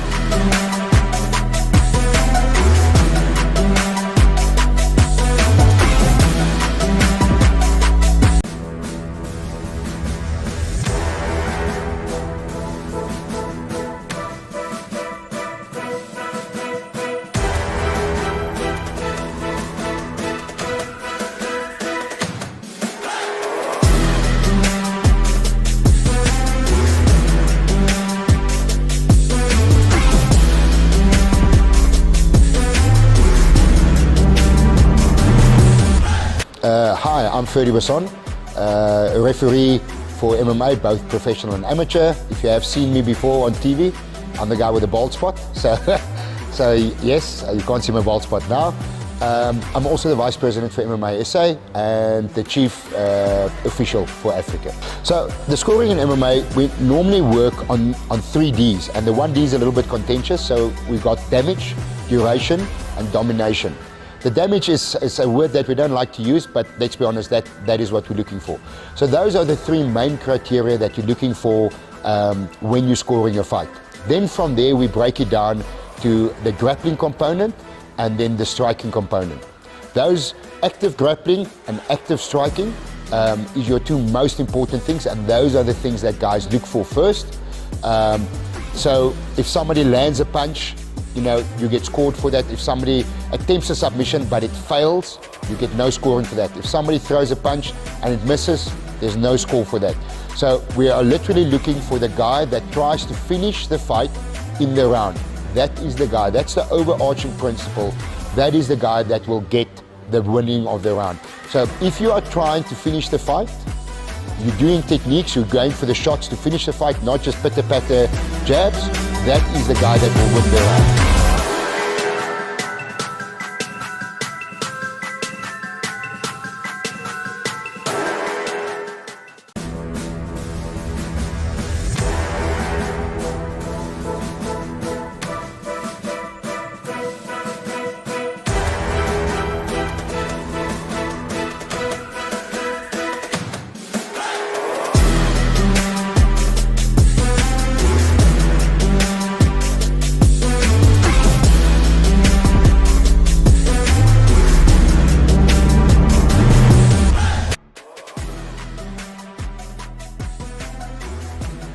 You have to find your why. Why are you doing this? This is not a fun sport. You know, it's not like tennis that you go for an outing on a Saturday and play a few games. This is not it's a hard sport. It's a hard contact sport of all the sport. So you really need to have that motivation and hunger. And when I say hunger, it might be physical hunger, but it's also, you know, the need to do the sport. Why are you doing this? What is the driving force? And if that driving force is not strong enough, I can tell you it's a very tough time in that cage. You know, if you look at soccer in countries like Brazil, it is the way out of poverty. Boxing for a long time was in South Africa. Boxing is a little bit under the weather at the moment. So yes, MMA is definitely one of those avenues. And if you look at a few champions that we've got in South Africa that have come from, you know, let's say poverty backgrounds or less than rich backgrounds, there is quite a few of them that hunger drove them to be on top and still be on top.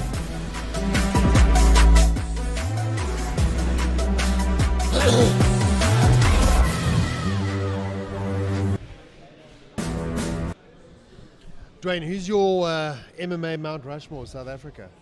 South Africa.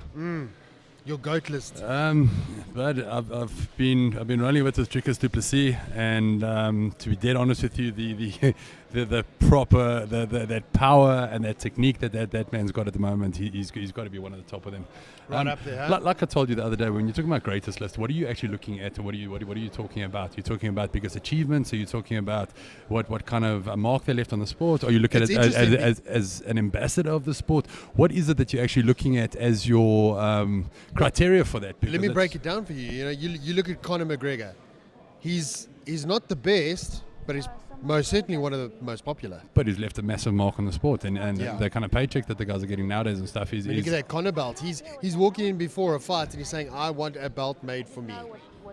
Yeah, I mean, hello. But that's what I'm saying. It's really the impact they made on the sport. When you start taking all those sort of things into account, I mean, you got massive guys. I mean, Dino Bagatine as a crowd puller is probably the ultimate. Then you've got. I remember Remo Ralph versus Dino Bagatine. Remember that? I mean, that's going back what, EFC 4, EFC 3. I mean, we're going right back. I remember when Richie Kwan stepped in and fought. I mean, those guys are legendary. You know, you've always got to remember Soldier Boy. I mean, there's another one. So there's so many, and like I say, it all depends. Are you looking at somebody that's an ambassador for the sport, and what have they done with that fame afterwards? Because to me, a true like a massive ambassador of the sport is somebody that's taking the sport to the next level and making the sport develop to make it develop. We got our own Pietie Coxon. I mean, he's signed up to fight one of the big ones coming up to Martin van Staden now next week. Well, not next week. EFC now, EFC 85. He's just signed to fight Martin van Staden. Well, I've been so busy organising this the last couple of weeks. I don't even know where we are anymore. They released it this morning. So, you know, you look at these things, you look at everything that's going back. It's great to see EFC's back. It's great to see our professionals get back into the mix of things. But yeah, you know, the conversation for the greatest. I mean, if let's take a step back. Let's look at the likes of Mark Robinson. Let's look at the likes of the guys that have brought this. Rico Hutton. You got Chris Bright at the back over here coaching some of his youngsters. 100%. And the thing is, that's why I say it all depends on what you're looking at on criteria. What have they done in the sport going forward? I mean, Mark, Rico, Chris, they've all opened gyms, they've all developed the sport, they've all taken it further, they've all pushed the barriers. You look at the younger blood coming through, you look at the likes of Boyd Allen, Richie Kwan, they've got their gyms, they've got their respective premises, and they're training fighters now.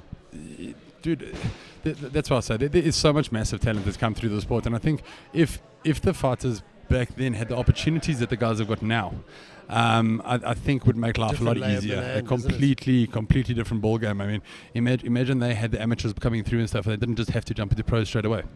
Yeah, I mean, you know, if I think about it, when I started in the sports, if we had this, I mean, what an opportunity! It's amazing, absolutely amazing. But it's a never-ending conversation. So I'm going to call out the next fight.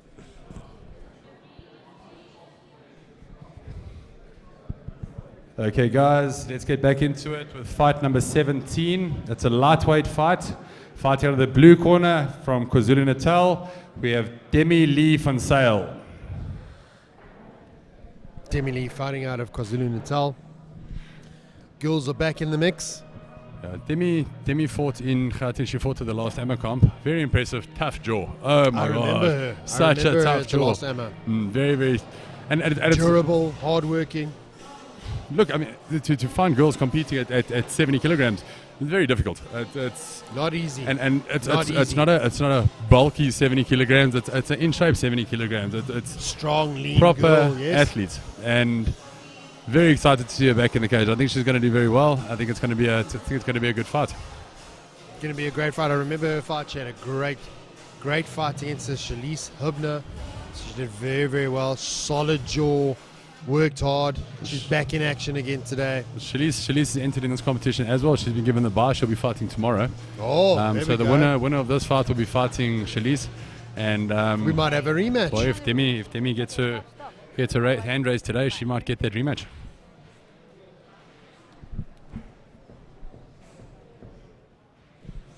And fighting out of the red corner, we have Londiwe Hadebe from KwaZulu-Natal. Londiwe walking into this, where do you think her mindset's at? I mean, she's facing Demi Lee. Demi Lee has had some experience. How do you think she approaches this fight? Londiwe's got a lot of experience. She's fought a couple of times. She fought Bumni, that's fighting in the SUMO. She's had fights there. But Londiwe normally fights at 66 kilograms. So it's going to be very interesting to see how the extra 4 kilos makes a difference. And the height difference. She's quite short for 70 kilos, very strong and compact at 66. So we're going to see now what it works out like at 70. Do you think the height factor is going to play a role here? Well, it depends on how she fights. I mean, you take a look at everybody goes, height makes a massive difference. It depends on your fight style. Look at Mike Tyson. He was knee high to half of the guys he fought, but he cut that tree. When they're lying flat on their back, they're shorter than him. You know what I mean? I think Mike Tyson's sort of default programming was, I will climb that tree. I'll chop it down and I'll climb it. Referee Natasha Brits in the mix. Fighter, are you ready? Fighter, are you ready? Let's fight! So these two both fighting out of KwaZulu-Natal, so they have sparred together, they have trained together, they'll know more or less what their game is. If I'm cornering Demi now, I'm saying keep your distance, work that jab, keep that jab working, keep it working like a piston, keep your distance. If I'm in Londiwe's corner, I'm telling her to just keep on pushing the pace, try to get underneath that reach. Nice little counter there by Demi. I mean, if we're talking about Mike Tyson, let's not forget the recent fight with him and Roy Jones Jr. And now he wants to fight Evander Holyfield. That was a bit of a...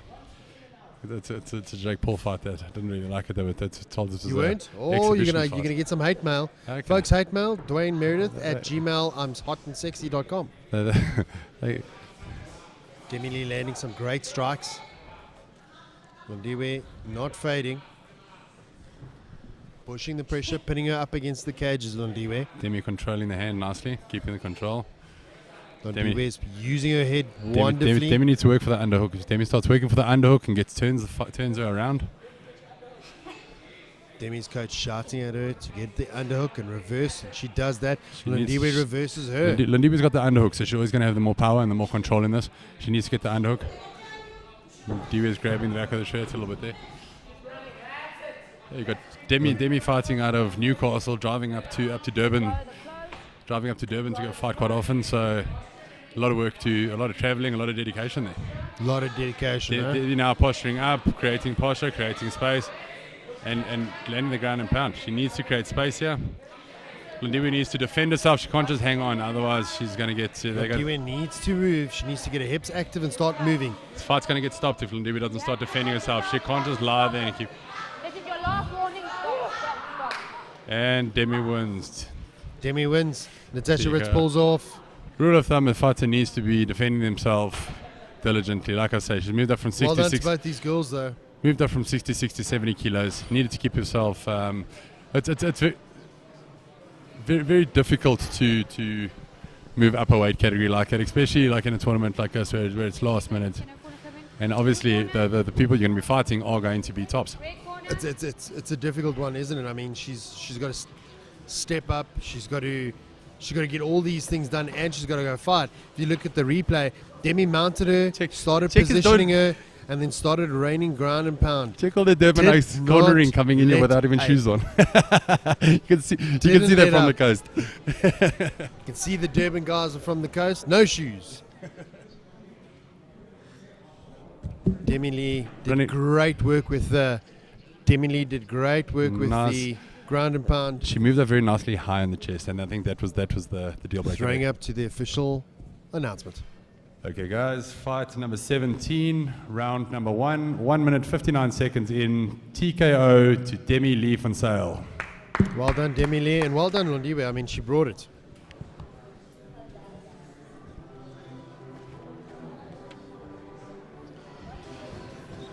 Dwayne, what do you think of Duke Jackson coming up next against Cameron? That's going to be an interesting one, a little barn burner for the ages. Well, this is another junior fight, so both fighters under the age of 21, and it's nice to see but them. A wealth of experience. But it's very nice to see them to be able to fight people that are age appropriate and stuff like that. It makes life a little bit easier. It makes them more comfortable. So I think I'm really liking this junior situation. I mean, it's when you're matchmaking and all the rest, you're not necessarily looking back and sitting here going. Okay, let's check the age. You're generally checking records, you're checking styles. You're looking at experience, you're checking experience. So this way the guys are getting this, they're getting a bit of a better opportunity to build the experience against fighters that have relatively similar builds and stature. You know what I'm saying? It's as you get older, your muscle structure changes, your body structure changes, everything changes up. And yeah, no, it's a nice format. I really like the idea of these juniors coming through now. You are still going to get your fights. I mean, you've got the guys like Cameron Simon. You put him up against the 18-year-old, and it's going to get ugly very quickly. So you do get your oaks that just stand out. These insanely good fighters. But in general, I mean, your guys need that experience. They need to develop, and they need to go through the ranks. I mean, if your moms and dads, I mean, are you nervous watching this? Are you happy that your child's in the sport? Dude, but when I was still fighting, my wife and I used to fight permanently for 3 weeks out from a fight because she said I was always in a bad mood during training camp. I just think she was nervous. I'm going to claim it and say that it was never my fault. But why do you think I started MMA? I'm scared of my wife. Shout out to Carla.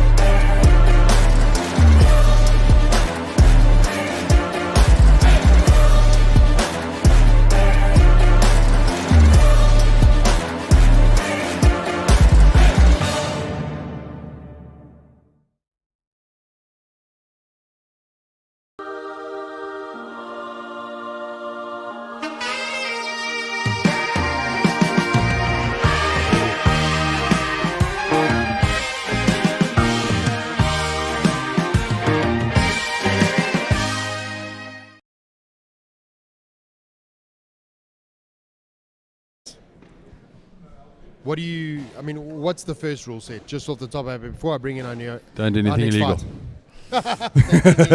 Sounds like my father at the age of 18. There's so many different rules, but there's the rules are to keep the fighter safe. So if you use the logic, you don't know small joint manipulation. You don't want to hit on the back of the head. You don't want to do permanent damage to a fighter. You want longevity in their careers, and you want the fighter to live to fight another day. So obviously no digging fingers in cuts and no eye gouging and no strike on the back of the head, things like that. The amateur rules make it a little bit safer. No elbows, no elbows at all, and no knees to the head. So it cuts down the cutting, and it's progressive. So it grows up, and the fighters get better and better without picking up injuries and ending their careers before they begin. Cool, let's get to the next fight.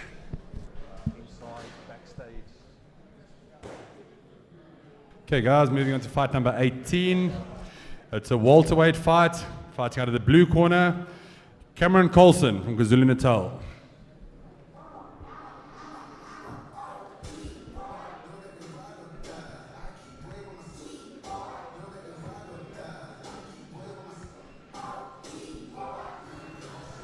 Cameron Coulson finding out of KwaZulu-Natal.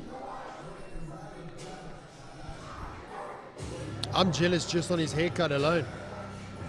His coach was actually saying it yesterday or the day before at the registration, like, nice haircut, nice haircut, nice haircut. He didn't stop. He's definitely not leaving here today with a complex about his hair. Oh, it comes from us. None of us have got hairs, or what are we talking about? I'm just purely jealous. You could land a plane on my forehead.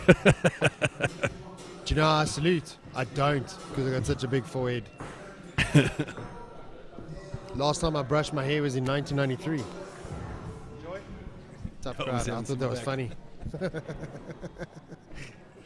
And his opponent will be Duke Jackson from the Western Cape, fighting out of the red corner. At least this time we got KwaZulu-Natal versus Western Cape, not Gauteng. Gauteng getting a bit of a break. Yeah, I'm sure the boys are tired. I was going to feel left out of it. Yeah. What's the thought process behind taking the show on the road? I mean, having an AMA in Durban or having an AMA in Cape Town. I mean, besides the sort of the price implication, I'm sure it's expensive. But sorry, Lou. Yeah, we're actually in discussions in Durban at the moment with Larry and the guys down from MFC. Maybe doing a joint event down there. We bring up a couple of guys from Joburg. They bring the guys down. Oh, don't bring them down. They are in KwaZulu-Natal. So getting a fight card, a Gauteng versus Natal, if you'll have it, call it that. We are in discussions at the moment. I'd like to see it happen. All right, we're off onto the races. Heavy leg kicks, both of these guys. Ooh. Swing and a miss. This is one of those highlight reels with this. Yeah. The kick goes over and the punch goes over. Both fighters slipping it. Cameron takes him down to the ground. A lot of power Duke's being used moving at the though. moment. Duke is moving. Oof. Catches a knee for his efforts. Oh, very nice counter uppercut there. Cameron's catching that right. Cameron's hitting hard and he's caught. hitting clean. Flustered a bit at the Cameron moment. If they can turns just him around, calm faces it him down. straight up into the cage. Looking for that trip. Both of these fighters Got the body lock. Needs to transition to get that single. Gets thrown over. Oh. Duke is working. He let him off the hook by standing up like that. He created posture, so it works. Cameron Nice shoots for that low single. slipping Gets it. underneath for Cameron. Very He's well on done. top now. Side control. Goes for the full mount. Oh, goes for the armbar, but Duke is working. But Duke this might rolled be over. straight into it. Oh, Wow. So well done. Wow. Clean that's flow wrestling. transition. I mean, you couldn't ask for a better example of flow wrestling right there. You know, he went from one position to the next, It's one of those things that I think if you see it, I mean, the pros are doing that, aren't they? They're planning their moves 3 in advance. It's a chess game. You're planning on 2-3 moves out. I mean, look at this replay. He had the mount, gets switched over, goes straight for the armbar, was going to be belly down, and then rolls onto his back and gets the armbar for the win.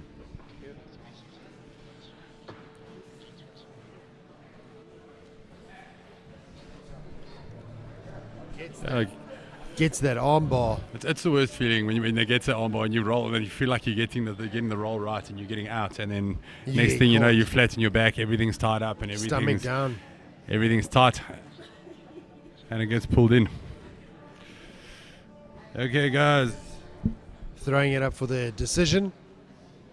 Okay, guys. Winner of fight number 18, round 1, 1 minute 5 seconds in by armbar, Cameron Coulson out of KwaZulu-Natal.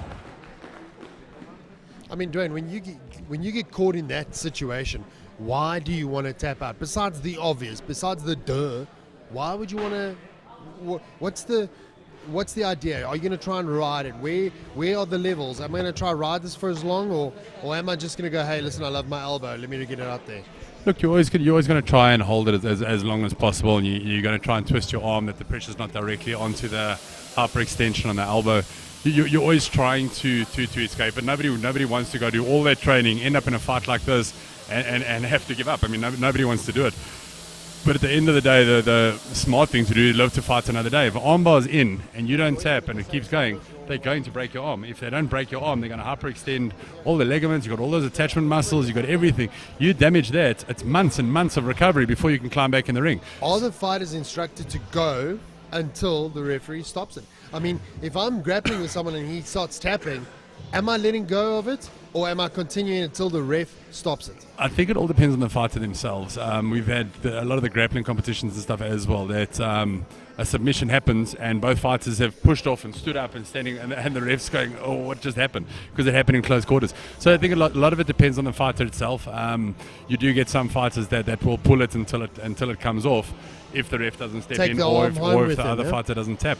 The worst is the kids. The little 8-9-year-old kids are the toughest because the last thing you want is these kids to get injured. Yeah. So you're sitting and you're trying to play on the safe side of caution, but you stop the fight without them tapping, and then you've got a crying child and angry parents, and you go, guys, who do I fight next? I'm really just trying to help your kid here. I'm just trying to be safe. I mean, but it's always a difficult choice. Being, like you said, you see it in the regional grappling circuits. The guys will hold their choke until the referee almost mauls them off of there. Look, I think a choke you hold until you see the stars and it goes black. I mean, there it's one thing. I mean, to get choked out, you sleep a little bit, you wake up and you carry on to fight another day. You don't quite know where you are. Where am I, Johnny? Where? But I think stars, with an arm bar or a knee bar or a heel hook or toe, and anything that actually reaps on a joint or actually overextends a joint, you want to try and get that over with as quickly as possible, because the problem is that does permanent damage. Then you've got another 6 months to a year before you can even train again. Then you've got to get back into the shape you were in, and then you can only compete again. So I mean, to take an injury like that, I mean, obviously this is SA Champs, you're going to push it as far as you can go. But in a generalized grappling competition, tap and learn. Come back next time, don't get caught in the same position.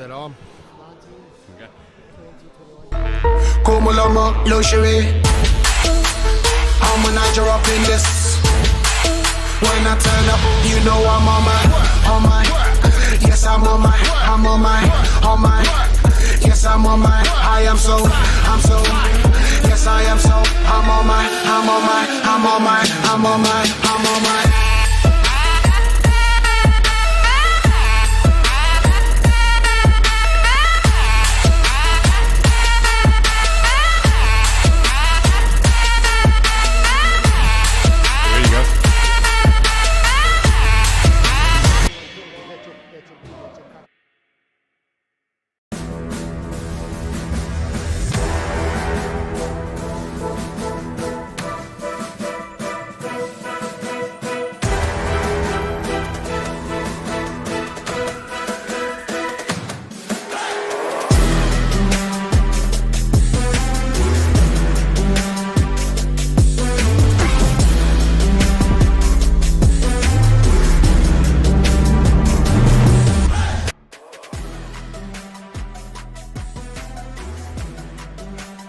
That has been going up and down.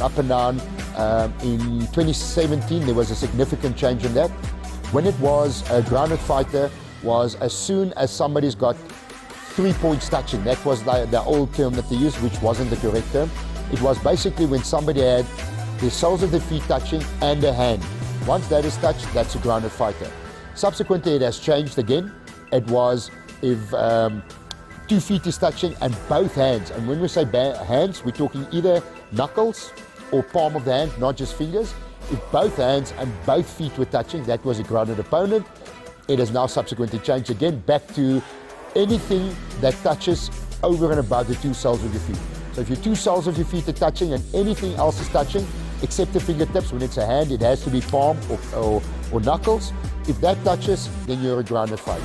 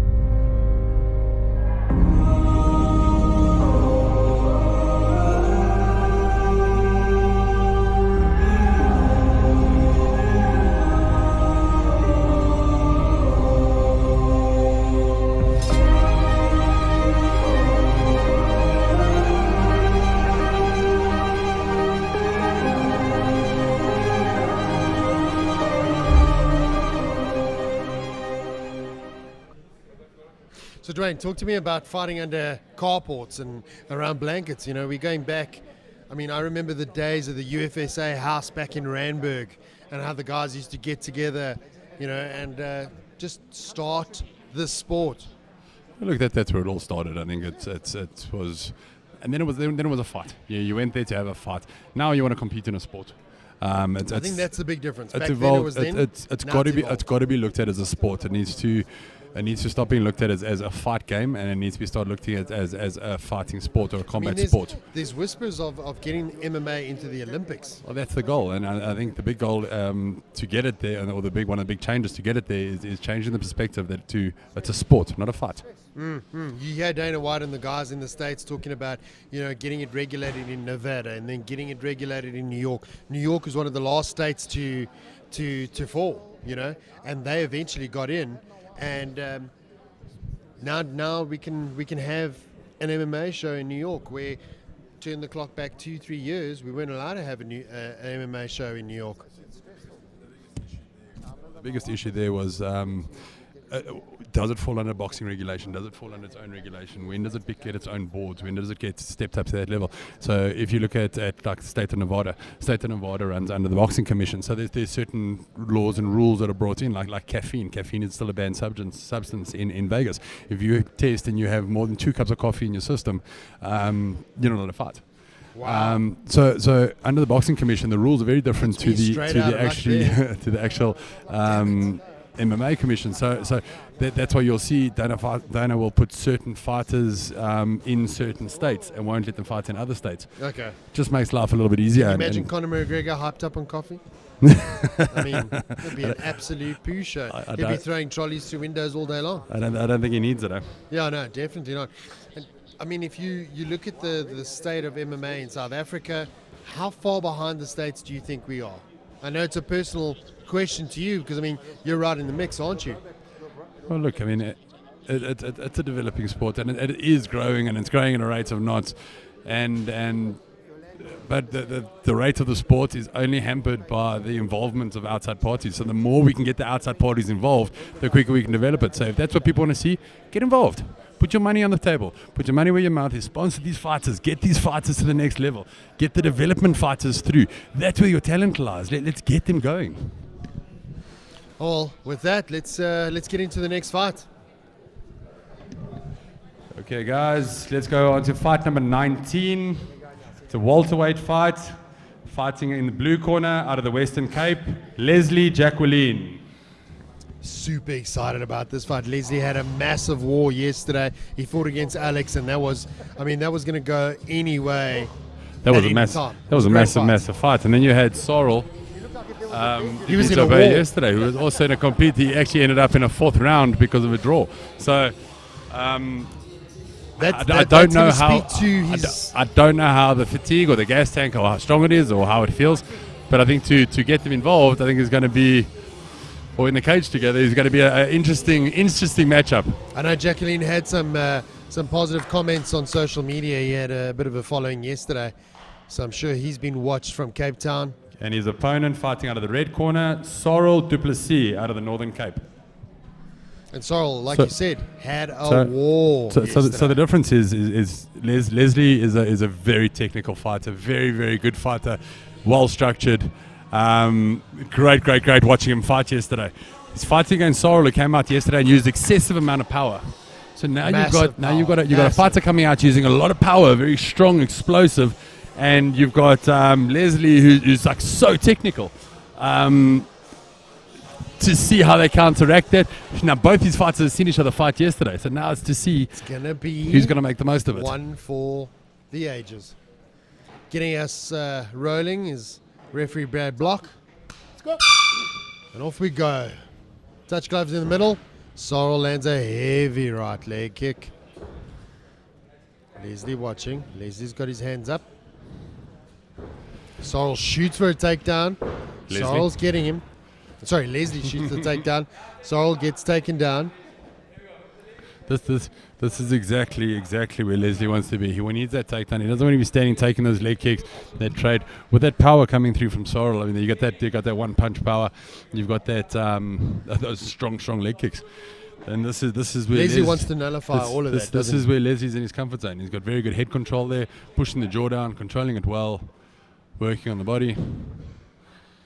Working. Sorrel's trying to get his knee in there, create a bit of And space. also with the amount of Leslie power that jumps Sorrel, to the side control. with the amount of power that Sorrel uses, will this not gas him out faster than standing and trading? Maybe you're right.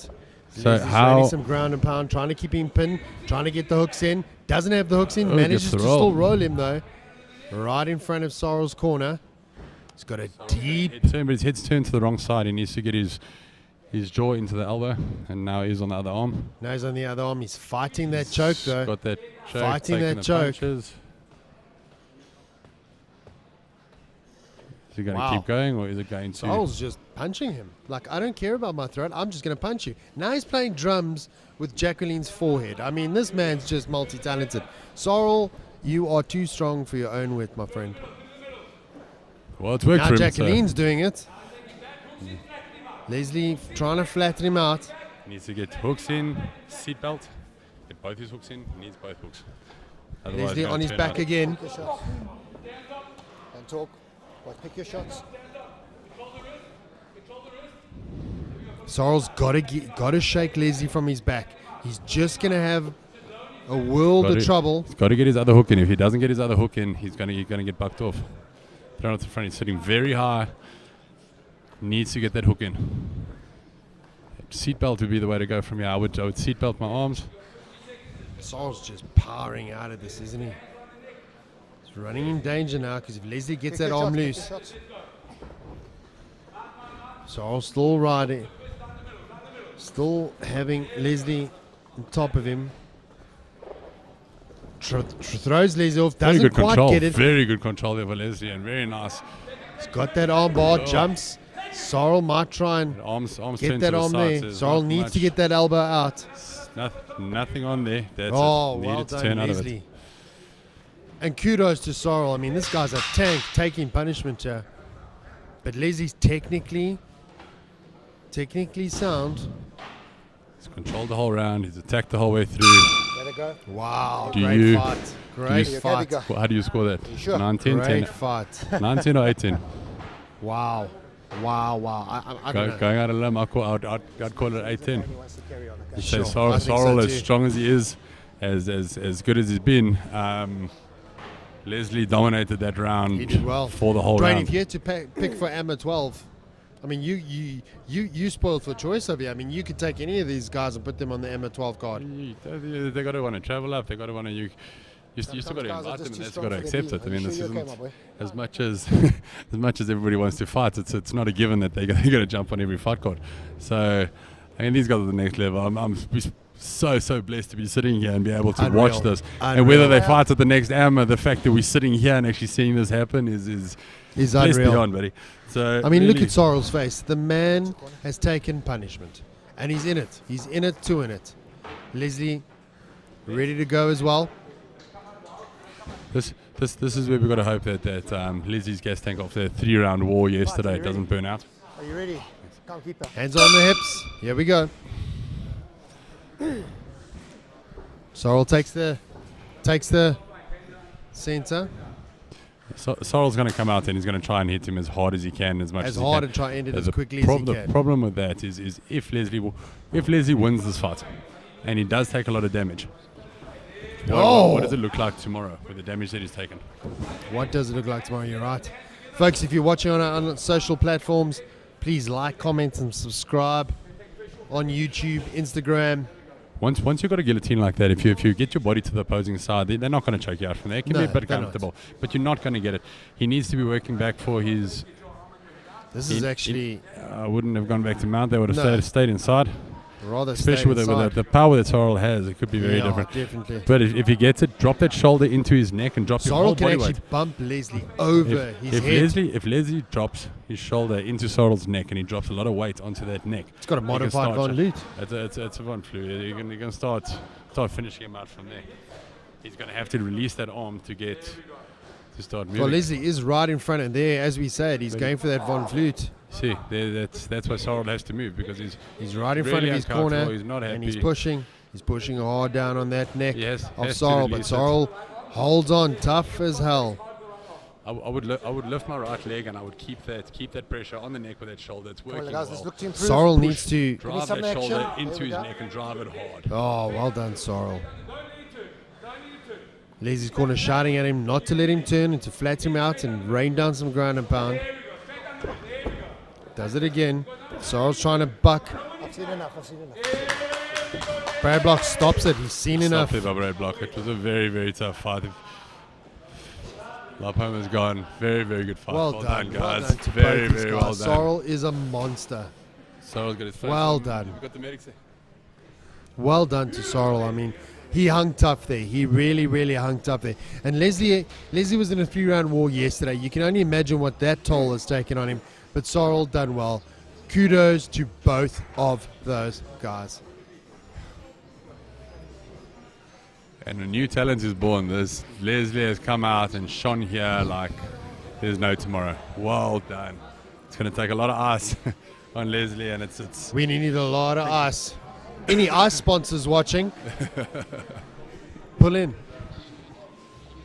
Any guy out there looking to endorse a new fighter coming through the ranks, Leslie's definitely one of the guys to look at. And I mean, look at Sorrel. Well, I was told. Look at Sorrel. I mean, the man has been in a war. Leslie done amazing. He was in a war yesterday. I mean, these guys. Well, look these at that. guys fought 2 days in a row. Look at that skill set. Leslie's running a 2-0 record, and both of them have been in the last 2 days. That's phenomenal. I mean, how's that for value for money? Unbelievable. That it fights like an experienced fighter, and he's just started. It's going to be very, very tough to beat him. I think there's going to be some very, very good fights tomorrow. Sorrel is going to look like a runway model tomorrow.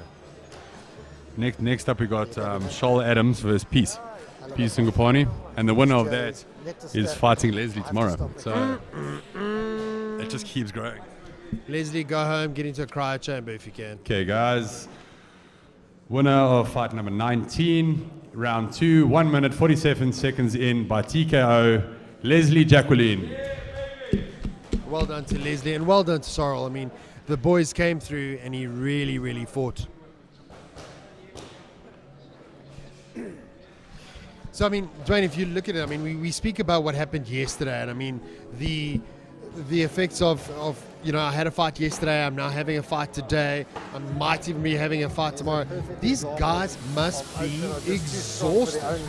I mean, how do you go home and recover from this? I mean, I suppose it comes down to, do you want it? How bad do you want it? That's what Ferdy was saying in all the build-up videos. He was saying, find your why. Why are you doing this? If you're doing this to impress your friends back home, you're not going to have the heart to take a beating, and you're not going to be able to do something like that and come back at it. So I think the big thing is find your why. If your why is good enough and your reason for doing this is strong enough, you're going to be there to come back 3 days in a row and leave it all on the line. And I haven't seen a single fighter yet that just didn't want to. Every one of these guys have gone. It was, Leslie was getting tired. He was tired. He had a war yesterday. He now got in there. He had to deal with Sorrel. Sorrel's incredibly strong, incredibly durable, and he just kept on trucking. Put diesel in the can, put diesel in the tank, and toot toot, off he went, you know? Gonna be phenomenal to see tomorrow. And whoever wins the following bout is fighting Leslie tomorrow. That just keeps getting bigger and bigger and bigger. Like I said, you couldn't have asked for better matchups than the ones that we actually have here.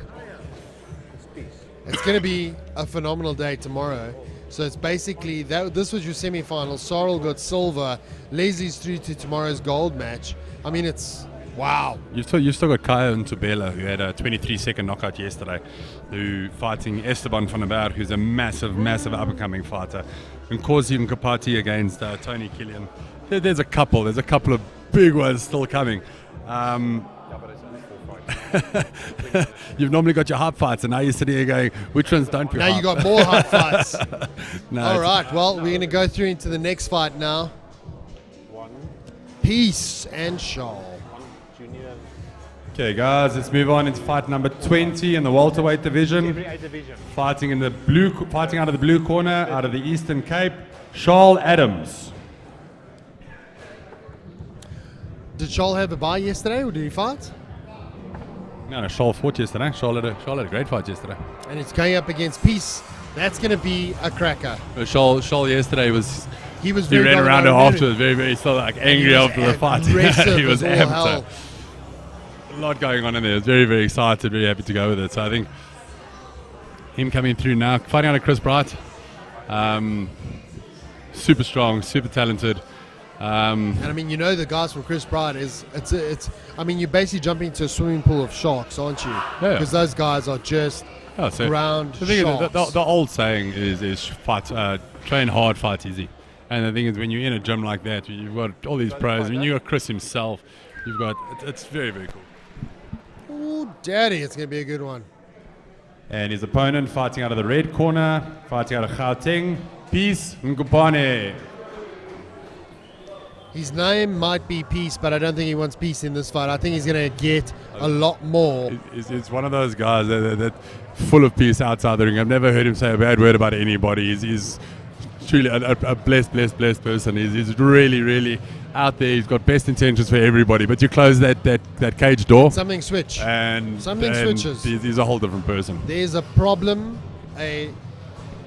with some of these guys. They turn into... So the fun with this fight is you got Peace who's very calculated. He's a very calculated, meticulous fighter. And you've got Shaul who came out here yesterday just blazing. He's just got this through the guys. He's got this aggression and he goes. So which one wins at the end of the day? Is it the calculated fighter, or is it the guy that's the more aggressive? Well, we're going to find out. Enjoy your fight. One of those you don't want to blink, otherwise you're gonna miss it. Blue, you ready? Gentlemen, let's fight.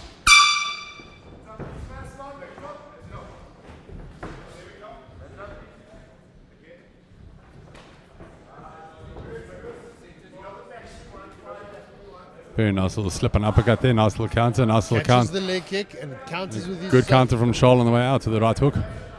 Switching the stance up to southpaw. Classic southpaw versus right. Peace is hunting him down now. Shaul backing up, but still staying in the pocket.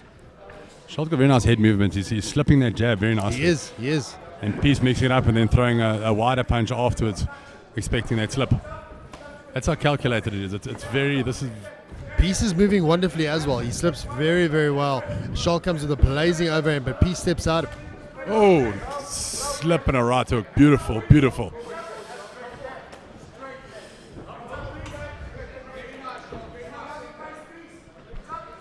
Shaul's waiting for that opening, and you almost expect him to explode. Oh, catches a massive right hook. There. Shaul shoots for the double leg takedown, gets him down to the ground, gets a takedown. right in front of his corner. Peace getting the underhook, listening to his straight corner very, back up. very well. Gets the underhook, creates space, gets straight back up. Peace is back on it. Gets a great uppercut and followed by a straight right hand. Carry on. Oof, that's alive. His combinations are insane. Peace is starting to land now. Shaul needs to move. Catches a massive overhand right, but he looks a bit tired, he does. Shaul's throwing much bigger punches, throwing very aggressive, harder. Oh! Rocked him on that one. Peace has rocked him. And he's recovered fast. The head movement coming back. Shaul needs to keep his chin down, his hands up. Peace also needs to be very, very careful. His hands are very low. Very. And if he gets caught, he's going to hate that. He's landing beautiful punches, but he is landing the counter punch on the other side on the way out. His hands are very, very low. He's distancing. He's doing the work, isn't he? He's doing the work. Shaul looks like he's fading a little. Moving in nicely. Oh, catches him now. Oh, wow. Peace is back. Have a piece of that. Well done. Well done. Heartbreak for Shaul, because I think Shaul's done a lot of work. Had a great fight yesterday. Did you see the fight today? Right? That was insane. These guys fought yesterday. Not many people that would have stood through that with Shaul. Shaul would have taken 99% of fighters' heads off for those punches. Very, very good fight. Great fight. Both these gentlemen did exceptionally well. Very nicely done. Great fight, guys. It's with your coach Well already. done to both these guys.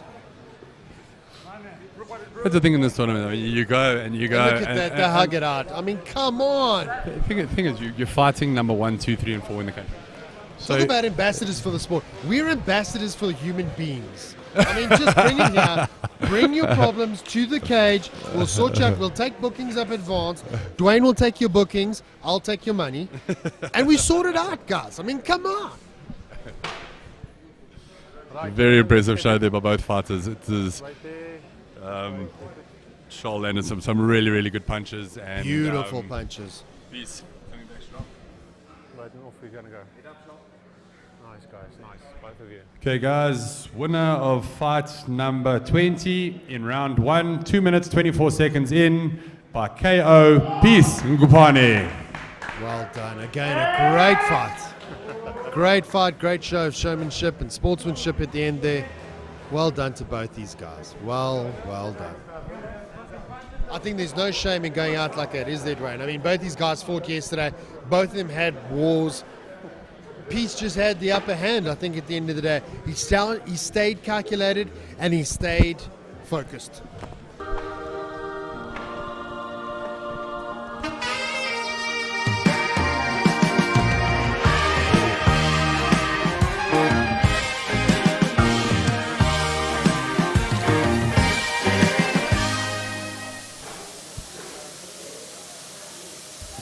Live on us as we take a sip of water. I will have a word with the control man after this, folks. I'm just going to keep drinking water. I'm good with this. Yeah, dude. That was a great fight. I was thoroughly entertained. Oh, you're not entertained. I'm actually getting butterflies thinking about the next one. You got Kaya and Tabela, who had their 23-second knockout yesterday. Back in the cage now against Esteban van den Berg, who's a massive up-and-coming talent.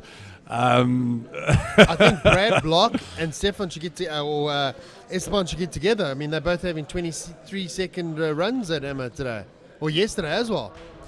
Brad Block was our referee, or Makaya. Brad Block had a 23-second refereeing spot, and now Makaya is going to be in here to get his 23 seconds back. Who knows? I don't even know what you say, bro. Kaya had a 23-second knockout yesterday. What do you mean? What's Stop it. Just stop it, okay? You lost trying me. to fill space. I think that's why I've got so bald. All this stuff going over my You head got just hair. like that. You got hair. I got no hair. The only hair I can grow is on my face and my chin. It's not such a great beard anyway. We had a guy at a gym the other day. One of the girls said that's why he always wears a cap, because he's got no hair. He looks at it and goes, well, you obviously haven't seen my back. Oh, disgusting. Shout out to Sons of Anarchy for keeping the Sons of Anarchy. Jeez, inspired by Sons of Hygiene. Keeping our cage clean. Has it been a long day, brother? You okay? It has. Okay. Another 3 fights, you can go and sleep a little bit. Okay. Can we sleep a lot? Yeah, it's fine. It's maybe a bit tight there. Just bring it a bit Okay, down. guys, moving along before Mike falls asleep. Okay, fight number 21 in the middleweight division, fighting out of KwaZulu-Natal, blue corner, Kaya Ntabela. I am wide awake. I have the reflexes of a cat, a dead cat. On catnip. On catnip. I'm so excited for this fight. I think this is going to be another barn burner, you guys. Oh, heavy hands. If you were a against, betting man, where would you bet?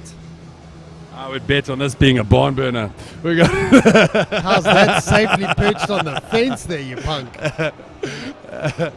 It's one of those fights I'm not going to put money on because it's just so good. Well, I mean, if you look at Kai's a big unit. He's a big lad. He's going to bring a lot of power. He's going to bring it. We saw it yesterday. He's a scary man. I mean, when you look at him climbing the scale, you know he's here to fight. He's not. You meet that guy in a dark alley, I'm going home.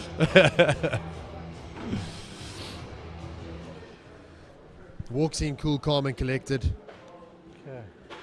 And his opponent fighting out of the red corner, Esteban van den Berg from Gauteng. Okay. Gauteng back in the mix. All good. You know the rules? You know the rules? Defend yourself at all times? Yeah. Yes. Defend yourself at all times. Obey my calls at all times. When I say stop, you stop. Say break, you break. Have a clean Elbow fight. in the body. Yeah? Esteban comes no from the no Fight elbows Fit militia to the head. family, so you know, wide stance of skills there, wide base. It's going to be interesting to see No elbows, you know how he nullifies Kaya's power, Kaya's explosiveness. I don't want to have to warn you, but it's good. This is going to be one of those no who elbows. enforces Knees to their the will. body's fine. Okay, all good. You know the rules. Yep. Defend yourself at all times.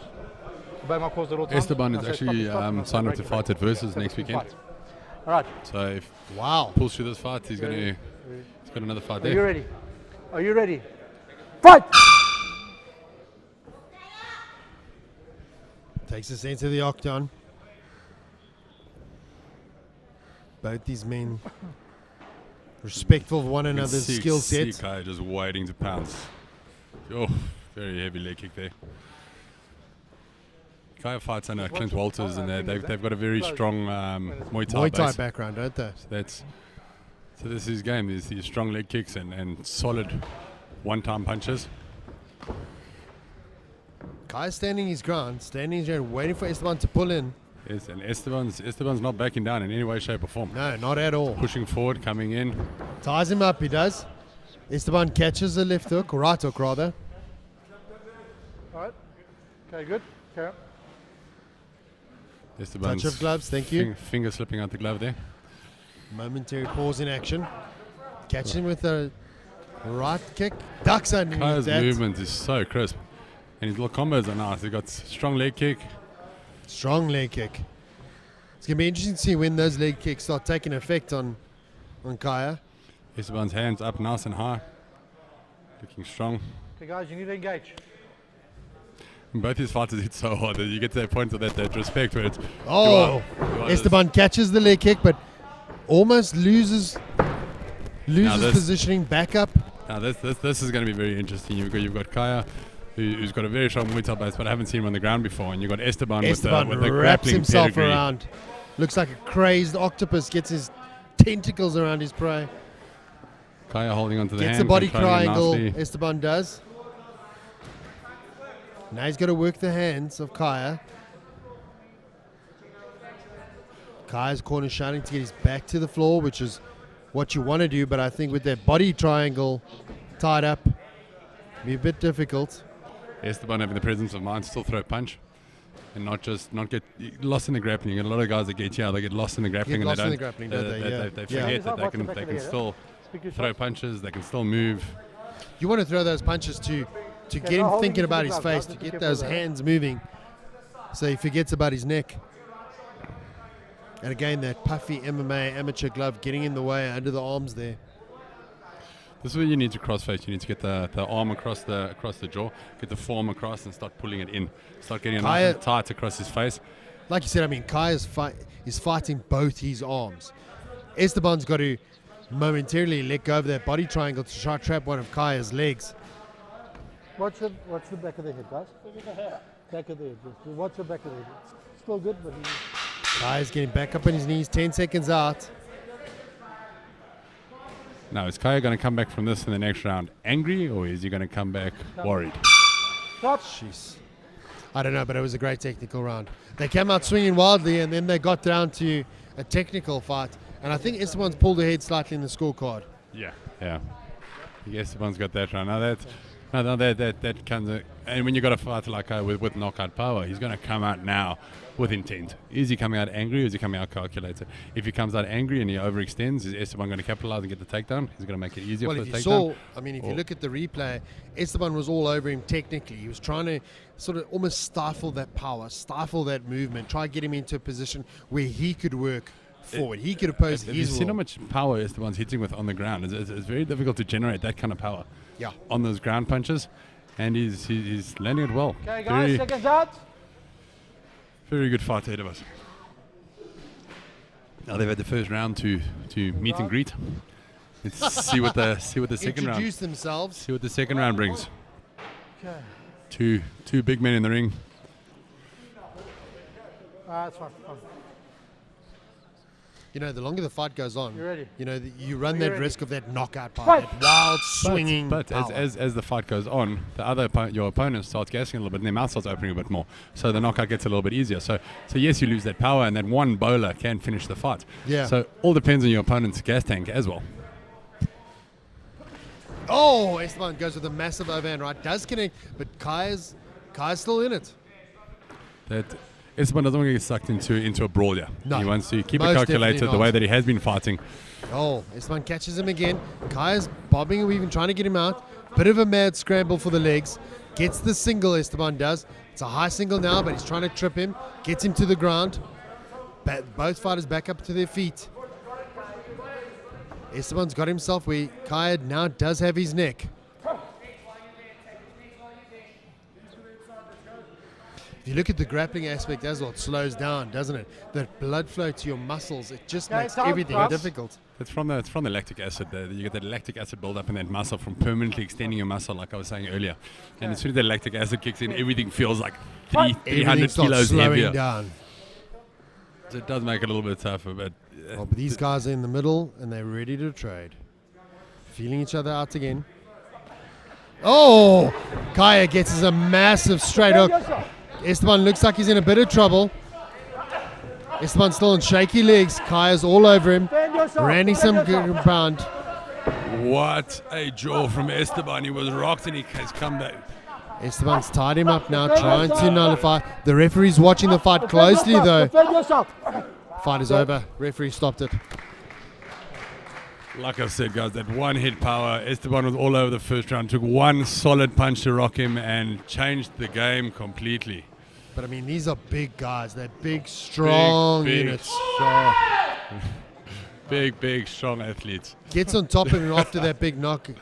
Gets on top of him and just starts raining down that ground and pound. And the referee was on top of him. He was there. He was in trouble, wasn't he? The referee did give him all the opportunity. That show by Esteban. Watch this athlete next year. Oh, yeah. And like I said, these fights will still get selected to go to the SA squad. The top ones are still going to be, even though the guys that win will definitely go through, the other guys are still going to get selected. And that was... It was a great fight. That was insane. Absolutely great fight. Such talent coming through. And Esteban's still got a long career ahead of him. Oh, yes. Nothing to hang his head about. Okay. They've got to get him dressed again. You can't be naked on TV, love.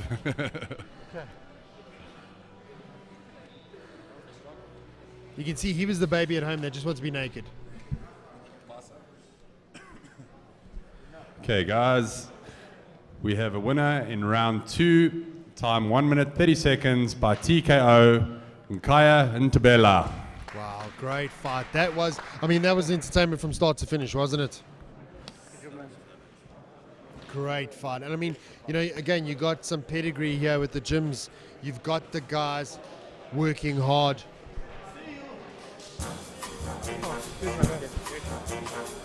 Unlucky there. He's got trapped on the fight. Couldn't. Yeah, but also it wasn't much you could have done. It was like that. But all good. Yeah, it was very good. The microphone was a burger. The commentators would have it close to their mouths. Why would you pick on us like that? Filthy mustache. Filthy mustache. I'm going to say it. I've said it before. I'm going to say it again. You shut your filthy mouth. I don't know if you saw what I was eating earlier. I had that filthy moustache going on. It looked like I had the whole burger in my mouth. I was so glad they cut away to another advert in between because I would have been properly. Well, let's be honest, folks. I'm an honest guy, right? The burger wasn't the problem. It was the condiments on Dwayne's anatomy that was the problem. I just couldn't get enough burger in my mouth as fast as possible. It was a great burger, though. Shout out to Filthy Mustache. Food is great.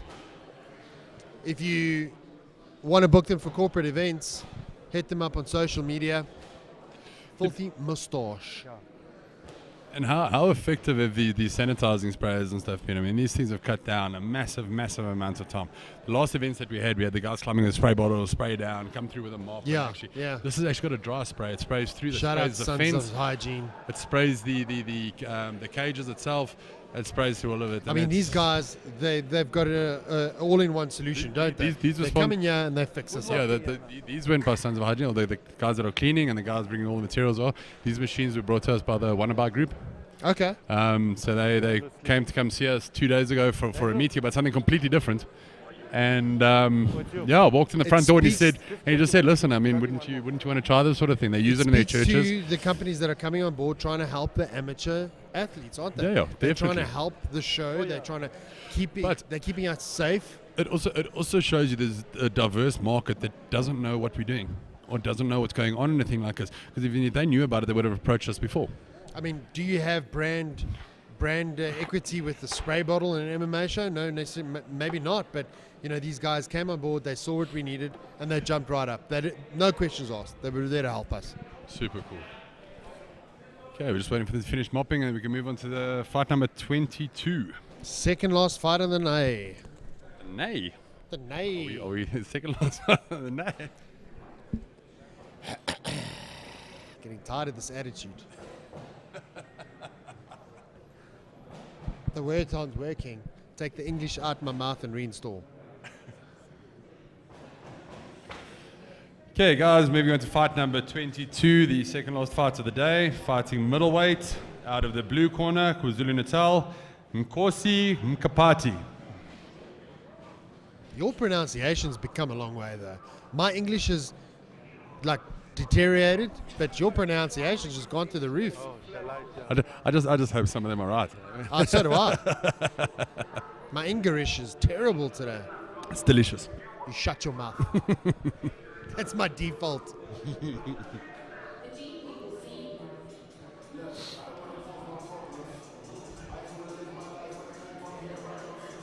Of course, he's coming out of KwaZulu-Natal. So the winner of this fight will fight against Nkaya tomorrow. Oh. So another setup. We said the last fight was going to be a barn burner, and we were not wrong for once. No, but we weren't wrong in any way. For once. We're fighting against Tony Killian. A massive height difference in this fight. Huge. And his opponent fighting out of the Eastern Cape in the red corner, Tony Killian.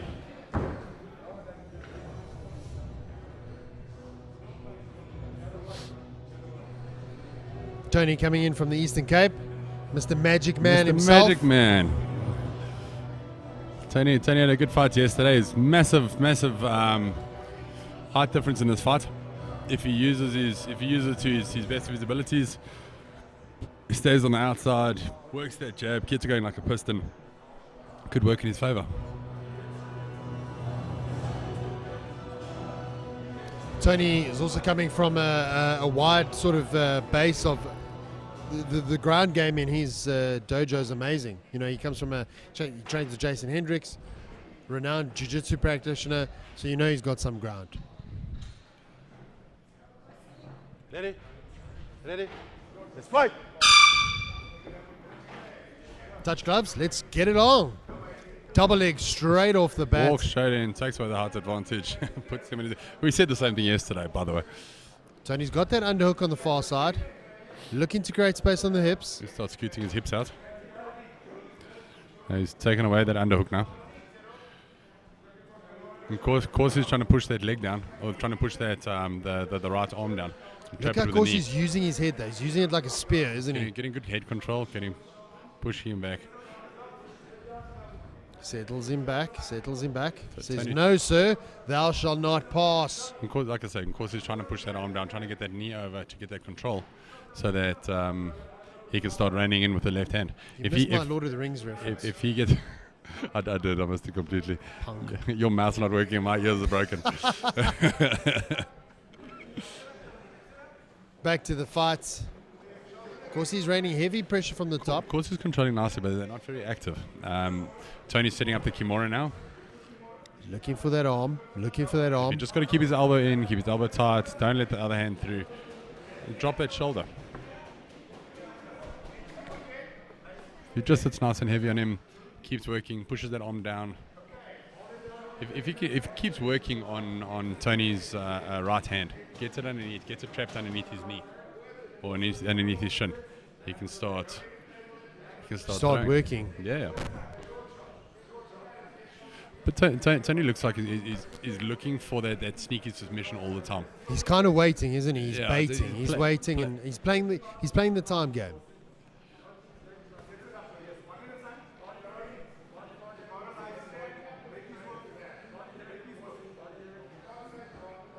Athletes do run the risk of, if they don't work, the referee might ask them to stand back up and restart. There's quite a good chance of them being stood up here. There's not much going on. There's no real damage happening. You don't want to take the position away from the fighter, but unless there's proper working towards. And as we say that, working towards finishing the fight. Trap that arm. If you can trap that arm and get out of the half guard, get to side. No, I'm just rambling on because if it's you're all in gone Corsi, now. what do? You want to try get to side control? You want to try start inflicting some damage? I would be working to trap that right arm underneath the shin and start raining in punches with the left. It seems to be his game. He wants to get that ground and pound going, but he's just struggling to. Also with Tony's height, that arm's very high. So it's very Tony is a tall specimen, isn't he? Very, very, very tall. So very difficult to get up there and still keep your base strong. But he needs to be active and needs to do something. The whole round they've been on the ground, and nobody's really done. Of course, he's holding him down on the ground, which is great. I mean, he is the dominant fighter, but he needs to show something. Thank you. End of round one. Thoughts? Of course, not much happened, but of course he kept the fight on the ground, dominated, got control, kept it on the ground. Not a lot after that. I mean, there were one or two significant blows, but I think both these athletes are going to come out after the break and really, attempt something, show us something. That they need to at this level and with the fight that they've got coming up tomorrow and stuff like that. I mean, it's they've got to step it up. They need to get active in this next round and go for the finish. You can't be sitting fighting 3 rounds and then wanting to come out and fight a final tomorrow. You want to go out, you want to finish your fights and go home and rest. Tony's got the Captain Morgan Second pose bout. though. Thank you, coach. Thank you. Thank you. Thank you. Come, coach. Get back, please. Back, Nkosi. Nkosi, you know what we're doing. Of course, he's getting final instructions from William down at Forge MMA, KwaZulu-Natal. Ready? Let's fight. You know what we're doing. That's. Oh, Tony gets copy and paste in the first round. Of course, he gets Tony down.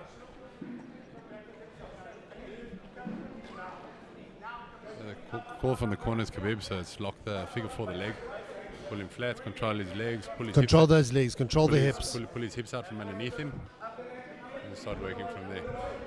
Either way, one of these fighters needs to get active because whoever gets the most active now is going to. Pulls his legs out and now let's try and swarm on top of him.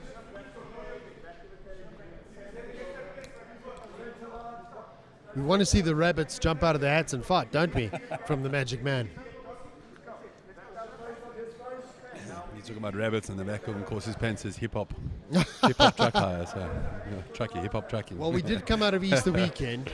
Yeah. So little sneaky reference to rabbits there. So glad we're not those corny guys. Yeah. My mom calls me son because I'm bright. Tony's working for the submissions all the time, but he's not effectively pushing for them. He's not manipulating, of course, his body. Of course, he's got very good head control there, but I don't know, almost at a point where take nothing away from these athletes. They are working, but from the point of view of making the amateur team, we want to see something. We want to see guys here that are ready to fight. You need damage.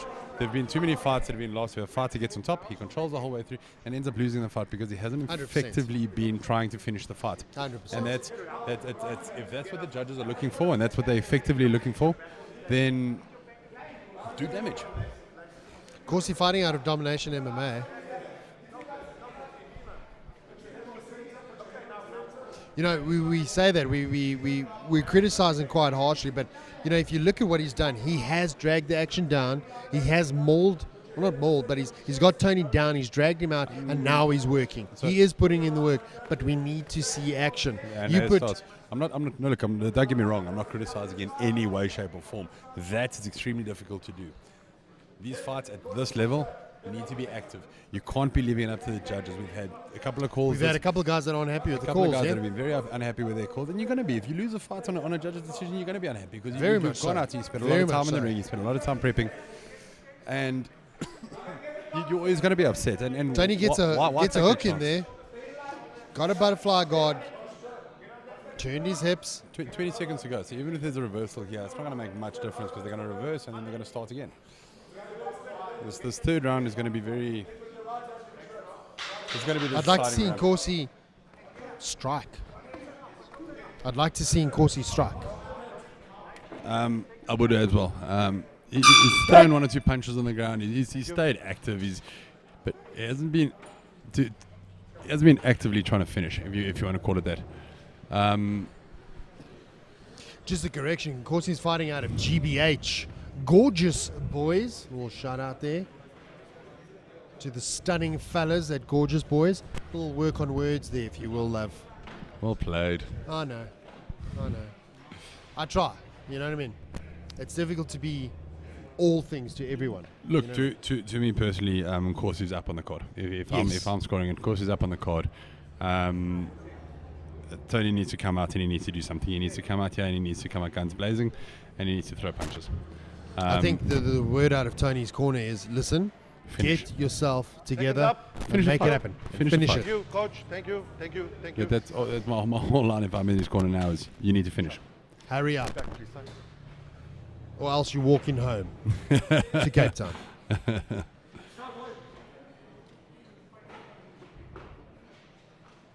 And here we go. Third and final. Ready. Let's fight. Tony's going to be very wary of his legs. Yeah. Needed to fight for the Tony underhooks. changed. He's got the right underhook. Shots. Watch the Both groin shots, fighters. Tony been warned to watch the groin shots. He's got to fight for that Oh, nice little underhook control. shot there to the ribs. Needs to fight for that control. Of course he does. Break away from the cage.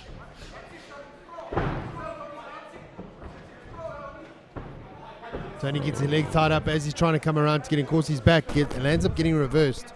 Look, he's been relentless with that takedown. Very strong with that takedown.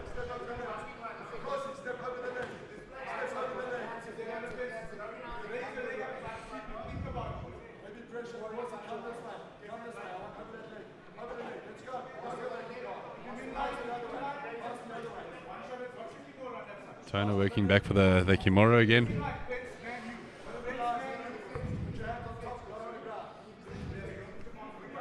Working the action is from the top. Little knee in the bum there. Always delightful.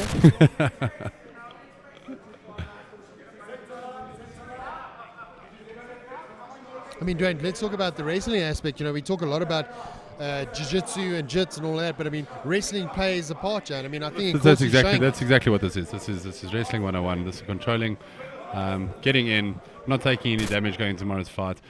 Does sap a lot of energy though, and with this sapping all your energy, how strong are you going to be tomorrow?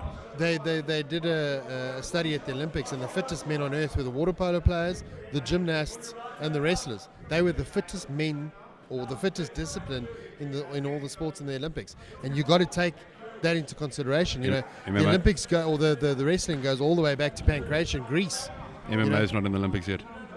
Oh yes, sorry, wrestlers, just sit down, okay? Wait till we get there. No. Like I said the other day, wrestling is your strongest base for the sport. It's your takedowns, your fitness, your control, the thick, strong neck. Because they're always attacking, aren't they? The wrestlers are always at it. Look, wrestling, if you're not attacking, you get points deducted. Yeah. And the fight gets stopped. If you get warned twice, they stop the fight.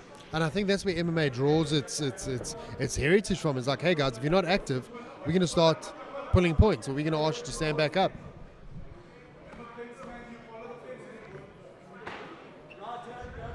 $28 seconds to go in this Of course, fight. his coach is telling him to strike down on those ribs. A lot more action here in the third round than there has been in the last two. Both fighters pushing a little bit harder now. And take nothing away from them. This has been a tough, hard-fought fight. Definitely. But I take a step back to the wrestling. Dan Gable, world-class wrestler, and he famously said, after wrestling, everything in life is easy.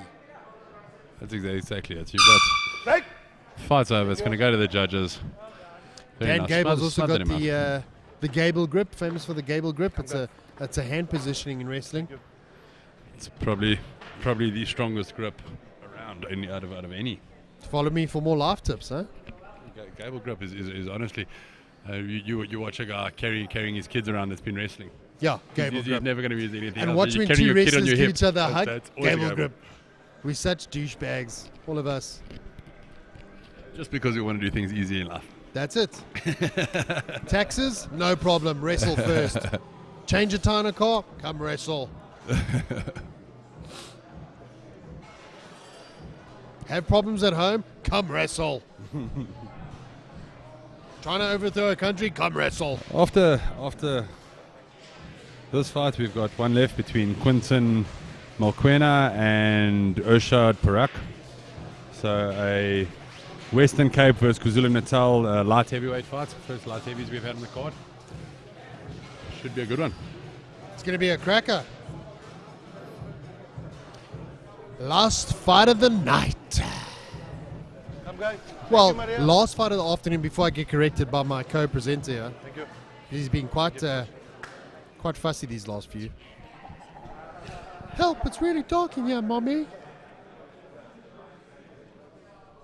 Tony gives Corsi the magic hat. Pulled the rabbit out the hat.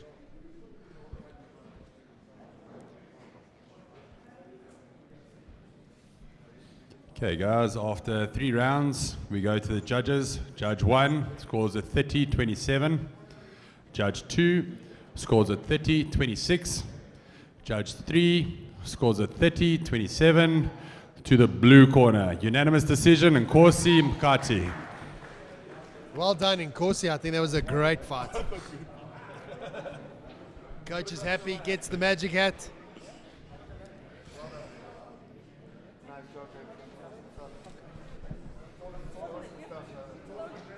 Bit of a knockdown, drag-out fight, but Corsi got the win in the end. And again, we speak out the rap, we speak out the wrestling. You got to remember, he's fighting Kaya tomorrow. Maybe it's part of the game plan. Last thing you want to do is take damage going into a fight like that. So came in, dragged it out, won the fight, got the W, put himself in the final. Regardless of how exciting the fight was or anything like that, sometimes you just need to you just need to do what's necessary to get to the final. Look at the Springboks in the World Cup. I mean, we had a kicking game plan. We had a terrible game plan leading up to the final. I mean, we really didn't look like we were going to do anything. Yes. I was our biggest critic. I'll admit it. I thought we were out of it before we even made it out of the group stages. And we ended up winning the World Cup by changing our strategy in the finals. And that was all just building up to it. And I think definitely the game plan here was don't take damage. I can put it any side. Tell me which side you want. Is this the last fight of the night, I think? Yep.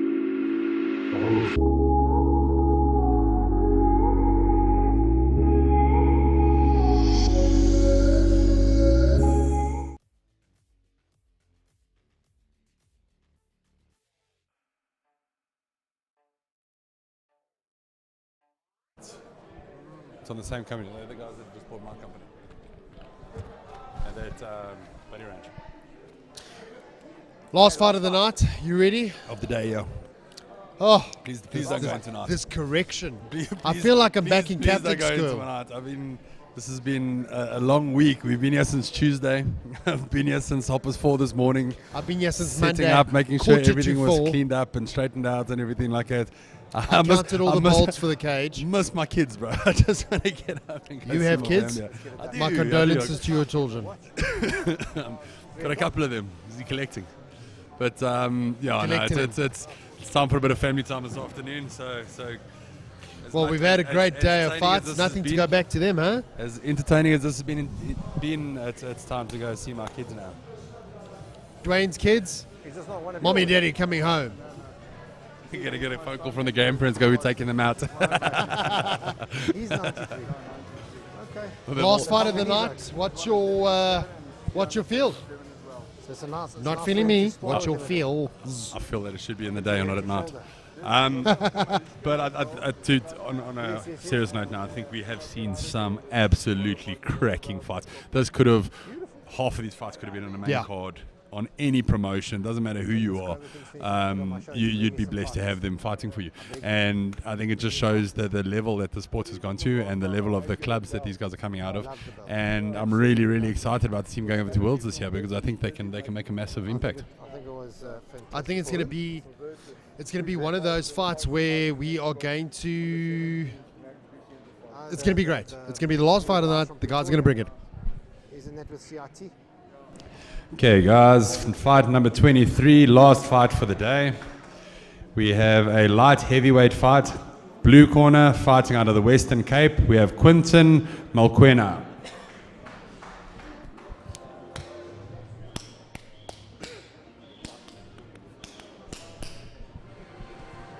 You know, Quinton's going to bring it. Walking out cool, calm, and collected. Looks angry, the bro. Look of a murderer. Focused. Ice cold. Ice cold.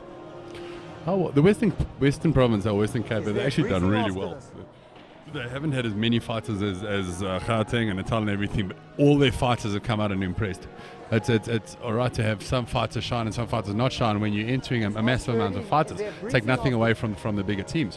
But to come out and make a statement with a third or a quarter of the amount of fighters, you're making a mark. You're making a big mark. And his opponent fighting out of the red corner, Irshad Parak from KwaZulu-Natal. Irshad bringing up the opponent deal of this MMA matchup.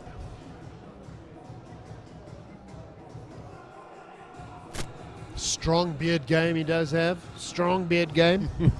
Beard oil sponsor companies, opportunities put in.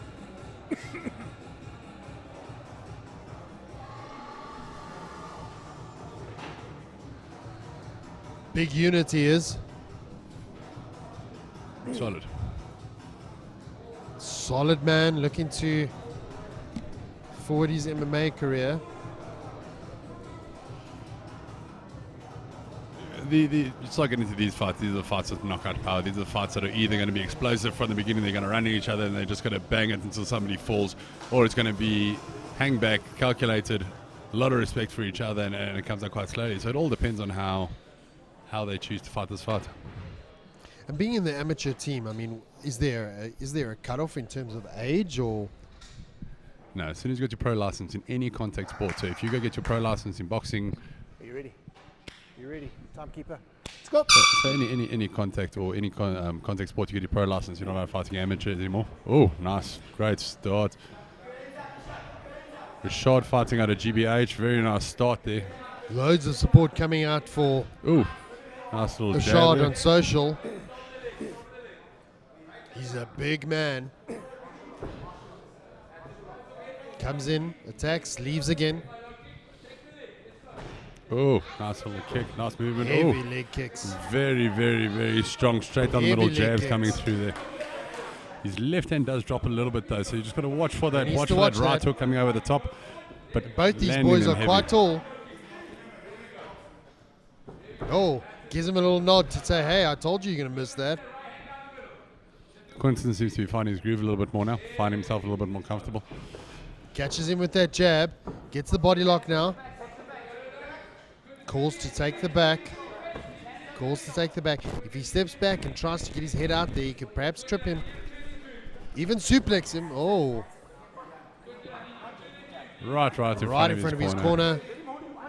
He's there. There's Coach Ryan talking to him from the corner there. He is from GBH. It is his home gym.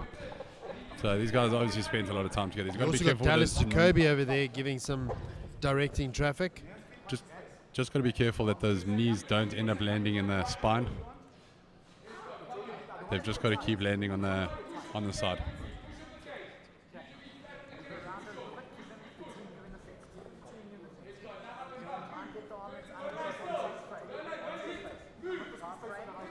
Working hard now. Technical glitch with the names at the bottom of the screen. Sorry, We're only apologies human, for that. loves. We make mistakes. We do. We've only done like Sorry. only done 100 fights in 2 days. Yeah, we've only done 100 fights in 2 days. All hate mail is accepted. We will respond. Write it on the back of a 200 note and slip it under the door. We will accept it. With no problems. Back to the fights. Shots. Throwing That some being ground said, and pound for the side. Irshad is a proper light heavyweight fighter. He's controlling this beautifully. His stand-up is beautiful. His control has been great on the ground, and he's landing here. He just has to watch that. Controlling- He's got to watch Quinton doesn't explode and push him off balance. Controlling him nicely on the ground. Working strong.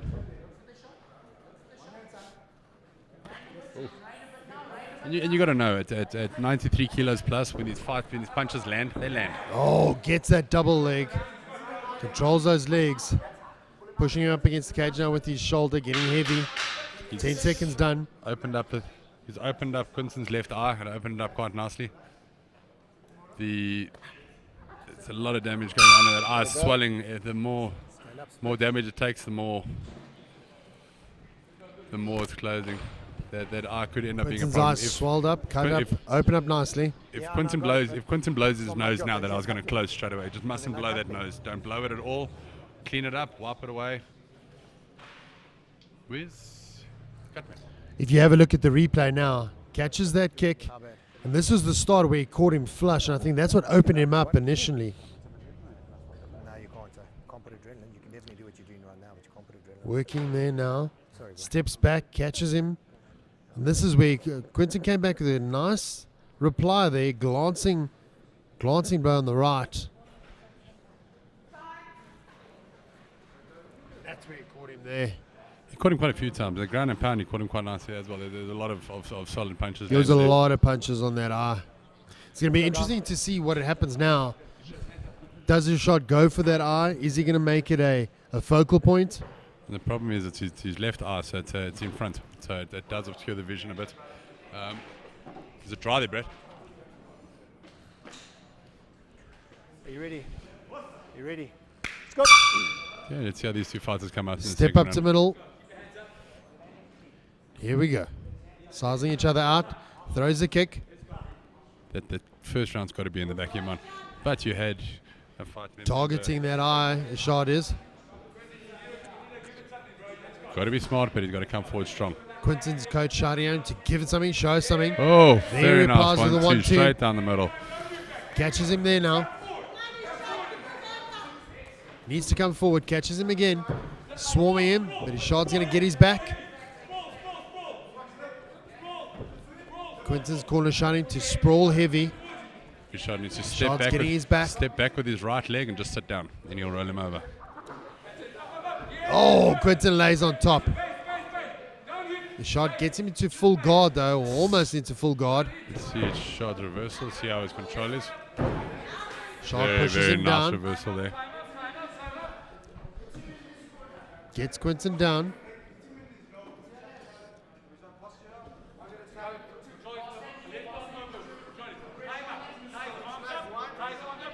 Irshad controlling beautifully, head control, work it nicely, right in front of Quinton's corner. So Quinton getting all the advice he needs. But a swelling eye like that, it's very, very difficult. You can only see from the one side. It's an impairment, isn't it?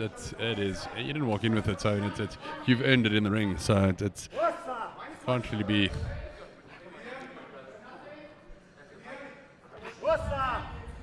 Nice little Giving it McGregor a shoulder little there. shoulder strike there. In the eye. In that affected eye. Still throwing the shoulders. Quinton's got to be careful he doesn't land with that elbow the way he's throwing it around there. Come guys, keep it active. Keep it active. Brad Block asking the fighters to keep it active.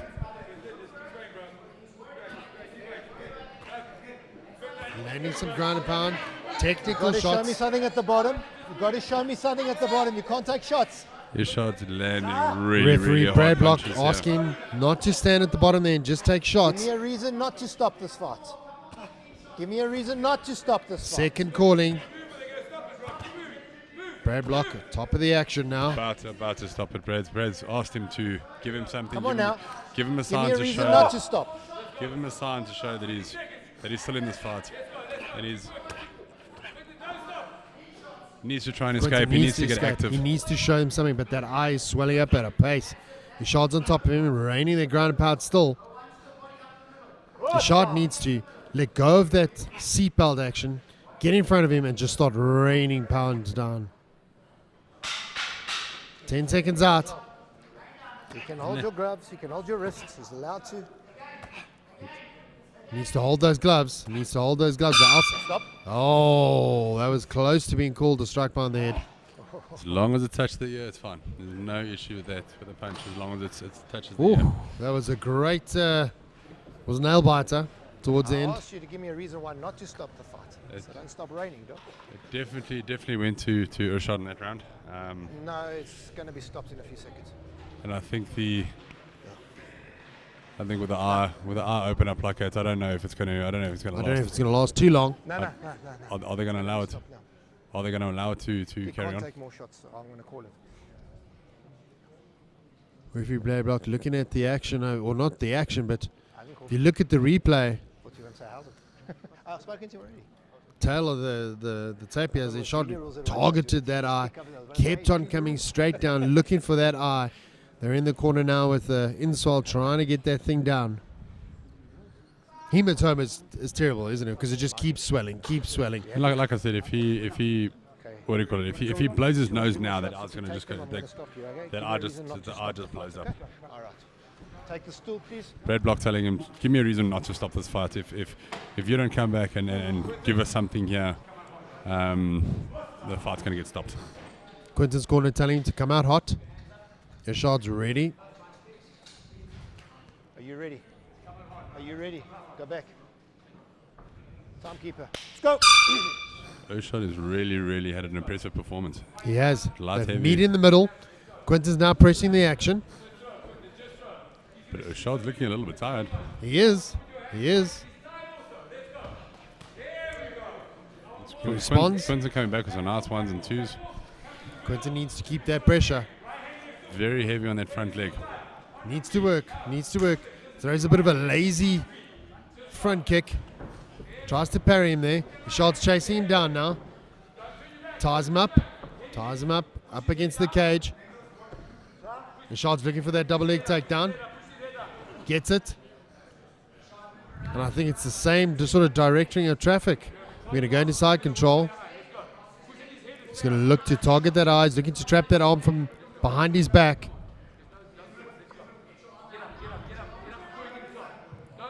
Needs to get up, Quinton does. The shot does well to pull that arm in, break that baseline. He's now going to trap it with his leg. Traps with the leg And now he's going to rain down punishment on that eye. That arm gets stuck and he starts dropping big punches here, and I don't think it's going to last very long.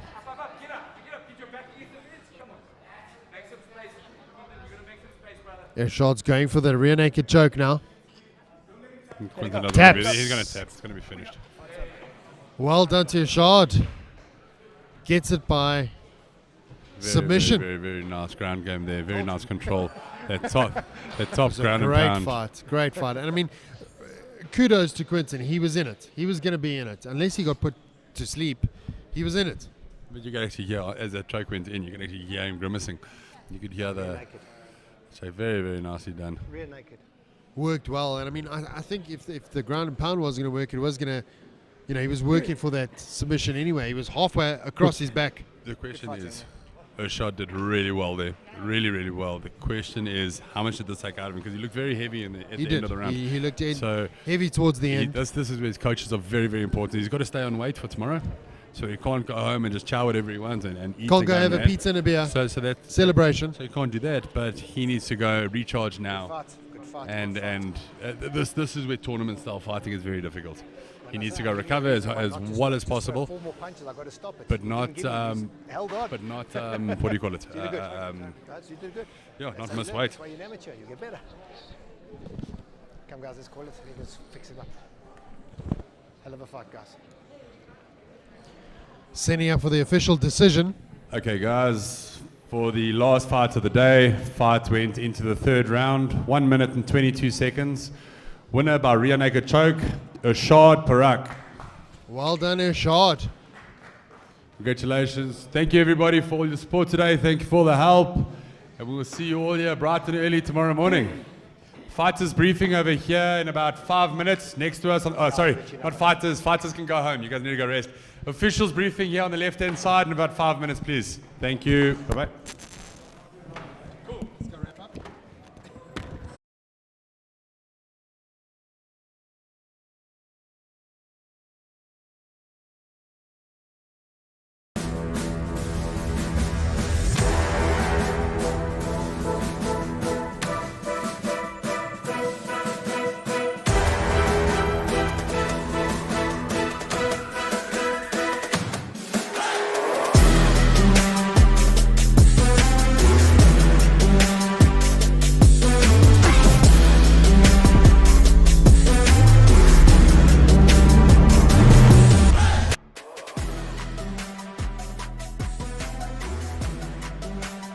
That has been going up and down, up and down.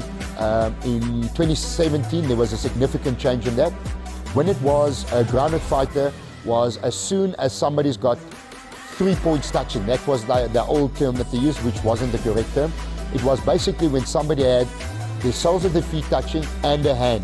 Once that is touched, that's a grounded fighter. Subsequently, it has changed again. It was if 2 feet is touching and both hands. And when we say hands, we're talking either knuckles or palm of the hand, not just fingers. If both hands and both feet were touching, that was a grounded opponent. It has now subsequently changed again back to anything that touches over and above the 2 soles of your feet. So if your 2 soles of your feet are touching and anything else is touching, except the fingertips, when it's a hand, it has to be palm or knuckles. If that touches, then you're a grounded fighter.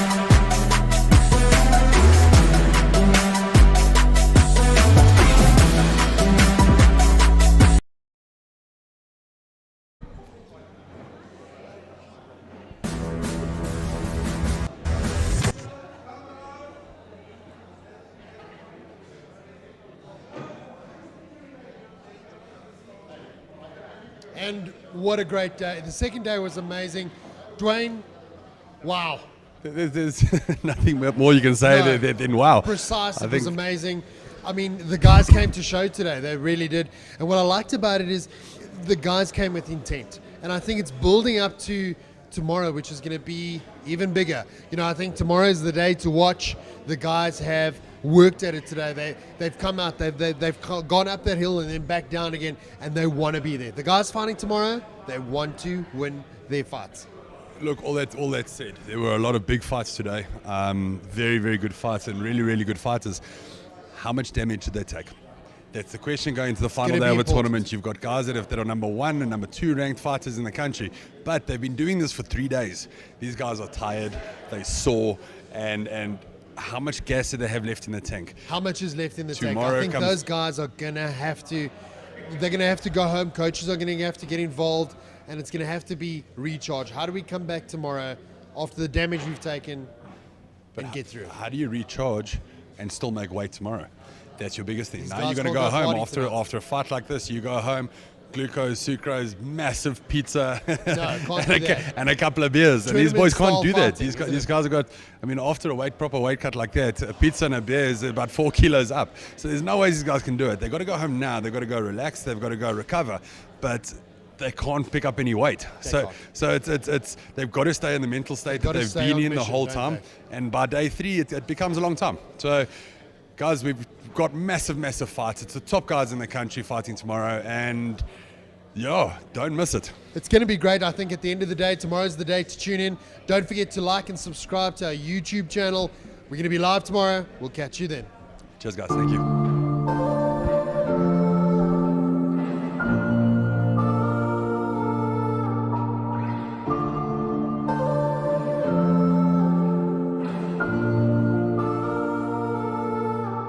Yeah, I got a story to tell.